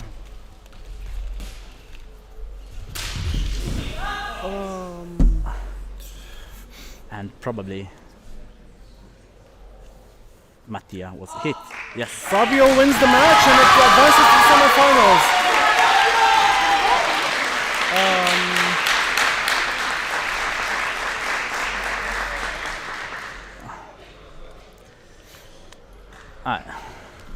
A little contestation about Mattia, but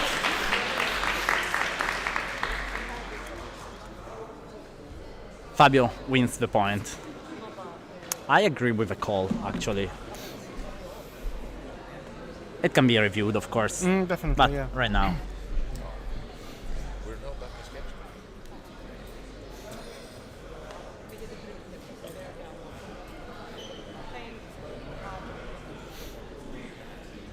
So the final will be between two people from Rome. So we're going to wait a couple minutes. We will stay. We have someone instead. Okay, go on our camera because we have someone in front. Okay, there. So we are going to. Okay, little better. Ciao Andrea.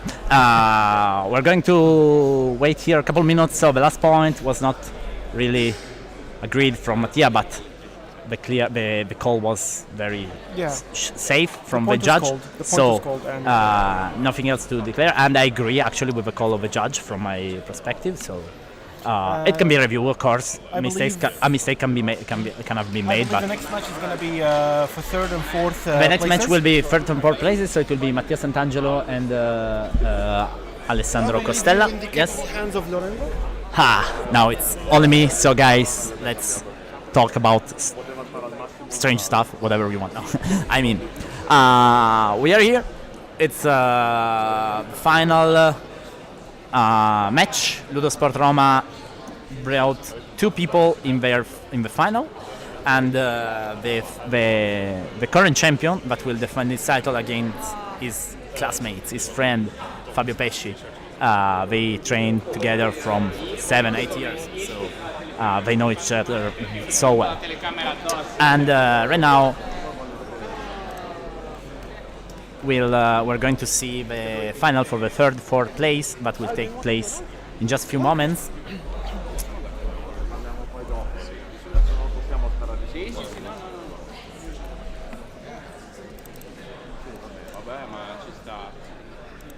The next match will be for the third and fourth place.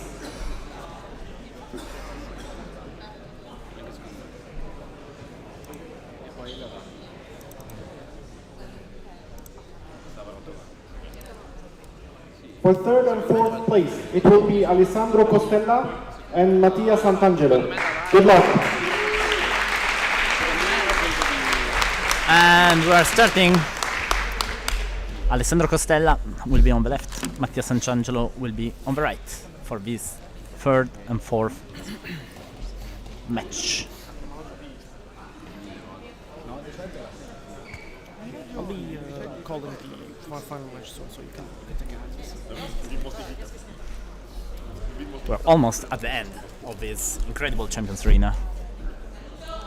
Let's see how the podium will be defined.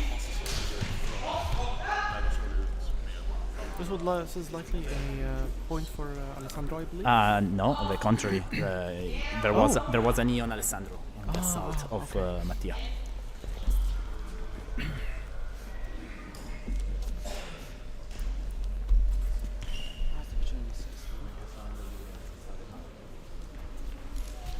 Lo stesso. Vabbè, da delegato. Sei stato delegato. There's a white card? Yeah, probably the declaration Lack of of the. declaration. Sei appena.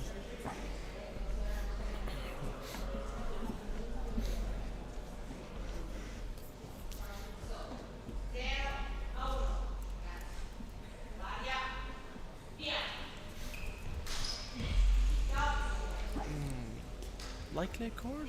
It was a bit too direct in the battle line. I don't think so. I think there was the E on Mattia before the last assault, but we'll see.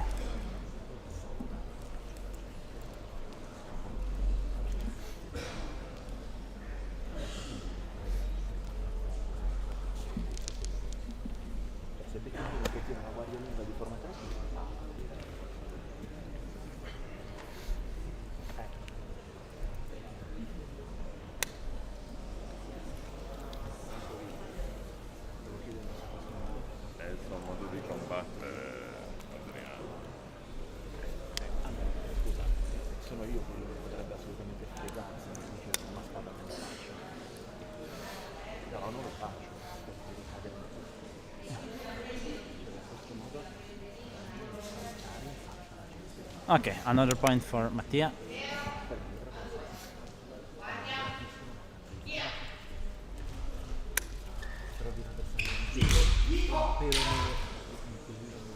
And the last point for Mattia. For Mattia. Mattia scores the third point and the third place. Nicely done. Yeah.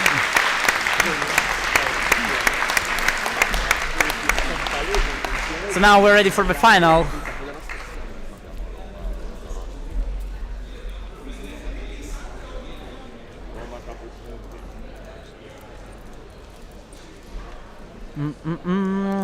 While the final.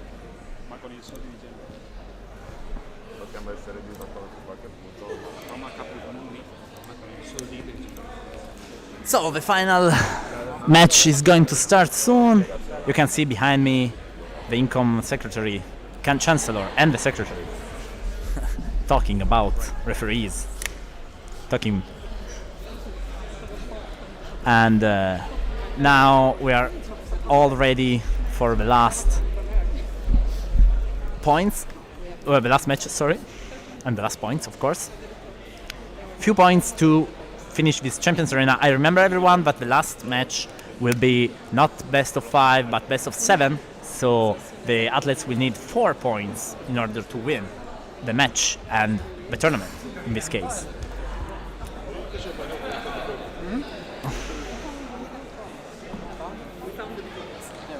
What do you mean we found the diplomas? Were they lost?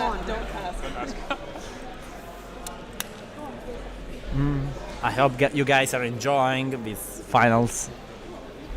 One last duel to end.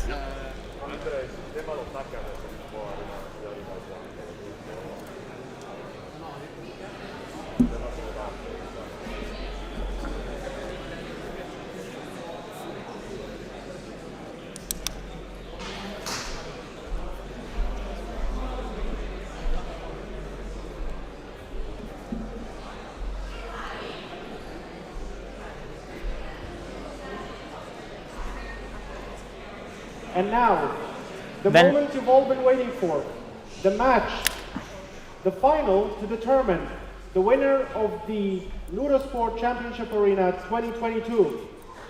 Combat, of course. It is Francesco D'Adosio and Fabio Pesci. Make some noise! And here they are coming.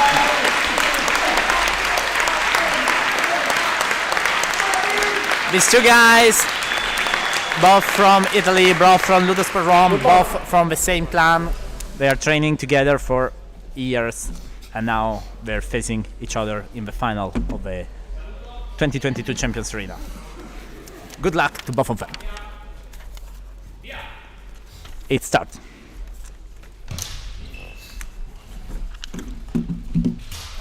And the first point goes to Upi, but managed to get his opponent during the jump.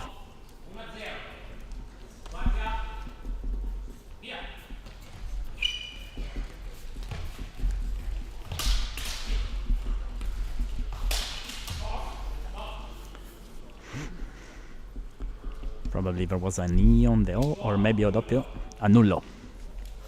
I remember again, it's best of 7 right now, not best of 5, so they need 4 points to win. Of course, there is no time limit for this match. No time limit for this match.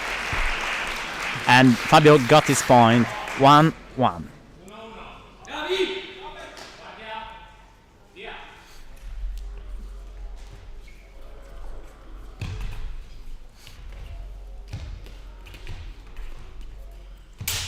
This is very tense. This is very tense. Oh. Fabio tried a roll, but Francesco just understood it, and Fabio stopped himself halfway.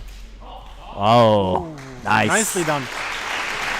Nicely executed by Exactly. Francesco. Francesco covered his head, and in the meantime, he pushed away the saber of the opponent, slicing through his defense. It is 2-1.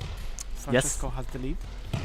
Remember, it goes best of 7, so Francesco still needs 2 points, not 1. Yes.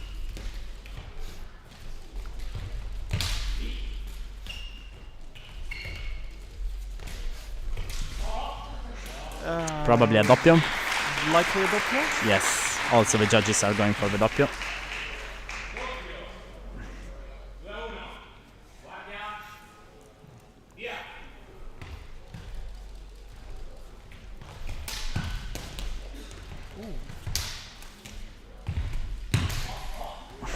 I would say Probably, Francesco. I'd say another doppio. And the judges the officials are agreeing with me. You're much better at this than I am.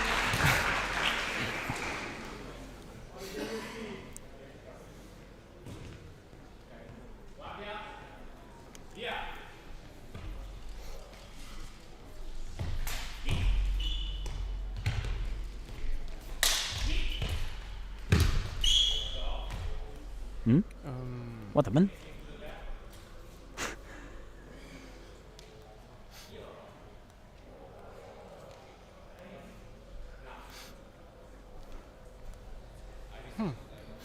I don't know what happened here. No, probably Paolo saw something that wasn't there.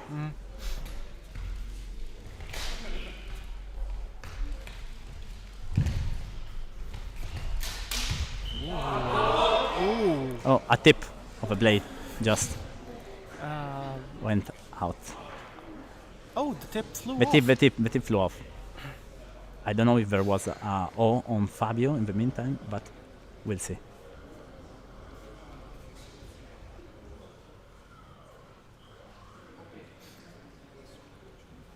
Wait, is this saber actually out of charge?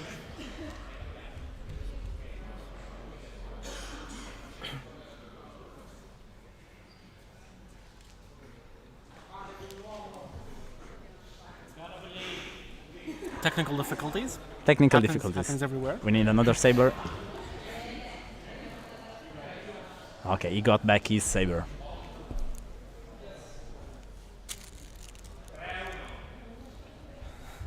And also he got Of course, one of the rules in the tournaments that the sabers have to have functioning light and functioning sound Yes. to be approved for use during tournaments. Okay, we are back. But back he now? also got the point. All right. It has been called a point for Yes, for Francesco. Yes. He still needs one more point. Yes. Fabio is still not out of the match yet. Definitely feeling the pressure.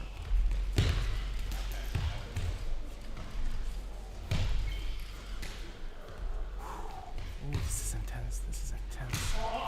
Probably a doppio. Probably. Doppio. Yeah. Yes. Doppio. That was definitely simultaneously. I'm literally at the edge of my seat right now. I'm a little more relaxed.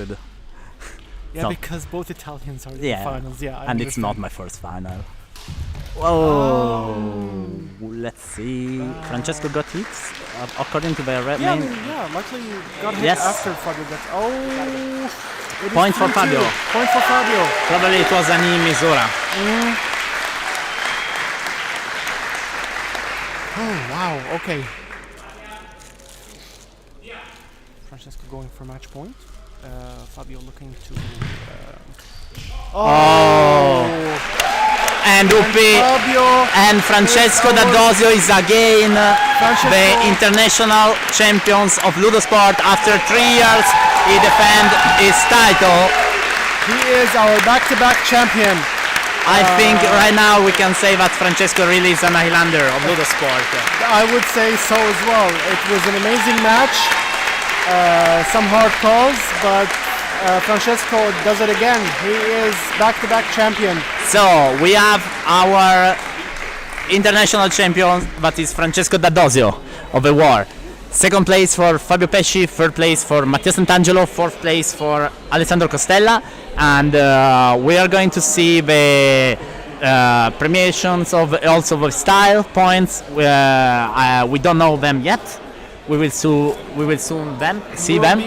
I think that Fabio will be on the podium again, and probably also Francesco, also on the style points. But we'll see it. We will put the cameras on the thing. I think that we are done with the commentary. Yes. Let's just show ourselves and say we will just transmit the final ceremony without commentary, but if you want to follow it to see the podiums and the prize celebration, you can just keep watching. A very well-earned victory. We agree. I think that very few people cannot agree on the fact that Francesco and also Fabio were probably the two best fighters in the tournament. Both style and for points, they really kept their name. LudoSport Roma and Italy with them managed to conquer again the Champions Arena of LudoSport. It will be a strange day when these guys will stop competing for us. We will definitely lose probably two of the best LudoSport athletes we've ever seen so far. Yes, but I'm sure that many more will raise up in the next years. Thank you everyone for following this stream. Congratulations to all players. It was super nice overall of the tournament. These are the words for Dark Arrow, David Tagliaferro. Congratulations to all the athletes. Really nice combats and a lot of other comments. Thank you guys for following, and thank you LudoSport for this incredible tournament. All the athletes have been amazing. Almost all the competition has been wonderful. So thanks again. We'll see you next year, but maybe before, keep training guys, keep following LudoSport, keep doing tournament, keep having fun, keep getting to know new people, travel if you can, travel to other academies, to other countries, enjoy your duels, because everyone is just waiting for you to duel with them, even the last pupil or the world champion. Everyone will say yes to a duel. So thank you Gabi for helping me in this stream. Thank you LudoSport Stockholm for hosting this stream and all the tournament. Thank you to all the income judges and style judges, officials, all the staff, the Thunder Masters for giving us this wonderful sport. And I'm so happy right now, not just because Italy won, but because I felt that this has been the best Champions Arena so far, for the level, for the engagement, for the clean of the techniques, for the respect and the honor of the athletes. So I say probably every time it's the best champion. Every Champions Arena is the best Champions Arena, and so far it has been this way because we are going to get better and better as a network, not just as single academies or athletes. But the network is growing, the network is training, the network is getting better and better. So, one name, one sky, guys. Thank you everyone again. We'll see you very soon. I hope to be able to see you soon. Bye. Love you all. Thank you. Ma scrivo anche i nickname? No.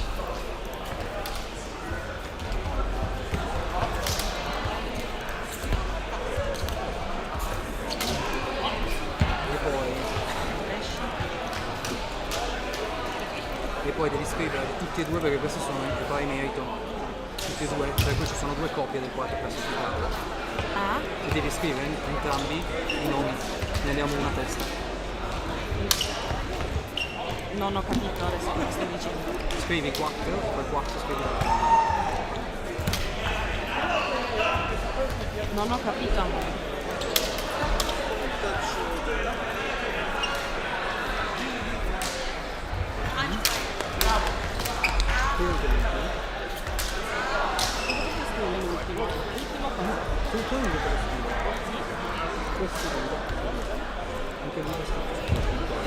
Ah, ok, c'erano due, ok, ho capito.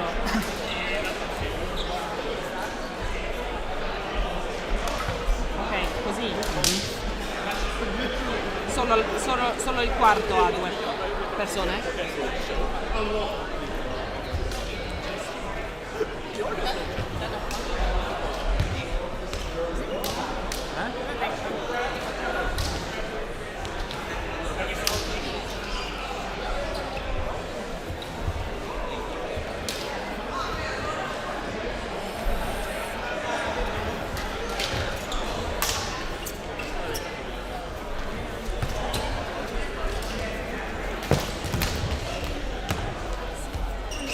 Are you betting now?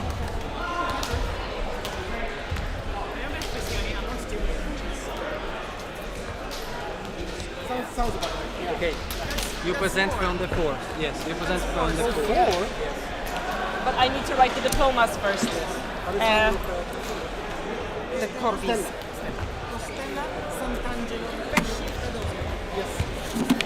Wait.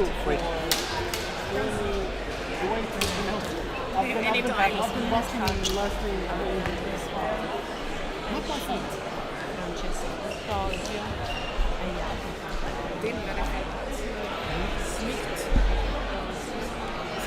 Har vi kommit till Färöarna? Du skojar! Okay. That actually doesn't surprise me that much. Carlos Jimenez. And this is Chavilla West. I know that's Chad. I watched for football. No, because depending on where he comes from, that would be Cali. Oh! This is Czech or Czech, depending where he comes from.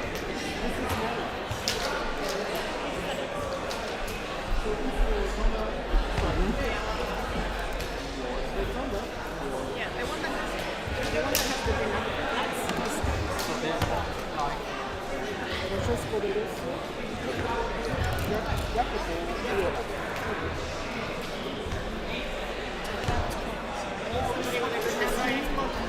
You need somebody with good confidence.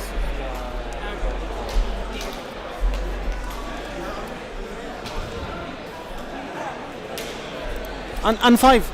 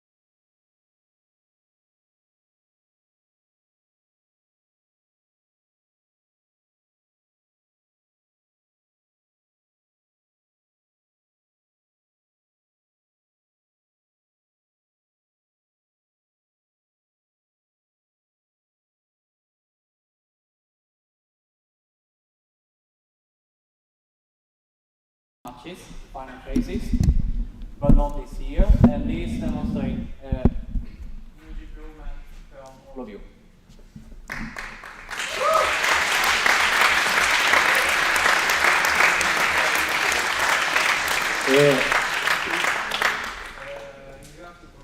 Tutti i ragazzi del team che hanno collaborato alla realizzazione di questo torneo, tutti i ragazzi di e tutti gli istruttori che vi hanno. And we would like to thank everyone in the team that organized and ran the tournament, and also everyone in the Ecom group, and also all the instructors that have taught you, that have formed you.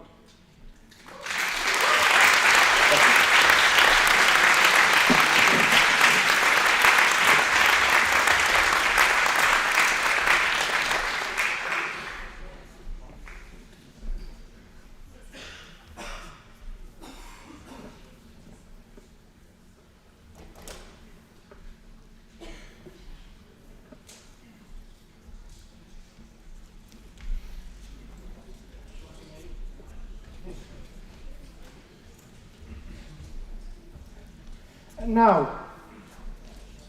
for the winners, the world champions. In 4th place, Alessandro Costella.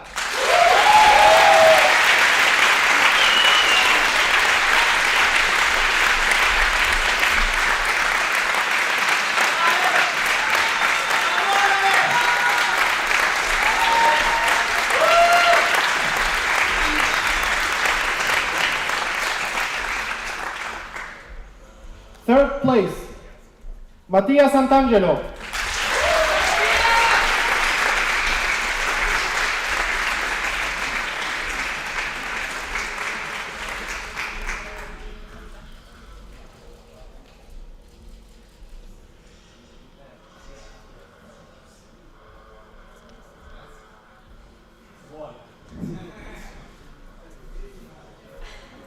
Second place, Fabio Pesci.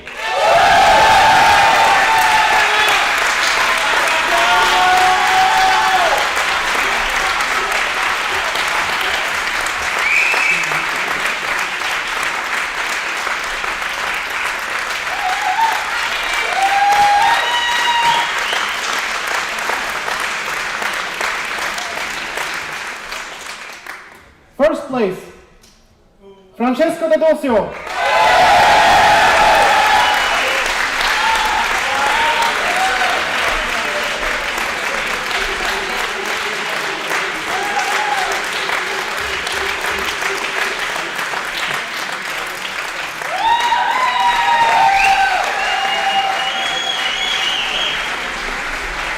You're all champions!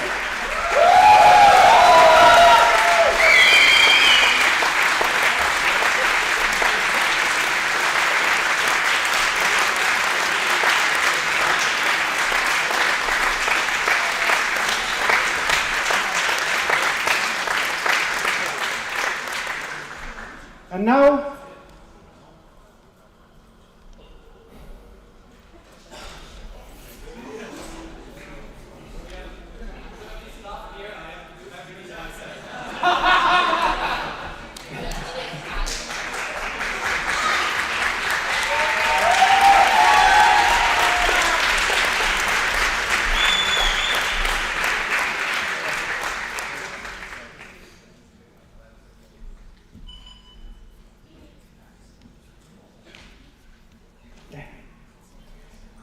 for the style champions, tied in 4th place, Francesco D'Adosio and Jacopo Viola.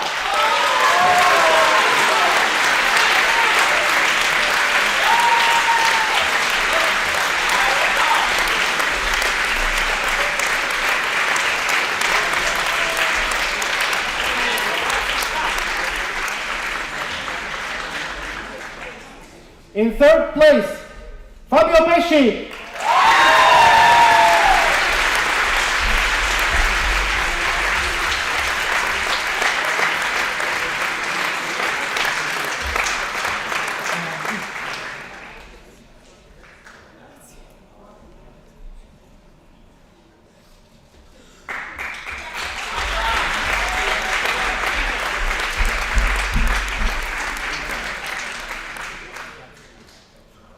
In second place, Xavi Agüez.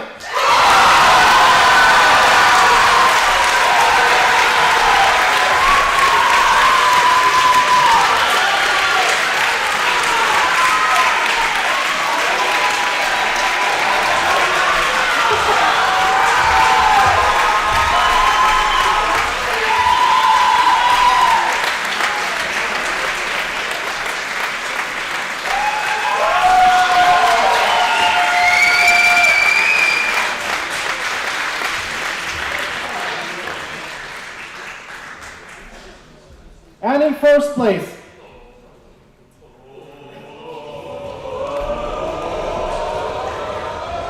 Carlos Jimenez.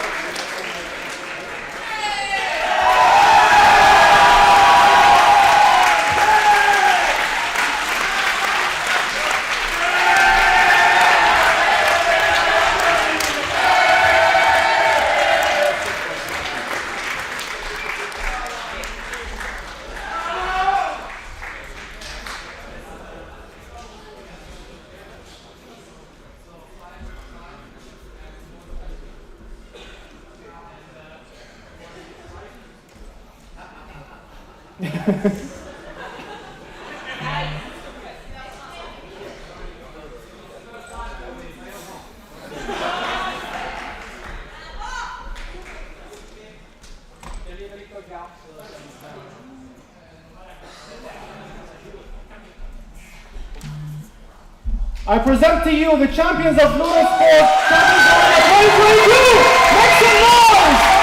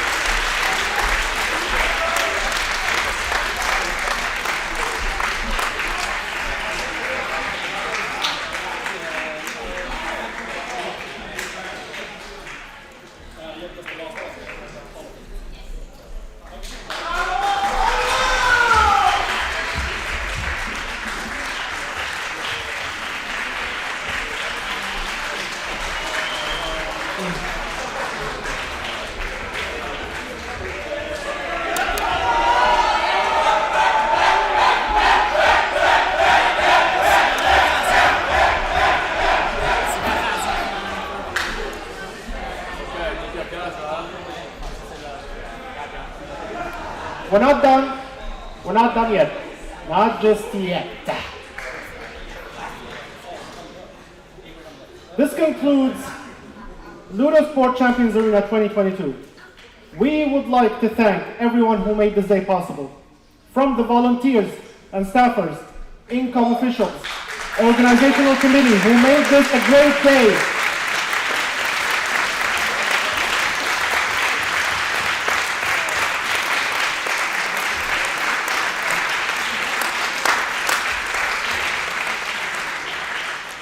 The income personnel, and especially the head official Andrea Ungaro for bringing Servizio to the arena.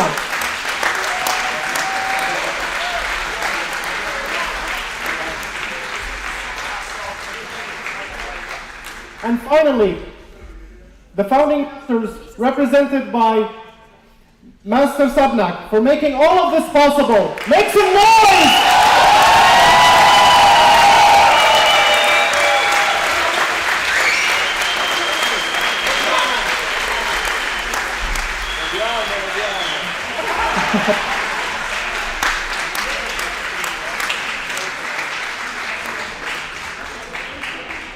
And of course, a thank you to everyone who joined us today, whether in the arena or on the live stream. Thank you again, everyone. and we hope to see you again in the next Champions Arena. Make some noise!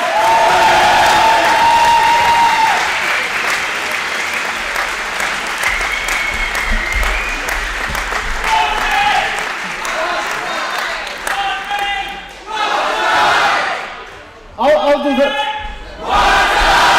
May I do this, please? Thank you. Are you ready? One name! Yeah! Thank you.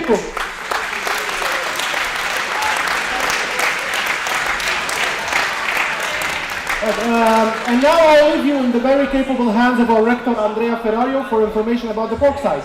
Thank you very much. So, for those of you who are signed up for the port side, it's about 30 minutes to Metro to the center where the port side is. If you can, start going earlier, okay? Don't get there late because there will be a queue to get in if you all get there at the same time. Thanks. Port side. Yes, tomorrow the battle for Valhalla. So remember when you're at the port side that tomorrow there is still a tournament